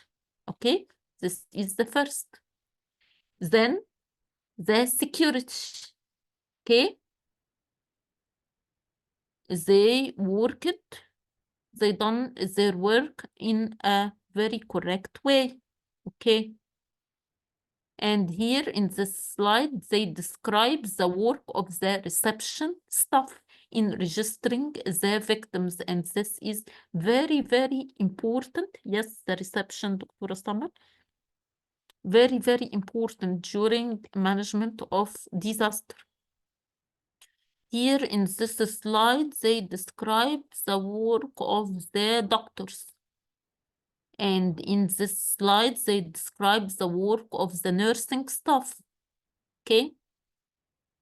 And in this slide, they describe the work of the ward attenders.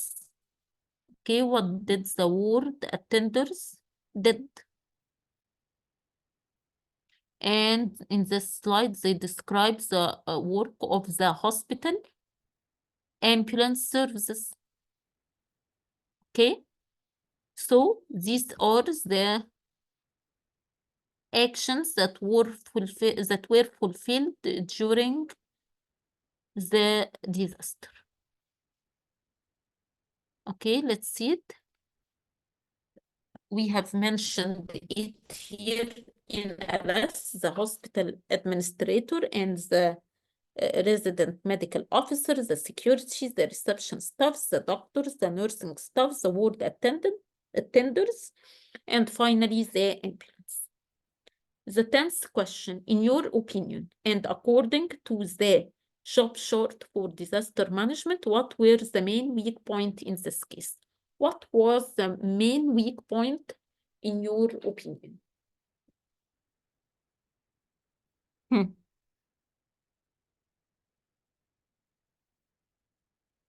What is the main weak point that was mentioned in this case in your opinion?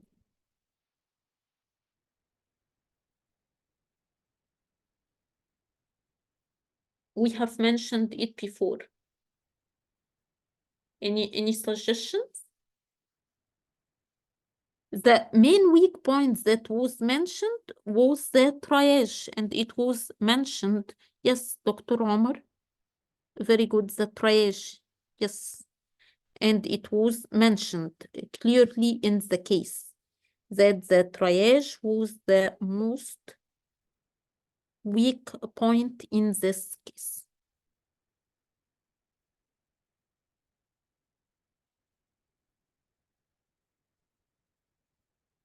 Okay.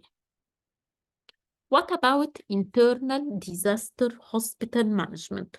What are you going to do when the disaster is inside your hospital, when the source of the disaster is inside your hospital, a pump is placed inside your hospital, a fire is placed inside your hospital, considering that there are inpatient, there are patients in the ICUs, patients you are doing operations or you are operating upon them during the time of the disaster. What are you going to do in case of internal disaster? Here is an example that happened when a fire happened at Royal Stoke University Hospital as flames break out in the main building. The people were urged to stay away from the hospital, okay? And the firefighters started to put out the fire. It was a major incident, okay? Yes, of course, Dr. Muhammad, my management will depend on the type of disaster, but there are general steps that can be applied regardless the type of disaster. There are 5 steps that should be done during internal disaster management. Yes, you have to declare that there is a disaster at first. Step number 1 is pressing the disaster alarm from the source. You must press the disaster alarm. Anybody present in the source can press this alarm. Anybody, okay? And then we will move to step 2, where the information should be passed through phone to the disaster management commanding center. The information should be passed to the command center by any staff from the concerned department. Okay, and in step 2, we should announce the particular emergency code by any staff from the concerned department. It is very important. So, the first step, we should push the disaster alarm. The second step, we should pass the information to the commanding center, and we should announce the emergency code according to the type of the disaster. Then step 3, we should turn off the lift, and this should be done by the lift operator. We should evacuate the patients or personnel from the source. Of course, we start by evacuation of the patient and then the personnel. We should open the fire exit and direct the patient to use it. We should shift the bedridden patients to a nearby safe zone. This will be done in step number 3. The sequence of evaluation should be as following. Patient, first of all, you should evacuate patients in immediate danger, followed by ambulatory patients, followed by semi-ambulatory patients, followed by non-ambulatory patients. Ambulatory means that the patient who can move by themselves. Then we will move to step number 4. In case of fire, depending upon the nature, extinguisher should be applied by the staffs available there. Also, the hospital security staff, the hospital security teams should control the crowd throughout the evacuation process. Police and fire force should be informed by the security officer. Turning off the power supply to the source if needed should be done. What is the last step? The last step in internal hospital disaster management is that the hospital management is responsible for passing the messages to the press and the media. And once all the patients have been evacuated and all the staff, then all the staff can leave the source. Further extinguishing work should be carried out by fire force. When situation is under control and the scene is clear, you can announce code green. These are the 5 steps for internal hospital disaster management.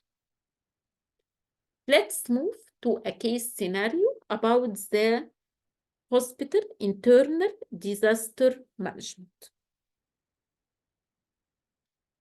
Here is the case. The case says that in a busy evening at Mercy Hospital, a medical facility known for its exceptional patient care and efficient internal disaster management protocol, the hospital was filled with nurses, doctors, staff attending to the needs of their patient. Suddenly, a nurse named Sarah noticed a concerning situation unfolding and quickly realized that immediate action is required. What happened? As Sarah rushes through the bustling corridors, she spots a suspicious individual attempting to gain unauthorized access to restricted areas of the hospital. Recognizing the potential threat, she activates the hospital emergency response system by alerting the hospital security team. The security team swiftly responds to the nurse alert, assessing the situation and determining the appropriate course of action. Realizing the severity of the situation, they initiate a code black emergency response, indicating an internal disaster requiring immediate attention and heightened security measures. Following the activation of the code black, the hospital's internal disaster management plan is set into motion. The security team cooperates with local law enforcement agency, notifying the police about the situation unfolding within the hospital premises. Simultaneously, hospital staff members are mobilized and deployed to secure the affected areas, securing the safety of patients, visitors, and staff. Nurses, doctors, and other medical professionals work in with security personnel, following established protocol to maintain order and protect the well-being of everyone within the hospital. As the police arrive to the Mercy Hospital, they coordinate with the security team and hospital administration to assess the situation and devise a comprehensive plan to neutralize the threat. The police, armed with their expertise in crisis response, work collaboratively with the hospital staff to ensure a swift and effective resolution to the internal disaster. Throughout the incident, communication channels remain open between the hospital administration, security team, and law enforcement. Updates are shared in real time, enabling all stakeholders to stay informed and make well-informed decisions to ensure the safety and security of everyone involved. As the situation is brought under control, the hospital administration conducts a debriefing session to evaluate and refine the internal disaster management procedures. Lessons learned from this incident will be used to enhance the hospital response capabilities, ensuring an even more efficient and effective response in the future. The nurse Sora is commended for her quick thinking and decisive action in alerting the security team about the emergency. Her adherence to established protocols played a vital role in mitigating the potential threat and safeguarding the hospital staff, patients, and visitors. The incident serves as a reminder of the importance of internal disaster management protocols. Mercy Hospital remains committed to prioritizing the safety and security of its premises, refining its procedures to ensure the highest standards of patient care and employee well-being. What is the type of disaster presented in this case? What is the type of disaster presented? Yes, internal. Dr. Aula. Yes, Dr. Samar, internal. So it is an, yes, Dr. Kamal, very good. It is an internal disaster management. It is an internal disaster. Why an internal disaster? Because the source of the disaster is inside the hospital and not outside the hospital. Okay. What is the color of the hospital emergency code that could be used in this case? They mentioned the colors that they used. Yes, excellent. They used code black. Okay, this is the unauthorized access was announced as a code black. Yes, very good. Yes, it was a code black.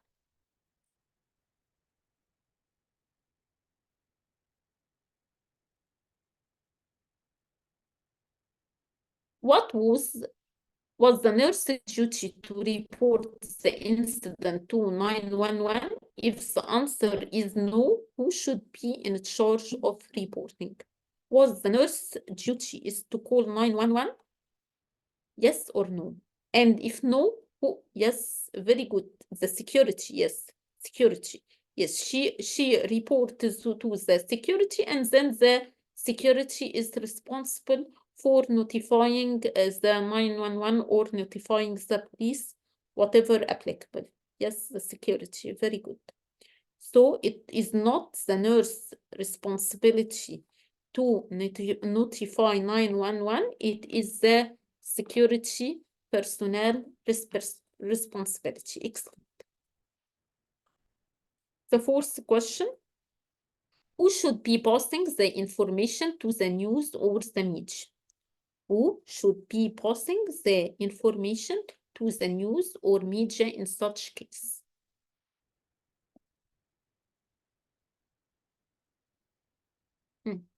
The police, there must be clarification from inside the hospital, not only the police. Yes, the police will talk. Yes, the public relation. And who is more important than the public relation? Who is more in charge and more responsible and more authorized? Yes, the CEO, the CEO or the manager, the hospital management. Yes. No, not the security, it is the hospital management. The hospital management must have an official announcement, okay, to pass it to the news. Yes, after declaring the situation, the management, yes, the hospital management is the one who is responsible for passing the news to the, passing the information to the news or the media. The nurse shouldn't do so, the security shouldn't do so. It is the duty of the hospital management because it will be in a form of an official report. So the one who is responsible for passing the information to the news or the media is the hospital management. What are the steps that should be taken in such types of disaster? So what are the steps that should be taken in the internal disaster management? How many steps at first that should be taken in internal disaster management?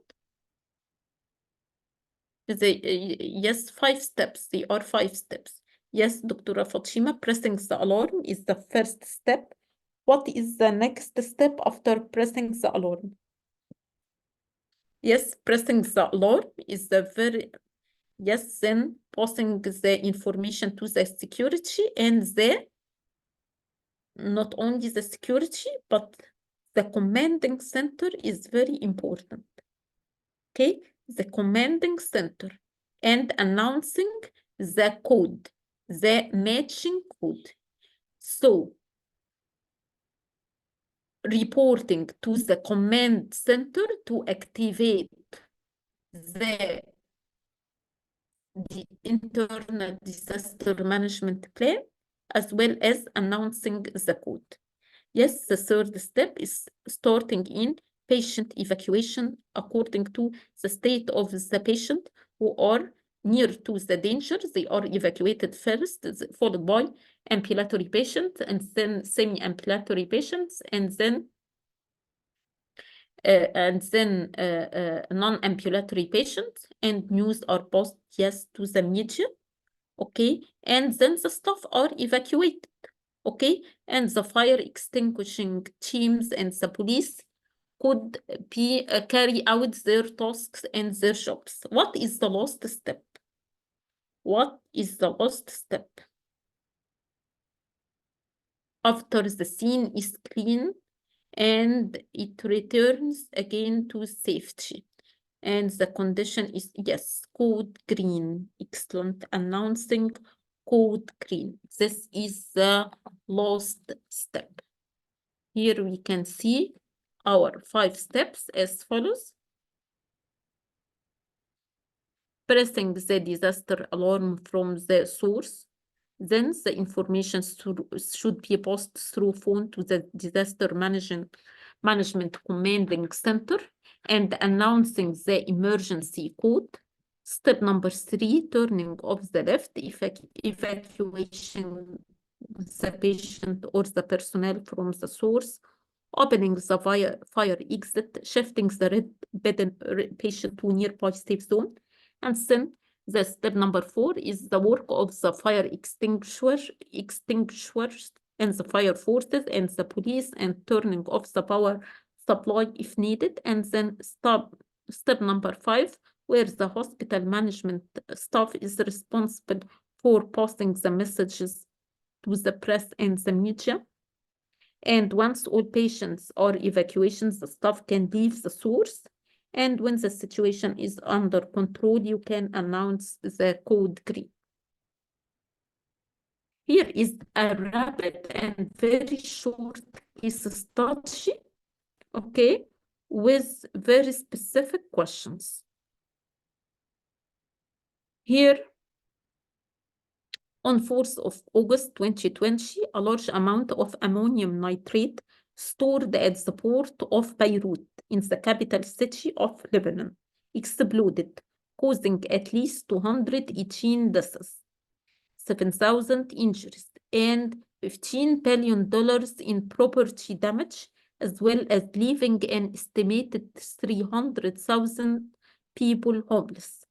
The blast was so powerful that it physically shook the whole country of Lebanon and is considered one of the most powerful accidental artificial non-nuclear explosions in history.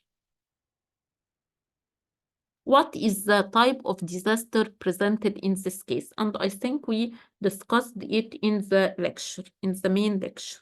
What is the type of disaster presented in this case? What happened in Beirut, in the port of Beirut? External disaster. Yes, thank you very much, Dr. Samar, Dr. Mariam, Dr. Fatima, Dr. Aula. It is an external disaster. Why external? Because it happened, the source, yes, Dr. Kamal, thank you, because the source of the disaster is outside the hospital. Yes, the source is outside the hospital. Then the second question is, what should be the hospital disaster response in this case? We mentioned that in external disaster management, we have 2 types or 2 components in the response. What are those 2 components? Plan, yes, Dr. Aula, very good. And the other thing is, yes, the plan. Okay, the first component is the plan, yes, and the second component is the job description. Very, very, very good. Okay. Yes, Dr. Fatima, yes, Dr. Razan, very, very good. It is a plan and a job description or a job short. So it is a disaster management action plan in hospital and job short for disaster management. According to the disaster management plan, who will start acting after the first call that reported the incident in the hospital? And as I have told you before, this is one of the very, very most important questions in the lecture. Who should start acting after the first call? It is the command center. Yes, Dr. Aula. Yes, Dr. Samar. The resident or the resident medical officer is included in the command center. The first one who is in charge of activation of the disaster plan is the command center. Yes, دكتورة فاطمة. Yes, دكتورة عمر. It is very, very important. The command center. Yes, thank you, دكتورة عبد الرحمن.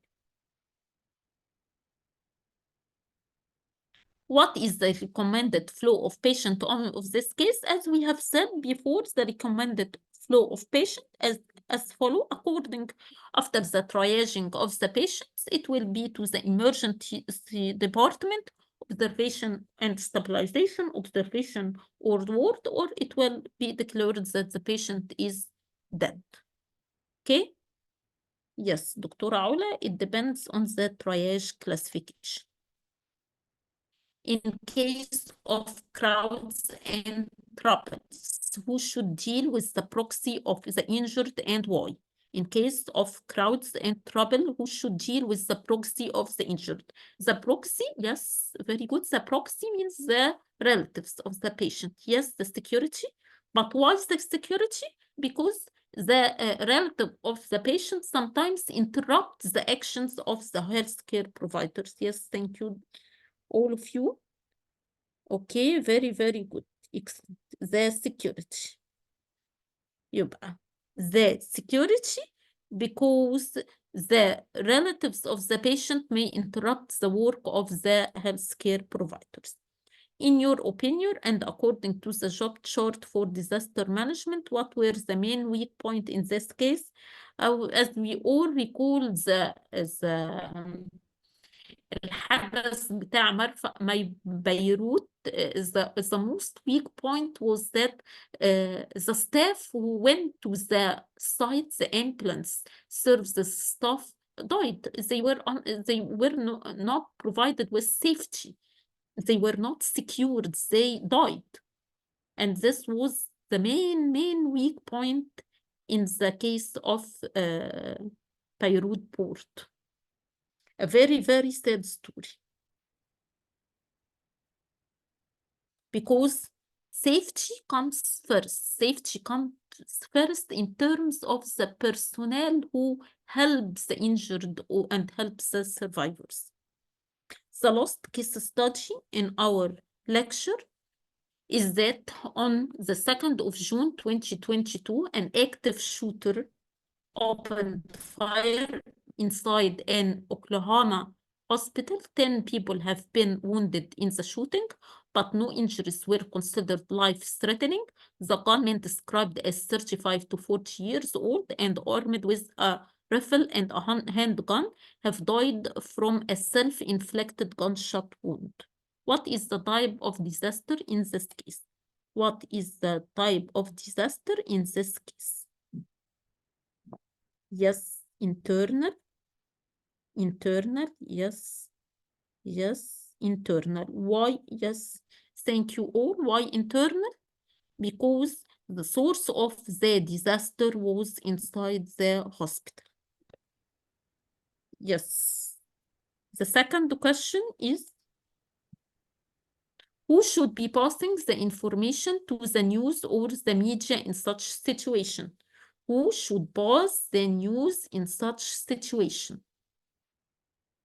Yes, management. Yes, the hospital management. The police will have will pass their own information, and the hospital management will pass their information. So both the police and at the hospital level will be the hospital management. What are the steps that should be taken in such types of disaster? As we have mentioned before, we have 5 steps that should be carried out during internal disaster management. Okay, we will implement the 5 steps. Okay, thank you all. Right. Okay. I have finished my lecture, and Dr. Nesreen will carry out with you now with the remaining lecture. Thank you all, and goodbye. Thanks very much. Thank you, Dr. Wale. You're welcome.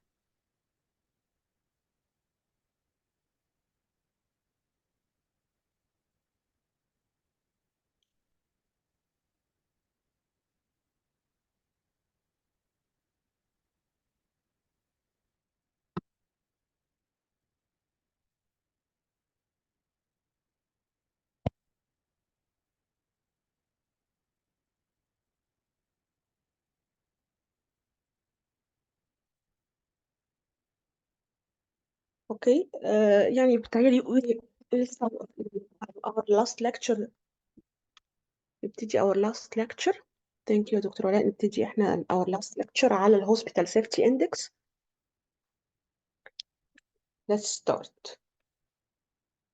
زي ما قلنا احنا المفروض اتكلمنا على السنداي فريم ورك في الليكتشر اللي قبليها، واتكلمنا على الستار تشيك ليست اللي بتعمل ريسك اسسمنت، ودلوقتي بنتكلم على حاجه اسمها الهوسبيتال سيفتي اندكس، ازاي نعمل اسسمنت للايه للهوسبيتال.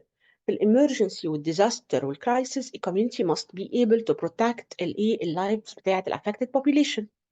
فلازم نبقى متاكدين ان الابيلتي of the health service to function without interruption في this situation. فلازم نعمل حاجة اسمها assessment.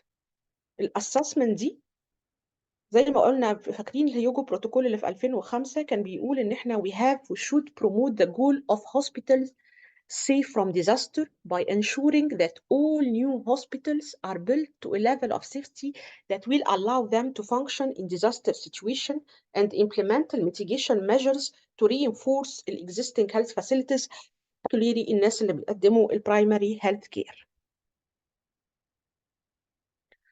A key element للبروجرس toward a safe hospital كان الرابid and low cost diagnostic tool اللي هي الهوسبيتال سيفتي اندكس اللي احنا هنشتغل عليها دلوقتي ان شاء الله في الوقت اللي باقي. اوكي، لان التول اللي احنا هنستخدمها عشان نأسس الهوسبيتال هي prepared ولا لا، ان هي في disaster situation ولا emergency situation. Is it prepared or not؟ ايه البوينت اوف سترينث weakness؟ ايه اللي ممكن نعمله عشان يimprove السيفتي بتاعه الايه الهوسبيتال اللي احنا بنشتغل فيها.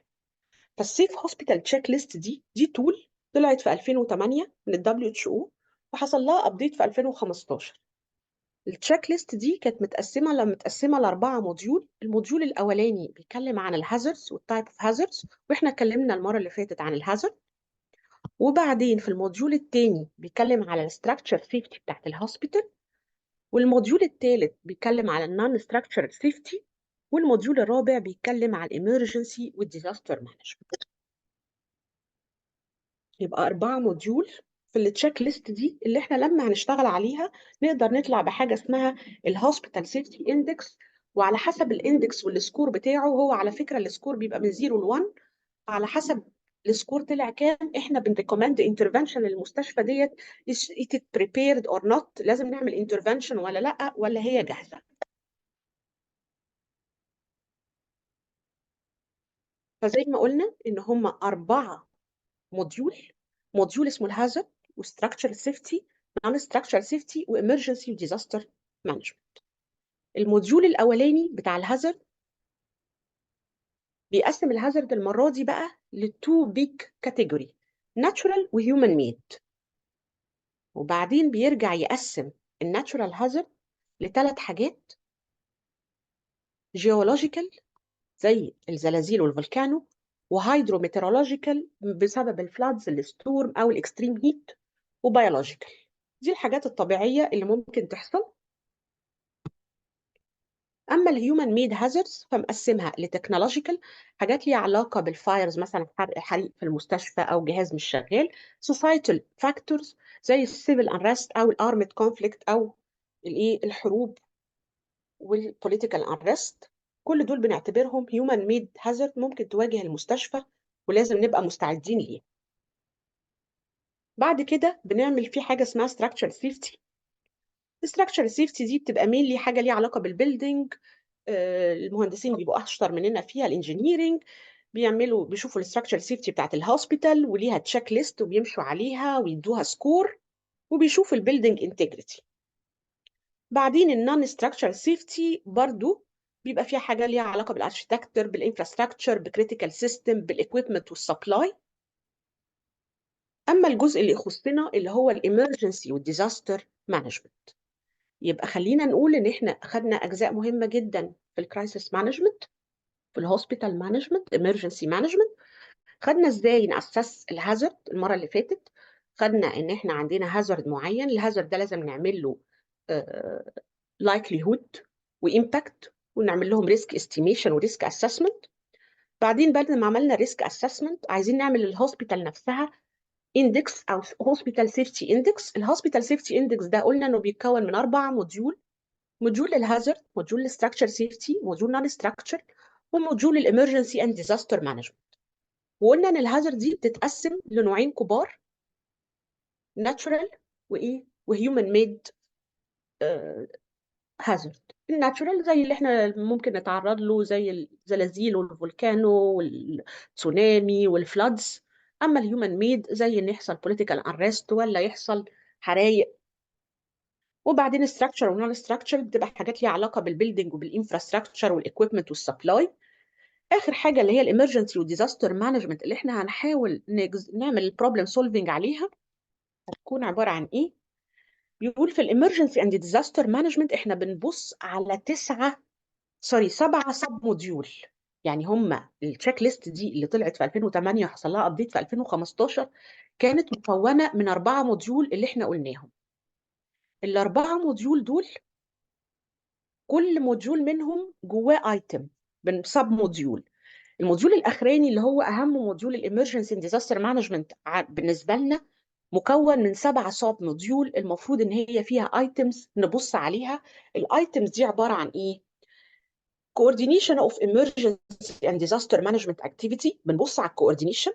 بنبص على الهوسبيتال emergency and disaster management response and recovery. بنبص على الكوميونيكيشن والانفورميشن مانجمنت. فاكرين لما كنا بنعمل سيتويشن اناليسيس وقلت لحضراتكم ان مفيش كوميونيكيشن وانفورميشن في اللجنه اللي مشكله وقلت لي دي بوينت اوف ويكنس، فيبقى لازم يبقى في كوميونيكيشن وانفورميشن مانجمنت او استراتيجي. وبعدين في الهيومن ريسورسز، ونبص على اللوجيستكس والفاينانس، ونبص على البيشنت كير والسبورت سيرفيسز، ونبص على الايفاكيويشن والديكونتامينيشن والسكيورتي. يبقى 7 سب موديول لما بنعمل اسسمنت للامرجنسي والديزاستر مانجمنت عشان نطلع بحاجه اسمها الهوسبيتال سيفتي اندكس. هوسبيتال سيفتي اندكس. خلينا نبص على الانتربريتيشن بتاعت الهوسبيتال سيفتي اندكس كده. السيفتي اندكس زي ما قلت لحضراتكم من كام لكام؟ لو حد كان سامعني او فاكر، يعني الاندكس ده اقل حاجه فيه كام واكتر حاجه فيه كام؟ المينيمم والماكسيمم. المينيمم والماكسيمم بتاع الهوسبيتال سيفتي اندكس من 0 ل 1. يس اكسلنت. بيقول ان احنا من 0 ل 0.35 لو الهوسبيتال جابت من 0 ل 0.35 بنعتبر ان الكلاسيفيكيشن دي سي. لو جابت من 0.36 to 0.65 بنعتبرها بي، كلاس بي. ولو جابت بقى عالي above 0.65 ده يعني 0.66 لغايه 1 بنعتبرها كلاس A في الهوسبيتال سيفتي اندكس. كل كلاسيفيكيشن بعد ما بنخلص ونجيب السيفتي اندكس ونقول دي كلاسيفيكيشن سي او بي او اي، اكيد في حاجه لازم نعملها. وات شود بي دان لو هي طلعت سي او بي او اي او اي. فهي لو طلعت سي ده معناه ايه في الانترفنشن او ايه ريكومنديشن اللي مطلوبه مننا ان الهوسبيتال تجيب كلاس سي؟ ان urgent intervention measures are needed. In the hospital is unlikely to function during and after emergency and disaster, and the current levels of safety or emergency are inadequate to protect the lives of patient and hospital staff during and after emergency or disaster. يبقى أول ما نلاقي السكور طالع أقل من 0.35 لا دي لمبة حمراء، دي كلاس سي، معناه إن urgent intervention لازم تتدخل لأن الهوسبيتال دي is inadequate إنها to protect اللايف بتاع العيانين اللي فيها والهوسبيتال ستاف أثناء وبعد الإمرجنسي والديزاستر. طيب لو الهوسبيتال بتاعتنا طلعت في كلاس بي ده معناه إيه؟ معناه إن إحنا محتاجين intervention in the short term. غيرنا كلمة urgent intervention وبقينا بنتكلم بلانجوج تانية intervention measures are needed in the short term. معناه ان الهوسبيتال current level of safety are such that the safety of patient and hospital is unable to function during and after emergency and disaster. They are potentially risk. يبقى الليفل بتاع التدخل بتاعنا او recommendation بعد ما كان urgent we should واحنا في مرحله inadequate احنا بقينا في مرحله middle في المودريت ان احنا محتاجين نتدخل ان الشورت تيرم، لان برضو ده معناه ان السيفتي اندكس بتاعنا inadequate. نيجي بقى لو ان شاء الله طلعت كلاس E، بنقول it is likely that the hospital will function in emergency and disaster.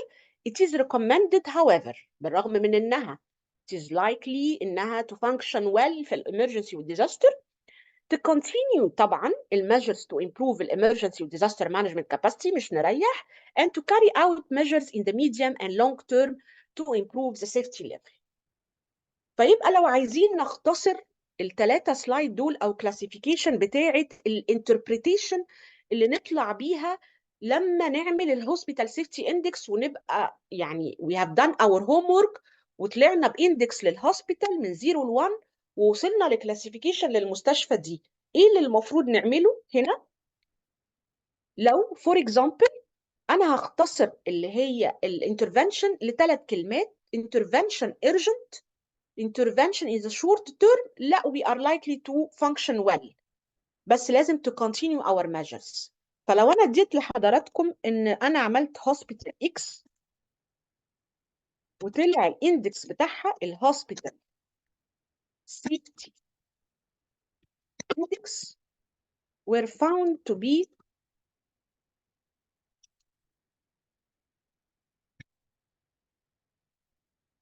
0.4، معناه هي في كلاس E ومعناه what should be done.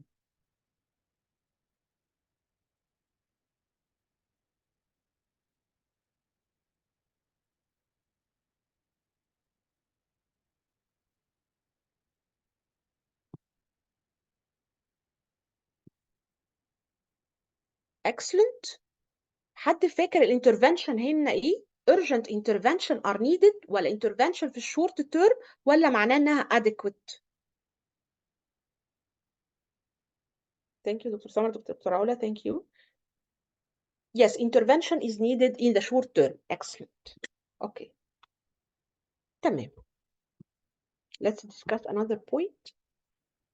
يبقى احنا كده عرفنا الفاينل اللي هنطلع بيه من السكور كام، وبناء على الاسسمنت بتاع السكور بتاعنا ده هنبقى في كلاس معينه، وكلاس ده ليه انترفنشن بس انترفنشن. طيب نيجي على التشيك ليست بتاعه الكوردينيشن بتاعه الامرجنسي والديزاستر مانجمنت اكتيفيتي.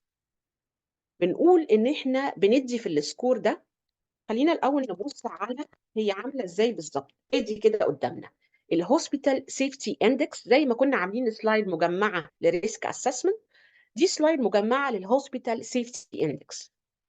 السلايد دي بتورينا كذا ايتم، بتورينا التايب اوف هازارد اللي احنا ناقشنا فيهم، وبتورينا ان الاندكس نفسه برغم انه مكون من الاربعه موديول، لان موديول الهازارد مهم، الا ان حساب السيفتي اندكس محسوب على 3 موديول بس: الستراكشرال سيفتي، النون ستراكشرال، والفانكشنال اللي هو ديزاستر اند ايمرجنسي مانجمنت.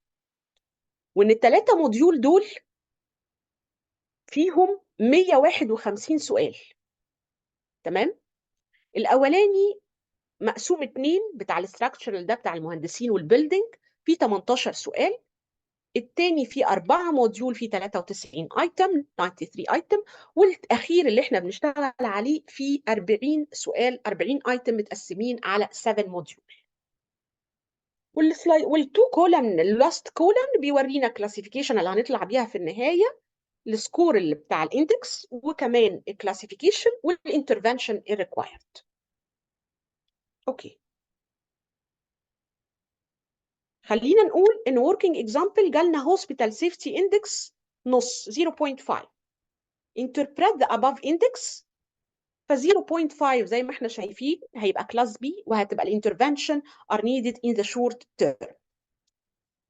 تعالوا نبص على الايتم. الايتم بتاع الكوردينيشن مقسوم الريتنج بتاعه وكل الايتم كده للو وافريج وهاي. فايتم نمبر 112 ده عباره عن ان احنا بنسال على الهوسبيتال ايمرجنسي كوميتي، الكوميتي موجوده ولا لا. هنديها لو ريتنج لو كوميتي مش موجوده، او 1 to 3 ديبارتمنت بس هم اللي بريزنتد في الكوميتي دي. هندي ريتنج افريج لو الكوميتي فيها 4 ل 5 ديبارتمنت او ديسيبلين بس ما بتعملش الفانكشن بتاعها كما يجب. هاي لو كان الكوميتي exist with 6 or more department or discipline وفولفيلنج الفانكشن بتاعتها. يبقى احنا من اللي قدامنا ده عرفنا ان احنا لازم نبقى متاكدين ان في ديزاستر كوميتي، ان الديزاستر كوميتي دي ممثل فيها اكتر من 6 ديبارتمنت وشغالين فانكشنال ويل عشان ادي هاي ريتنج في السيفتي ريتنج بتاع الهوسبيتال سيفتي ريت. ايه تاني مطلوب مننا في الايتم اللي هو السؤال 113؟ بنسال بقى على الكوميتي ممبر ريسبونسبيلتي. يبقى الاول سالنا الكوميتي is there or not، وده الكوميتي. بعد كده بنسال كوميتي ممبر ريسبونسبيلتي والتريننج. فبنقول برضو هو السكور بتاع السيفتي هو لو وافريج وهاي. لو الكوميتي مش موجوده والممبرز بتاعتها مش موجودين وانتريند والريسبونسبيلتي نوت اسايند، بدي لو سيفتي سكور. بدي average safety score لو الممبر have received training وهم have been officially assigned، وبدي high لو هم trained و actively fulfilling their role. بعد كده برجع أسأل على الكوردينيتور. يبقى سألت الأول على presence of the committee, then I asked about the members of the committee were trained or not و they know their responsibility و functioning well وعندهم assigned responsibilities بتاعتهم. وبعدين بسأل على الكوردينيتور وبرده السكور من لو افريج هاي. لو هعتبر ان مفيش ستاف ممبر who has been assigned responsibility as a coordinator، ما عينتش حد كوردينيتور للكوميتي دي. الافريج الامرجنسي ديزاستر coordination task have been assigned to a staff member but it is not his or her main task، مش شغلانتها الاساسيه. High staff member is assigned the emergency and disaster management coordination responsibility ودي المين تاسك بتاعه و is fulfilling the role of implementing the hospital preparedness program. يبقى الأول سألنا على الكوميتي، بعدين سألنا على الممبرز وتريننج، وبعدين سألنا على الكوردينيتور، وبعدين بنسأل على حاجة اسمها هل في preparedness program to strengthen الامرجنسي والديزاستر ريسبونس والريكفري في الهوسبيتال ولا لا. وبرده سكور from low average high. هنعتبر السكور لو البروجرام ده مش موجود بتاع strengthening ال preparedness والresponse والrecovery does not exist ومفيش preparedness activities بقى implemented. نيجي على الافريج لو لقينا البروجرام موجود والاكتيفيتيز are being implemented. نيجي على اللي هو high some activities هي اللي being implemented في الافريج سكور. اما في الهاي سكور هيبقى في البروجرام بتاع strengthening ال preparedness والresponse وهيبقى في fully implementation للبروجرام ده. يبقى احنا سألنا على اللجنة، سألنا على الممبرز وتريننج، سألنا على الكوردينيشن، سألنا على البريبيرنس. نيجي بعد كده بنسأل على حاجة اسمها Hospital Incident Management System. هندي لو وافريج وهاي. لو ما حصلش اي arrangement للهوسبيتال انسيدنت مانجمنت هندي له سكور. افريج لو في ستاف assigned للهوسبيتال انسيدنت مانجمنت بوزيشن بس ما كتبش procedure no written procedures to operationalize. هاي لو الهوسبيتال انسيدنت مانجمنت procedures موجوده وفولي اوبريشن. يبقى دايما الهاي سكور everything is excellent، ودايما اللو nothing is there، والافريج some activities are there and some are not. وبعدين بنسأل آخر 3 حاجات في الكوردينيشن إن يبقى في emergency operation center، كان في hospital committee وموجودة وفي preparedness plan وفي coordinator وفي member، يبقى في center emergency operation. بقى لو السنتر ده مش موجود أو في unsafe أو unsecure location، لو بقى موجود في safe وسكيور واكسسبل هنعتبره average، وبالذات لو عنده have limited operational capacity. هاي لو safe وسكيور واكسسبل لوكيشن وimmediate operational capacity. نيجي بعد كده اللجنه موجوده والانسيدنت اوبريتنج سنتر موجود والممبر موجود، coordination موجوده، البلان موجوده، الستاف they know their responsibility they are well trained. نسال بقى على النتورك اوف انفورميشن والكوميونيكيشن. هل في coordination mechanism between الكوميتي دي واللوكال emergency disaster management agency؟ لو ما فيش arrangement هنعتبرها low، موجود بس not fully operational هنعتبرها average، لو high موجود و are fully operational. زي ما في coordination مع emergency network لازم يبقى في coordination مع health care network، هنعتبر no arrangement ده low score، average فيه موجود و not fully operational، و موجود و fully operational.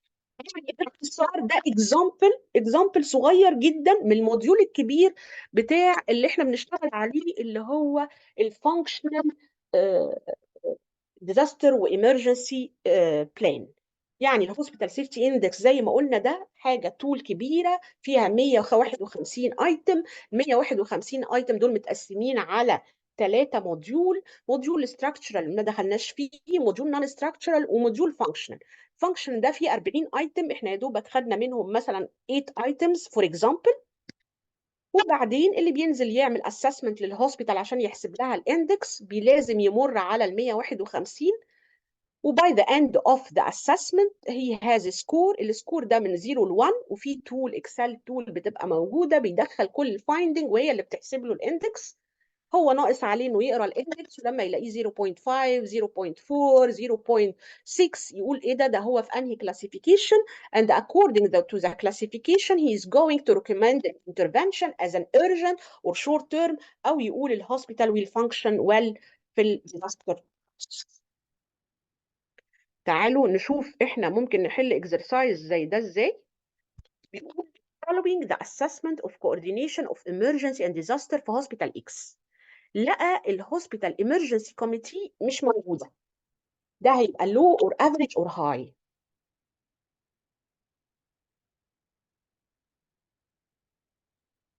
فتح كلام كده، الهوسبيتال emergency committee is not there does not exist. thank you دكتور علا. low طبعا low. طيب لقى no responsibility to member of the committee were assigned.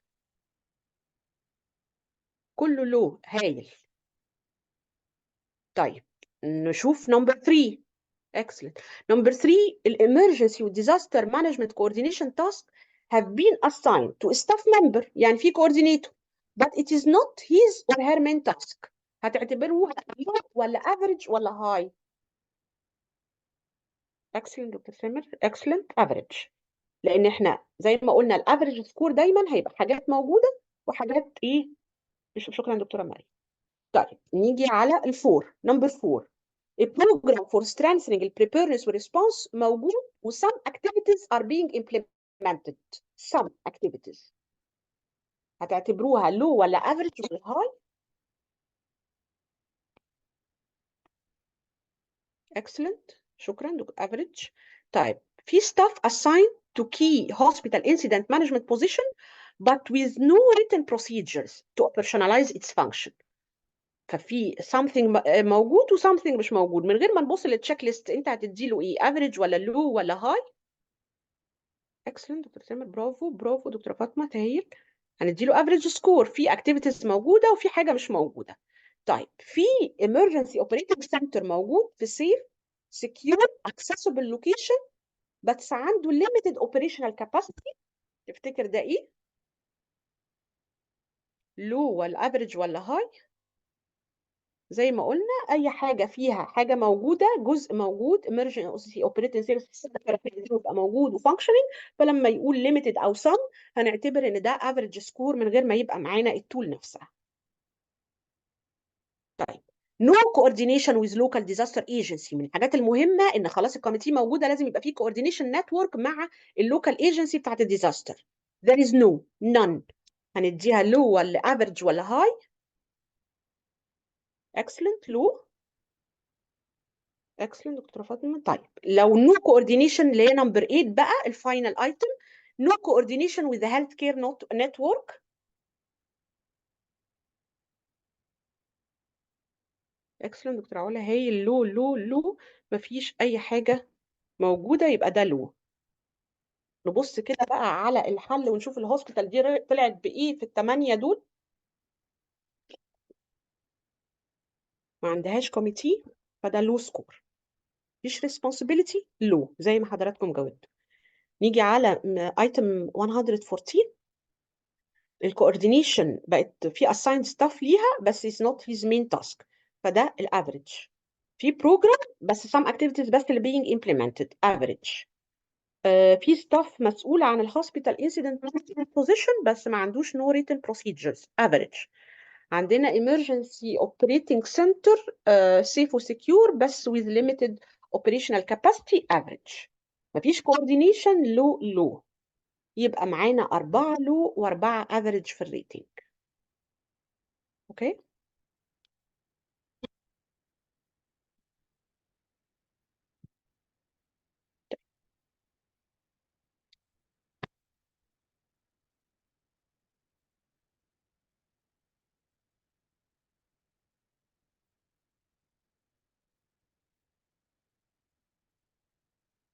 خلينا عشان الوقت اللي فاضل قليل نقول اللي هي الجزء بتاع الأول اللي هو recovery phase بقى، علشان this is very important. Okay.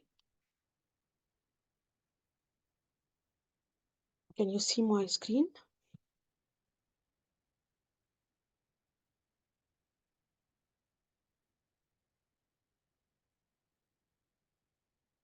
Okay.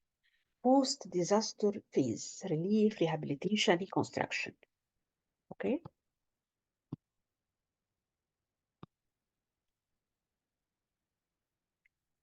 Post-disaster recovery, this is very important.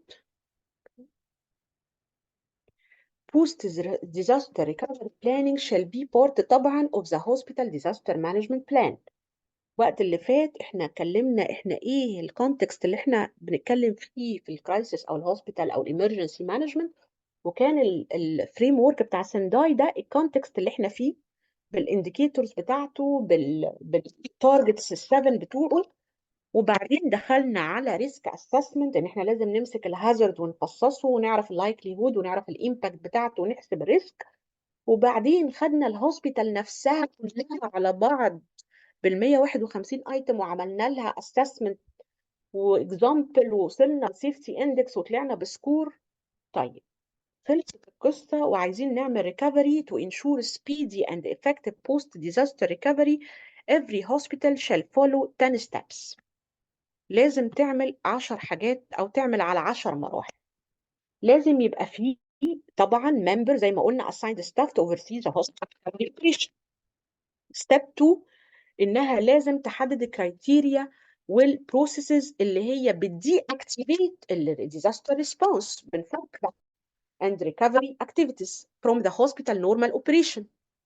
وبعدين في step 3 تعمل post disaster damage assessment. في step 4 estimate التايم والريسورسز اللي هي required، تبتدي بقى تعمل estimation كده للوقت اللي محتاجاه to complete الريبير والريبليسمنت للفاسيلتي. عملت اسسمنت للدامج وبعدين تبتدي تعمل استيميشن بقى للبادجت اللي هي عايزاها والوقت على ما تعمل ريبير. ستيب 5 undertake a post response hospital inventory assessment and consider repair or replacement of equipment as required. برضو شغالين في ان احنا عايزين نرجع لل pre disaster phase. okay. فيبقى عندنا step 1 ان احنا assigned staff.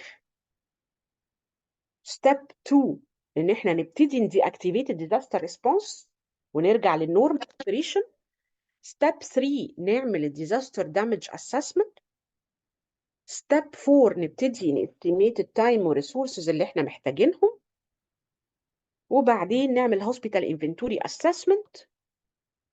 ستيب 6 نحط ريبورت prepare and submit a post response report to the chief of the hospital.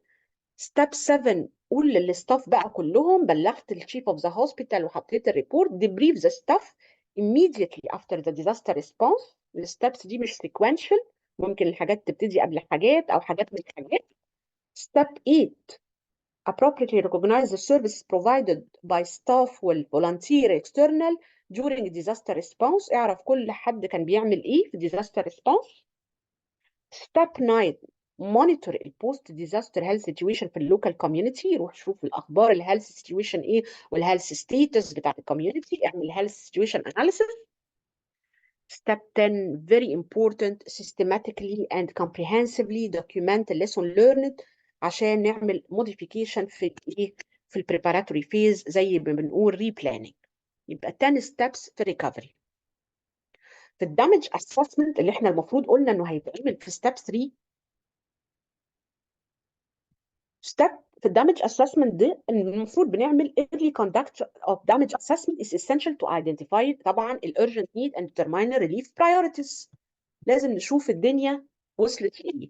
The purpose of this assessment طبعا عايزين نعرف ال magnitude of the disaster من حيث ال geographical extent, the number of affected person, ال estimated duration. نروح نشوف ال health number of casualties اللي ماتوا قد ايه، الانتجريتي بتاعت الهيلث سيرفيسز هناك، ايه الهيلث كير نيدز بتاعتهم، حصل disruption لاي سيرفيسز زي الباور والووتر والسانيتيشن، الاكستنت اوف ريسبونس بتاع الديزاستر باللوكال اوثورتي عارفين يساعدوا ويقدموا حاجه ولا لا. اوكي، فاحنا بننزل نعمل دامج اسسمنت في ستيب 3 علشان نشوف الماجنتيود وصلت لايه واثرت على الصحه الهيلث قد ايه، والهيلث سيرفيسز ديليفري اخباره ايه، والاحتياجات الصحيه والباور والووتر والسانيتيشن.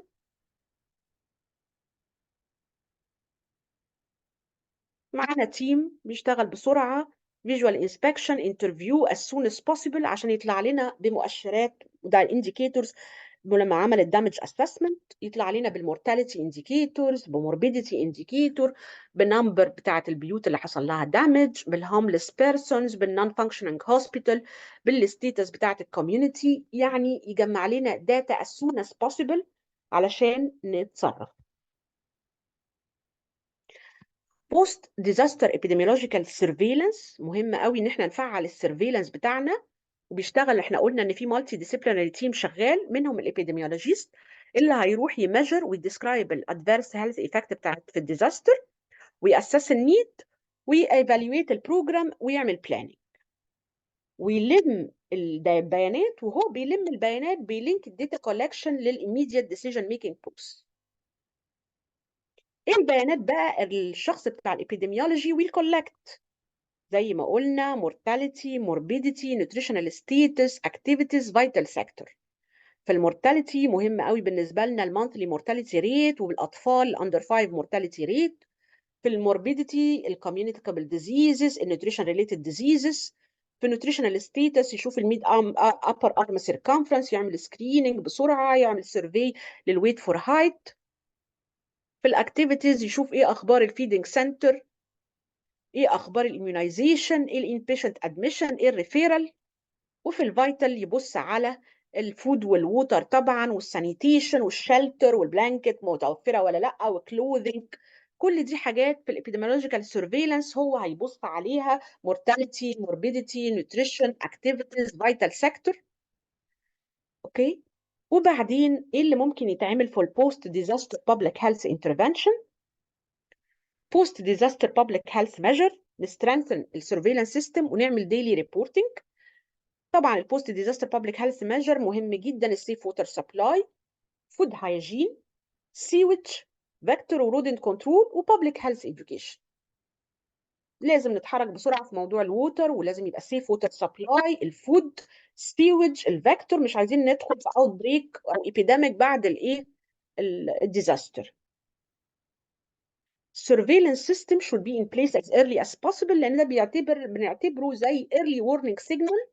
واحنا قلنا ان كان لو حضراتكم فاكرين ان احنا لما اشتغلنا على السنداي فريم ورك بيقول لك لازم substantially increase حاجه اسمها المالتي هازارد وورنينج سيستم، لازم يشتغل معاك، مش لازم دايما. وقلنا ان السكوب بتاع السنداي فريم ورك ما بقاش مانجنج الديزاستر، بقى مانجنج الريسك.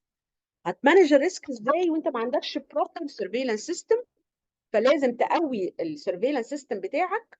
عملت البابليك هيلث ميجرز من ووتر وفود وسيوج، كمان لازم تعمل سيرفيلانس سيستم كويس يكون سيمبل وفيزبل وادابتبل. ودي بقى كلنا بنشوف الديزاستر ان احنا لازم نخلي بالنا من الاكيوت دايريال ديزيزز، من الفيرال هيباتيتس، انتريك فيفر، ميزلز وتشيكن بوكس، فيفر اوف انون اوريجين، سكراب تايفس، باسيلا ديزنتري، كوليرا، طبعا ملاريا، دينج، acute respiratory infection، ليبتوسبيروزس، سناك بايتس ولا دوج بايتس. كل دي حاجات ديزيزز لازم نعمل لها ديلي ريبورتنج علشان ما نلاقيش نفسنا فجأة دخلنا في outbreak. Learning from crisis helps system improvement. However, learning from major event is challenging because each event is comparably rare and occurs in a distinctive context. طبعا احنا عايزين نليرن from others ونليرن from الحاجات اللي بنمر بيها، بس كل ديزاستر بيبقى ليها الكونتكست بتاعها، سواء في الريسبونس سواء في الديترمينانت بتاعتها. فحصل retrospective analysis study على الاكشن taken by the organizational management في emergency service due to COVID pandemic. يبقى كان في خدمة طوارئ بتتقدم في organization معينة، hospital يعني، وقت الكوفيد بانديميك، وحصل retrospective analysis through document analysis عشان نشوف ايه اللي مشي كويس وايه اللي مشي حلو.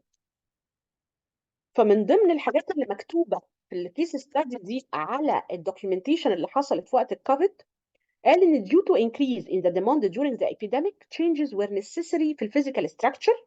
عملوا physical structure change، عملوا تغيير في الاورجنايزيشن اوف بروفيشنال هو ورك في الامرجنسي سيكتور، غيرنا في تنظيم الشغل في الامرجنسي including remodeling للفيزيكال structure وادابتيشن للفلو والبروتوكول. اعتقد معظم الهوسبيتالز عملوا كده.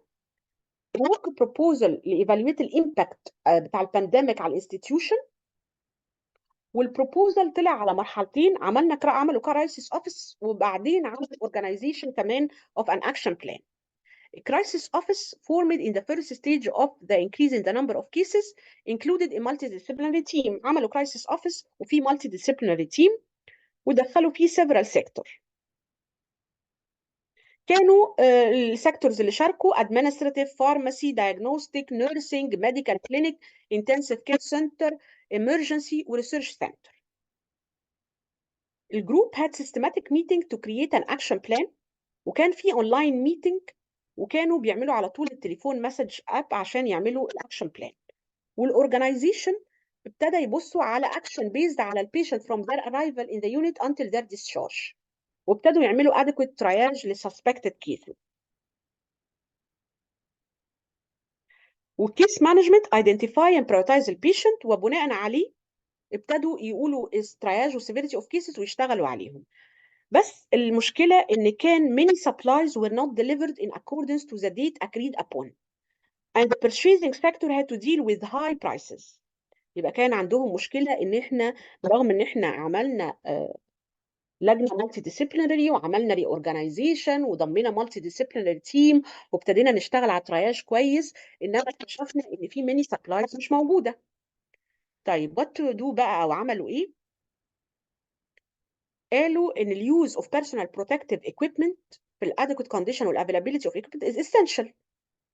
فابتدوا يدربوهم على to ration the use of these equipment saving them for the most critical moment، ان هم يوفروهم للوقت critical ما يستخدموهاش ما يستخدموهاش بسرعة ويخلصوها. خلينا نقول انهم عملوا حاجة اسمها اللين ميثودولوجي. اللين ميثودولوجي دي بيراشوناليز الريسورسز والسبيسز والسبلاي by guiding the workers about the best practices. طيب احنا مش هنطول على حضراتكم، هنعمل شورت سامري قبل ما من close our session. شورت سامري. yes we stay with English, yes no problem. lesson learned اللي طلعت منها من الكيس قبل ما نقفل. lesson learned due to increase في demand during an epidemic, changes were implemented in the physical structure of the organization of professional. Number 2, a work proposal was developed في 2 stages: formation of crisis office و organization of an action plan. Number 3, the action were evaluated and replanned in weekly online meeting. Number 4, الcase management ده بقى identify و prioritize the patient according to the severity of cases using the Manchester protocol. Number 5, many supply were not delivered عشان the purchasing sector had to deal with high prices. ابتدوا يعملوا حاجة. The health team received guidance about how they should ration the use of this equipment, saving them for the most critical moment.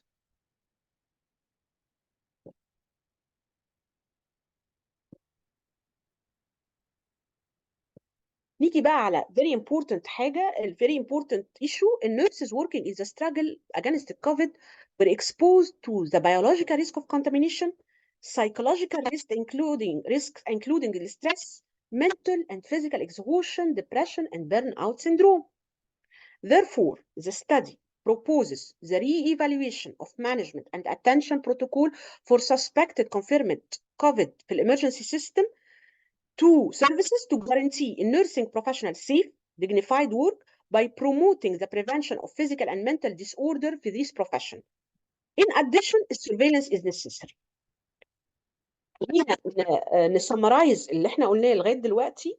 احنا نسمرايز لغايه دلوقتي البوست ديزاستر ريكفري فيز. في البوست ديزاستر ريكفري فيز انا في ستاف ممبر ريسبونسبل على الهوسبيتال ريكفري اوبريشن.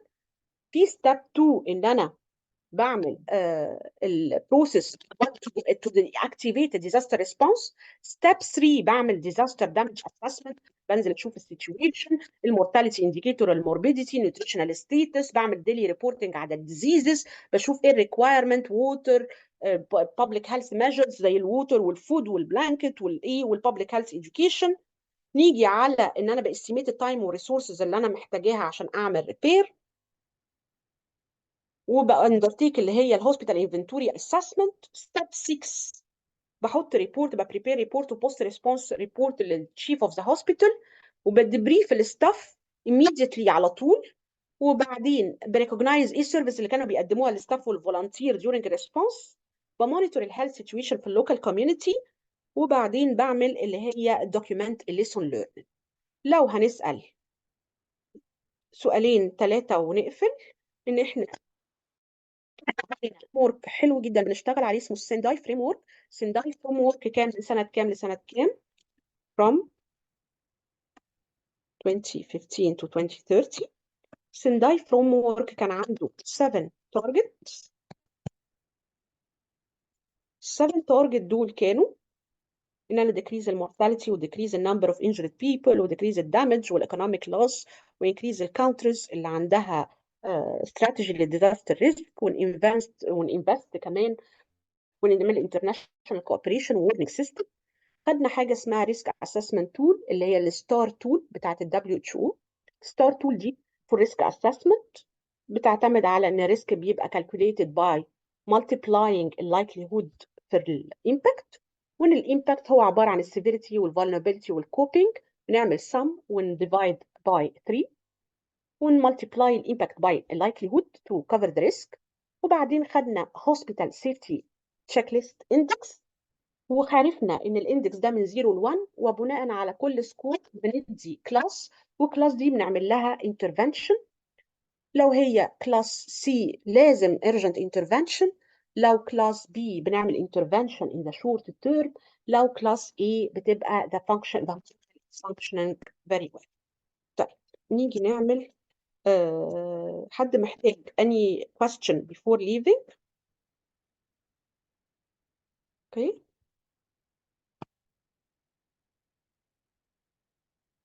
Do you need any question before leaving?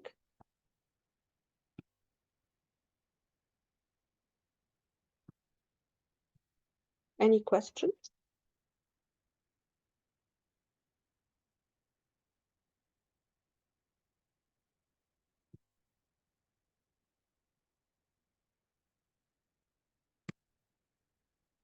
Thank you all for your good listening and for your participation and